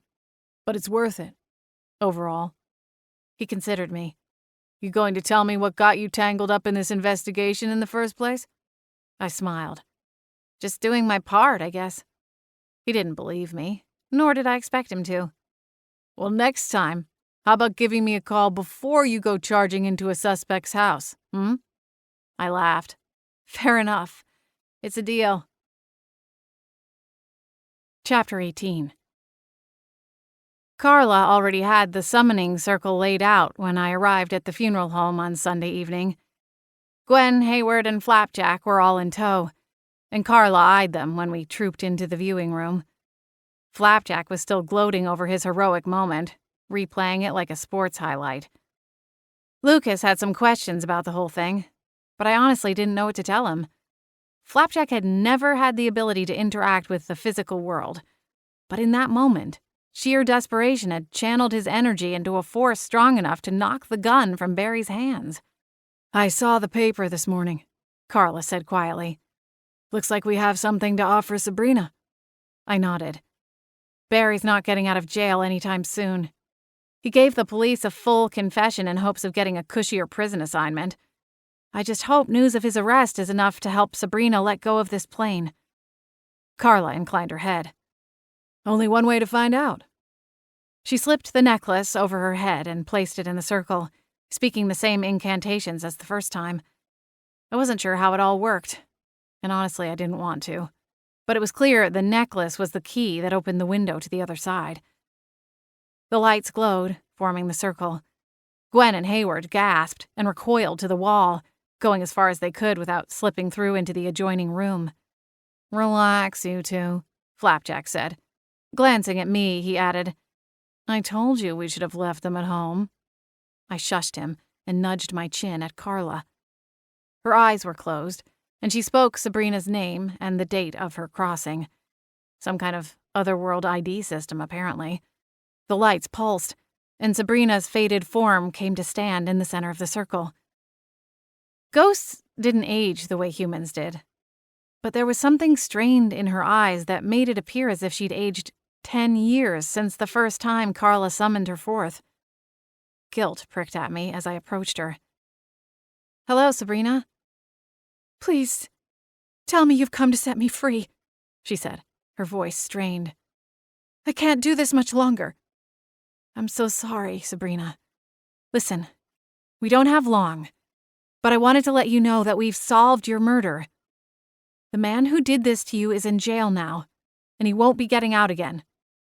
Sabrina looked startled by the news, her gaze ping-ponged between Carla and me. Who was it? I drew in a breath. It was Barry Wentworth. Sabrina frowned. Barry? You're sure? He confessed to the whole thing, and the police found enough evidence to make the case a slam dunk. Chief Lincoln thinks he'll plead guilty and skip the trial altogether. Why? Sabrina demanded, anger edging her tone. Why would he kill me? I was never anything but nice to him. Carla shot me a concerned look. It appears he harbored feelings. Romantic feelings for you.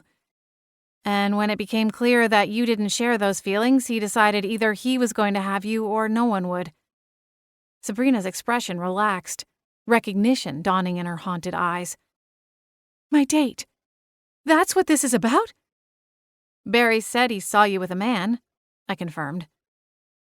A few months ago, I started online dating.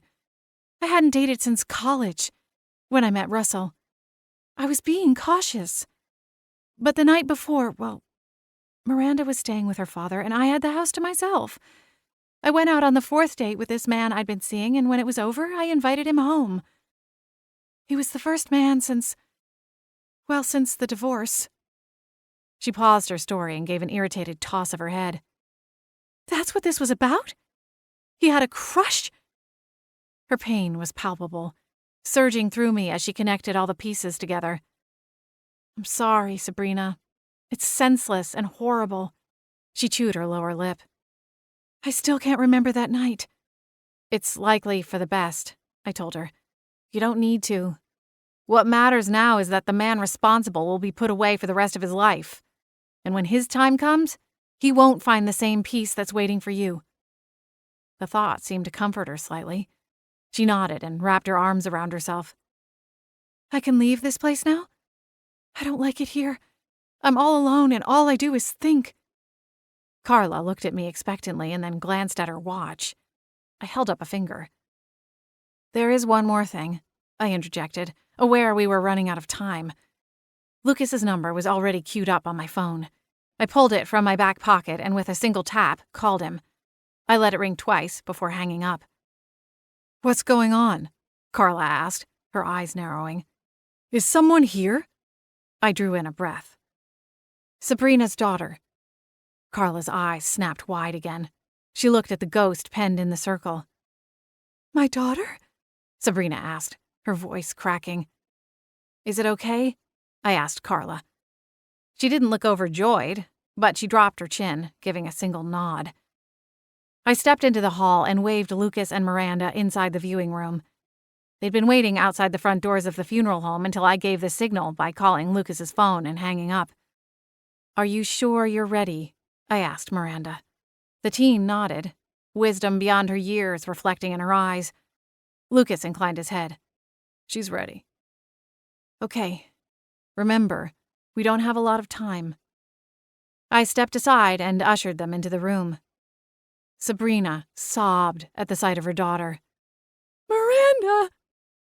The teen cautiously entered the room, taking tiny steps closer to the summoning circle. Mom? She whispered. It's really you? Sabrina nodded fervently. It's me, baby girl. Miranda leaned forward, not quite a foot from the circle. For a moment I thought she might inch closer, but she remained in place, as though an invisible hook held the back of her shirt. Sabrina's eyes shone with silver tears. You look so beautiful. How are you? How is this real? Miranda asked, her eyes darting to Carla and me. I'll explain later, I told her. Remember, we can't hold the connection for too long. Miranda looked back at her mother. I miss you. Sabrina wiped at her eyes. I miss you too. I'd give anything to be there with you again. But you're going to be all right. You're strong, and I know you're going to do great things with your life. A tiny smile pulled at Miranda's lips. You listen to your father. He's going to drive you crazy, but he loves you, and he only wants the best. Try to remember that. I'm sorry for the things I said about him. That wasn't fair of me to put you in between us. It's okay, Mom. Sabrina sniffled. Do your best in school. You're so smart, baby girl. Don't ever let anyone tell you otherwise. And never, ever give up on your dreams. Life is so short. Treasure the little things. It's not always going to be fireworks and butterflies, but there's something in each day worth celebrating, so look for it, okay? Miranda nodded, swiping her own tears away. And remember, I'll always be there, watching over you from this side. This isn't goodbye. It's a see you later. Sabrina smiled at her daughter, her eyes still glossy, but they'd lost the haunted quality they'd had when she'd first appeared. She looked restful, almost happy. Her silvery form flickered, and she surged upright, and a bright light flashed. When it faded, Sabrina was gone. Did we run out of time? Miranda asked, whipping around to look at me and Carla. I smiled sadly and shook my head. She moved on. She's at peace now. Carla shot me a surprised look. Without a word, she closed her eyes, whispered a spell, and waited. When her eyes reopened, she looked at me.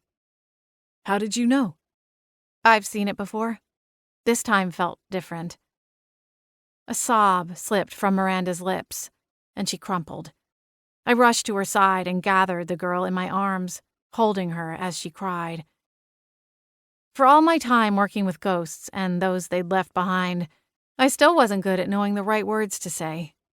So I remained quiet, as I held the teen until she quieted.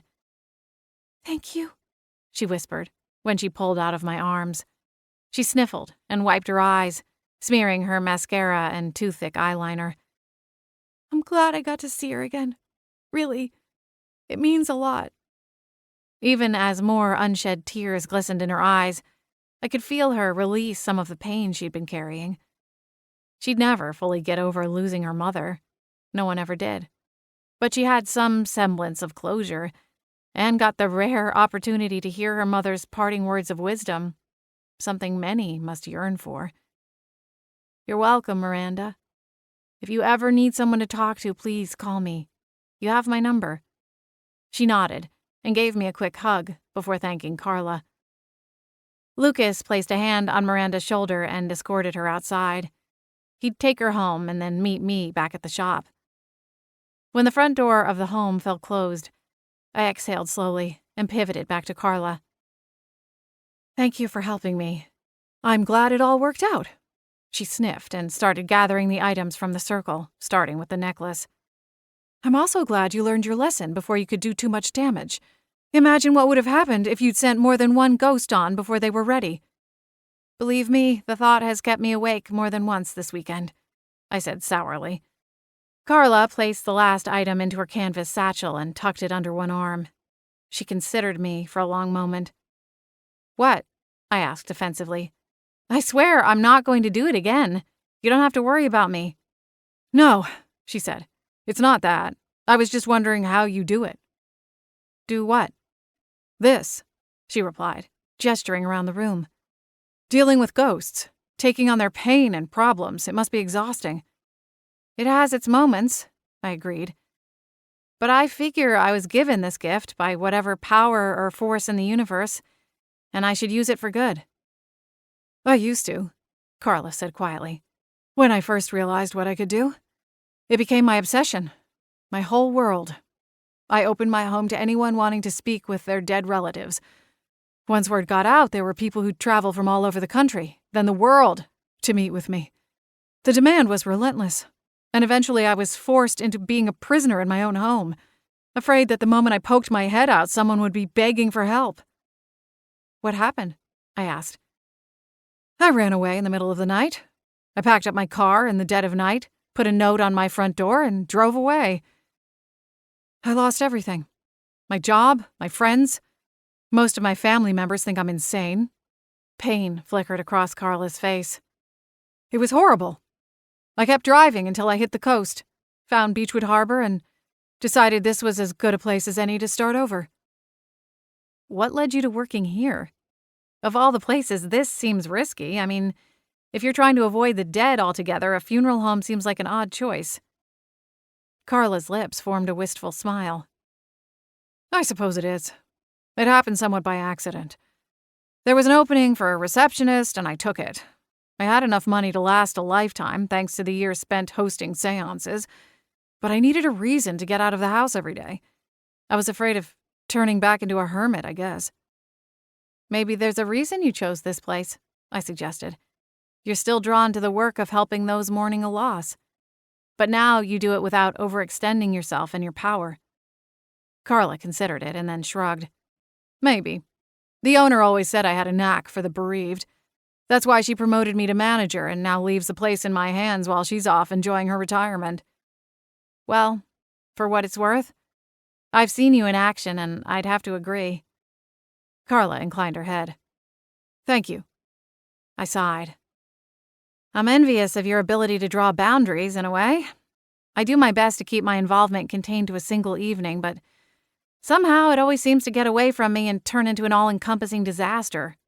Carla looked past me, and I didn't have to turn around to know she was searching the faces of Hayward, Gwen, and Flapjack. I don't have advice for you, Scarlett. If you can find a balance, I wish you well, but personally, I've found it too difficult to live with one foot set in the world of the living while the other remains planted in the world of the dead. And only one of those worlds was one I could leave. Chapter 19. Carla's words tugged at me long after we left the funeral home and returned to Lily Pond. I tried to tamp them down, but they proved resilient to my efforts at banishment. The trio of ghosts kept me company as I puttered around the shop, watering the potted plants, sorting out the cards and gift displays that had gotten out of order during the frenzied week. Eventually, Hayward and Flapjack went upstairs, bickering about what to watch on TV later that night. Gwen lingered behind and glanced at me. They're so impossible sometimes. I arched a brow. Sometimes? She laughed quietly. You and Hayward seem quite cozy these days, I said, smiling at her. Things getting serious? Gwen fidgeted with one of her feather earrings, peeking up at the ceiling. Nothing official, but I think he's getting ready to ask me to be his girlfriend, or whatever old English term he'll use. She smiled. And when he does, I think I'll say yes. That's great. And also, it's about time, I said, winking at her. He's something special, Gwen said. That's for sure. He is. Carla's words needled at me again. It wasn't possible for me to walk away and leave Gwen and Hayward and Flapjack behind. If someone came to me and told me they could remove my magic, ridding me of ghosts altogether, the offer wouldn't hold a drop of temptation. Not anymore. You know, there's something I still don't understand about Sabrina, Gwen said, floating up to sit on the front counter while I dusted and wiped down the credit card machine and computer keyboard. What's that? I asked her. Was it that we solved the case or that she got to see her daughter that helped her move on? I'm not sure, I replied, stilling my duster to consider it. Maybe a little of both? Gwen nodded slowly. It doesn't really matter in the end, I suppose. Sabrina can now rest in peace, and I'd say her daughter can move forward a little easier, too. I ran the duster over a stack of impulse buy items in front of the register. I hope so. You made it happen, Scarlett. You gave them the best gift imaginable, all things considered. I know. Though I can't help but wonder what might have become of Sabrina if she'd stayed as a ghost. Maybe she would have come to love it in time. Then she could have watched firsthand while Miranda grew up. Gwen wrapped a strand of her shiny hair around her finger. No one can say for sure, of course, but I've been a ghost for over 40 years now. I've met dozens, maybe even 100 other ghosts in that amount of time. Some just seem ready to go. They don't want to stay here, and to them each day is a long slog. Keeping her here when she didn't want to be, well, in my opinion, that would be worse. In my opinion, anyway. What does it feel like for you, then? I asked. I think of myself like a hummingbird, she said with a smile. I buzz through every day, and when the sun goes down, I'm always surprised that another day is gone so soon. I smiled at her. The analogy was quite fitting. Gwen flitted from place to place like a happy hummingbird on a busy summer day. She wasn't to be pitied or hurried along. She was thriving. Maybe someday that would change, and if it did, I hoped I would be there to usher her into whatever waited on the other side. Though I had a feeling she'd outlast the rest of us by a long shot. What about Hayward? I asked. Somehow I can't picture him as a hummingbird. Gwen laughed softly. He tries to keep up with me sometimes, but we know we're different types of ghosts at the end of the day. Between you and me, I think he's afraid to move on. He's grown quite stodgy, hasn't he? Or maybe he was always that way. I don't know, I replied thoughtfully. I mean, when we met, he begged me to let him tag along because he wanted to travel and see the United States. That's a pretty big leap. That's true, Gwen nodded. Sometimes it's hard for me to picture him like that. I think maybe he just didn't want to be alone anymore. My heart squeezed at her earnest assessment. It rang true. He saw something in you, something he could trust. Gwen paused, her smile widening. Although he knew you were a package deal with Flapjack, so maybe I'm way off. My head dropped back as a belly laugh bubbled up. To be fair, Flapjack took it a lot easier on him in the beginning. Gwen laughed. That's even harder to imagine. Tell me about it. If only I knew then what I know now, I teased. You'd still do it all the same, wouldn't you? Gwen asked. Something about the look in her eyes told me she already knew the answer. I nodded. I would. You three are my family. That means a lot, Scarlett. Gwen's eyes shone silver. Thank you. Something stirred within me, and I opened my arms to her. Gwen's eyebrows lifted. I leaned forward and ever so gently placed my arms around her neck.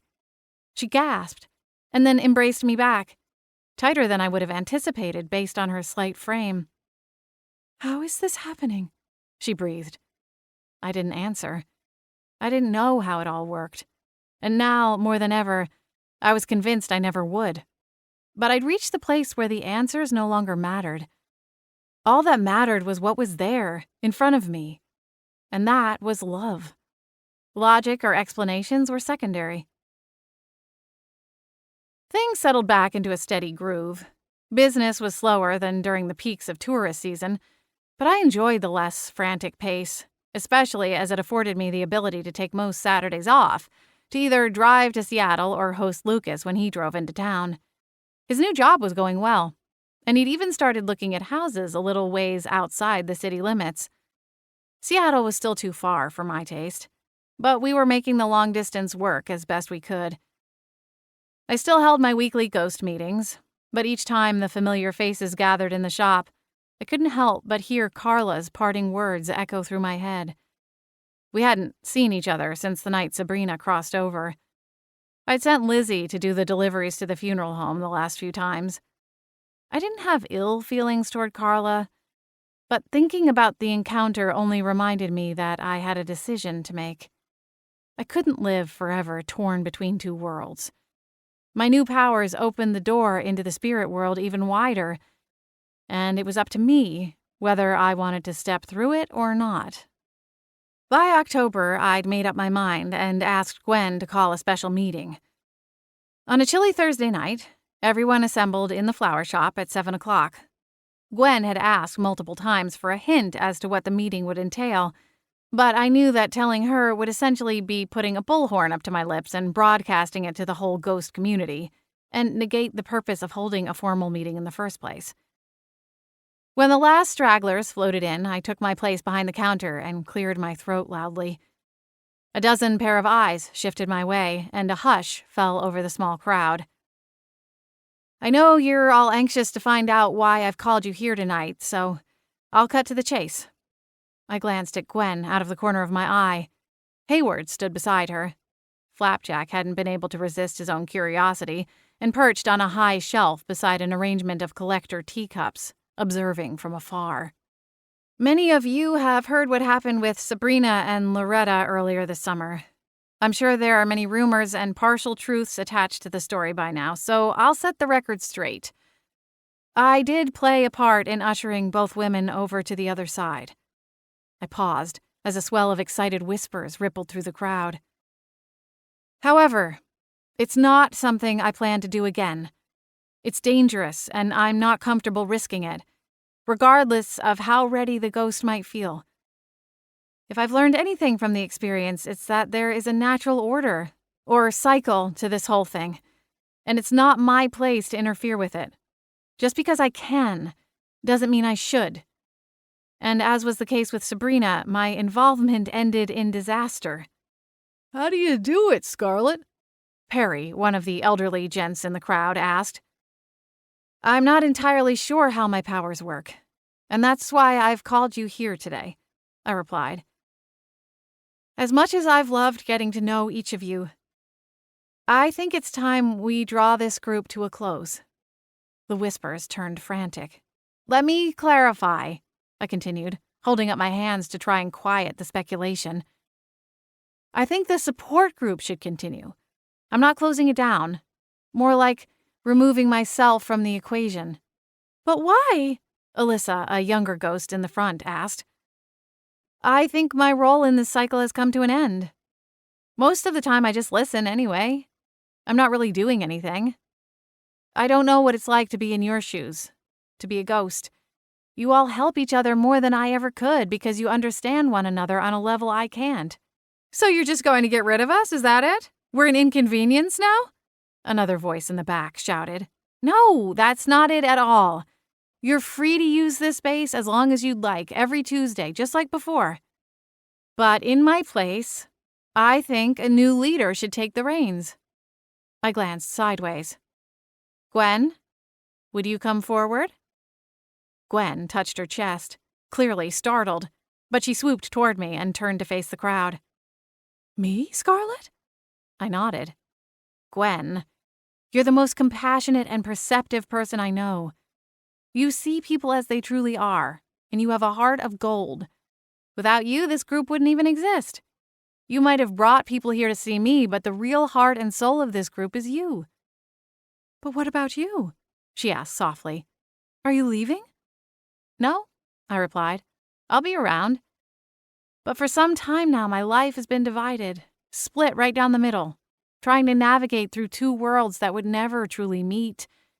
Add in a long-distance relationship and a small business, and it's more than a little overwhelming. I still need to fully figure out my magic and find my purpose. But I don't feel I can do that while trying to keep up with everything else. Gwen nodded. I understand. She looked to the crowd. We all do. Sure, it's been a while for some of us, but we can all remember how crazy life gets. So if Scarlett needs some time away to process and make plans for her future, we can give that to her, can't we? With some hesitation by a handful of members, the group agreed, and even grew enthusiastic after a few moments of consideration. Smiling, I took Gwen's hand and squeezed. Thank you, Gwen. It's an honor. Things died down after another half an hour, and the group dissolved, ghosts leaving in pairs and small groups, until it was just the four of us again. Flapjack leaped down from his high shelf and landed without a sound on the counter. Well, that could have gone sideways. You nearly had a ghost mutiny there, Scar. Gwen laughed. I have to admit I'm more than a little surprised that was your announcement. But I understand why you need to take a step back. You've had a lot on your plate for a long time now. Hayward approached, his top hat in hand. This doesn't mean you're sending us away, does it, Lady Scarlett? Of course not, I told him. I shot Gwen a quick grin and then rested one hand on Hayward's shoulder. It took him a moment to realize what had happened, but he jumped when he put the pieces together. Lady Scarlett! I laughed and removed my hand. A new little trick I picked up somewhere along the way. Flapjack looked the most stunned by my new ability. He crept closer, and I extended a hand, remembering the way I used to stroke his fur when I was just an ordinary little girl and he was my beloved kitty cat. Slowly, he lowered his face and brushed his cheek against my hand. It wasn't the same warm fur coat I remembered, but there was a comforting tenderness in the gesture all the same. You guys are stuck with me, I said, smiling in turn at my three constant companions. I wasn't sure where the next steps on my journey would lead, but it was nice to know I'd never be alone. Chapter 20. Where's Gwen when you need her? I muttered, staring at my reflection in the full-length mirror in Lucas's master bedroom. I tottered, shifting from foot to foot, trying to compare two pairs of heels. On my left foot, I wore a black pump that featured a pencil-thin stiletto spike, and on the right, a peep-toe slingback with a much lower heel. One was good for walking, better for walking, while the other made me feel like a fashion model. That is, when I wasn't wobbling like a newborn giraffe. Peep-toes for the win, I said, kicking off the left shoe. 2 minutes in the stilettos and my feet were already crying. Maybe it was better Gwen wasn't here to advise me. She would have voted for the stilettos hands down. Smiling, I put on the other slingback and then clicked across the hardwood floors to the attached bathroom to finish getting ready. I had to admit, it was fun to get dolled up every now and again. I spent my life in jeans, leggings, and faded t-shirts, and in place of nail polish and makeup, I usually had green-stained nails, and the only thing on my face was a slight sheen of sweat. Lucas had recently returned from a 2-week trip to London and had planned a special dinner to celebrate his return from another successful business trip. He'd made reservations somewhere, but was being vague about the details. I assumed he was planning another fancy night out, like after he'd received his sign-on bonus, and was dressing for the occasion. If we ended up at a drive-thru, I was going to kick him in the shins. I glanced at my reflection one last time, double-checking every detail. My copper hair was lighter than normal, with golden highlights peeking through thanks to all the time I'd spent in the sun over the summer. My makeup wasn't too extreme, but I liked the healthy glow of my skin and the way the eyeliner made my eyes look a little wider. Thank you, YouTube. Satisfied, I turned off the lights and set out to make my grand entrance. After all, the big reveal is the best part. Lucas was in the kitchen, his back toward me. I stopped and cleared my throat. He jerked upright and whipped around, one hand in the front pocket of his navy slacks. He wore a matching jacket and a button-up shirt and tie. Scarlett, wow, you look amazing. He crossed the kitchen and took one hand, leading me through a silly twirl. He whistled as I spun back to face him. I was about to send a search party in after you, but it looks like you knew exactly what you were doing. I laughed. A search party? It's been an hour and a half. I cringed, spotting the digital clock on the microwave over his shoulder. Okay, 2.5. Are we late for our reservations? He smiled. I built in some extra time to get a drink, so you're right on time. He kissed me. Shall we? Yes, please, I'm starving. I took his offered hand, and he led the way toward the door. Can I get a hint about where we're going? At least what kind of food? I need to set my appetite. Lucas chuckled and opened the front door. Sorry, no dice. You're just going to have to wait. I stuck my bottom lip out. This only made him laugh harder. We went down the hall to the bank of elevators, and Lucas pressed the up button. Wrong button, I said, gesturing at the panel. He smiled. It's the right one. My brow furrowed. We're going up? Did they install a cafe on the roof since my last visit? He chuckled and wrapped an arm around my waist. Guess you'll have to wait and see. What are you up to? He kissed the tip of my nose. The elevator buzzed, announcing its arrival, and we boarded. Lucas slipped a key from his pocket and inserted it into the button marked PH. Penthouse? I said. Are we going to a party?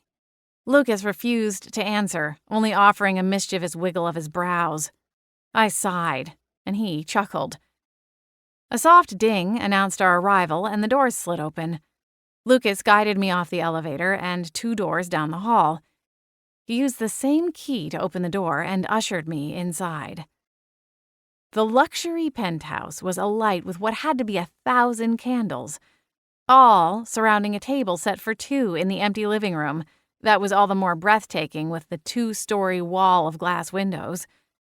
Soft music played from the speakers hidden somewhere in the room, filling the huge space with a jazzy tune. On the table, a bucket of ice held a bottle of champagne, and there was a bouquet of flowers in the center of the table, showcasing all of my favorites. Lucas, this is beautiful. I turned around to face him. But what are we doing here? Whose place is this? You didn't buy this. Did you? Lucas chuckled. No, this place is a little out of my price range. My boss actually owns it, but he's put it on the market and offered to let me use it for tonight. You're not going to find views like this except maybe at the top of the Space Needle. It's stunning. He came to stand beside me and drew me to his side. I'm glad you like it. And the candles and flowers? Champagne? What's the occasion? You're not buttering up to tell me you're leaving on another trip soon, are you? No, he replied with a soft chuckle. I don't have any big trips scheduled until the spring. Okay, so then... The doorbell rang before I could pepper him with a second round of questions. Lucas pulled away from me and went to answer it, and I followed a few steps behind. When Lucas opened the door, one of the building's staff members appeared, holding a large pizza box.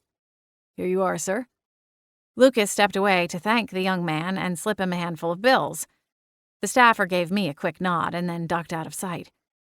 What's this? I asked, as Lucas turned back, pizza box balancing on one palm. I read the lid of the box and frowned. Wait, that's the pizza shop in Beechwood. How did you... I had them freeze it for me. Take and bake style, he explained, moving to set the pizza on the table. Steam rose from the pie as he lifted the lid. I had the restaurant downstairs do the honors. It's the same pizza we had on our first date, I finished, a lump of emotion swelling in my throat. Don't you mean our first not-a-date? He teased. Did I miss our anniversary? I asked hesitantly. I wasn't always the best with dates like that. Lucas chuckled, shaking his head. No, this is something of a new anniversary, I'm hoping. I tilted my head up. What are you up to? He looked at the table. I was thinking we should eat first, but if we do that, I might lose my nerve, so I'm just going to do this. Now. Lucas. A flutter of anticipation quivered through my stomach. Lucas was rarely ruffled, and standing there, hands in his pockets, he looked uncomfortable. A glisten of sweat shone on his forehead as he shifted his weight. Scarlett, I've been in love with you since the night we shared this same pizza, in the kitchen of that haunted house, talking about the world and traveling and, well, the crazed ghost. I smiled, conjuring up the memories of the evening. You mean it wasn't love at first tackle? I asked, grinning, as I reminded him of our initial meeting. He laughed and reached for my hands. Scar, that was the best tackle I ever made in my life. I should have scooped you up right then and carried you off. That's very caveman of you, but go on, I teased. He licked his lips.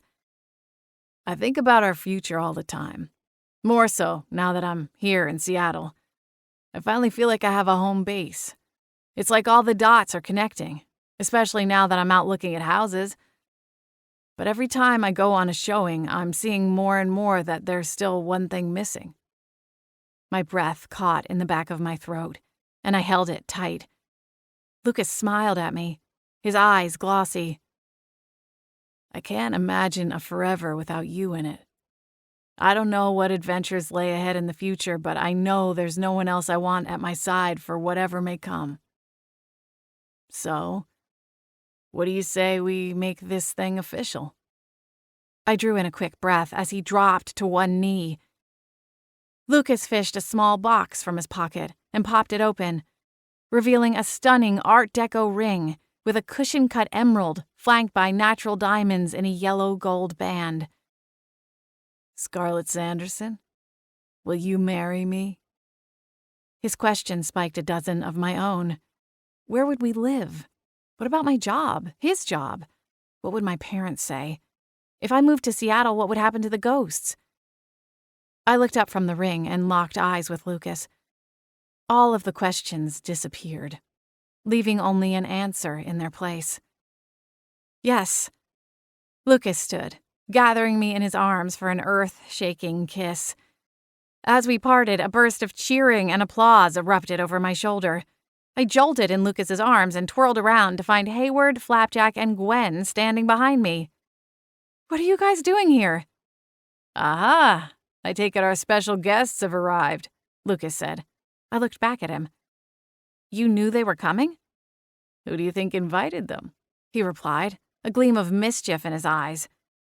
But how? He chuckled. I had a little bit of help from your friend Holly. A surprised laugh bubbled from my lips. Did you tell her you know she's a witch? Not exactly, though she likely figured out you spilled the beans. You might get an interesting phone call tomorrow. I laughed and looked at the three smiling faces. Thank you, Lucas. He kissed me again, and then I turned back to face the ghosts, holding on to his side. Well, what do you guys think? I asked, flashing my new ring. Scarlett, you're engaged! Gwen squealed, surging forward to inspect the ring. You have no idea how hard it's been to keep this a secret for the last 3 weeks. I laughed. 3 weeks? Whoa! Don't kid yourself, Blondie. Every ghost in a 10-mile radius of the harbor knows about this, Flapjack interjected. Literally the only person you didn't tell was Scarlett. Well, that's technically the only person that mattered, Gwen insisted, souring at Flapjack's accusation. Hayward wedged between them, placing one hand on Gwen's shoulder. You were splendid, my dear. He leaned in to take a gander at the ring, and then tipped his hat to Lucas, not that Lucas could see. Quite a beauty, young man. Well done. Does this mean he's officially off the scoundrel list? I asked. Lucas blinked. Scoundrel? I laughed. Hayward's a little protective. I'm happy to admit when I'm mistaken, Lady Scarlett. You have my blessing. I looked at Flapjack. What about you? Flapjack looked past me and up at Lucas. After a moment, he shrugged. I guess he'll do. He's not overly annoying. I laughed harder. Well, that's the Flapjack gold standard. Turning back to Lucas, I grinned. Looks like it's official. We're engaged. Lucas wrapped me up in his arms. Then I'm the luckiest man in the world. Tonight and every night I get to spend with you. Tears pushed past my lashes as I squeezed my eyes closed and held him tight. Everything was going to change. But I'd never been more sure of the path beneath my feet. With Lucas by my side, forever, there was nothing I couldn't handle. Ghosts included.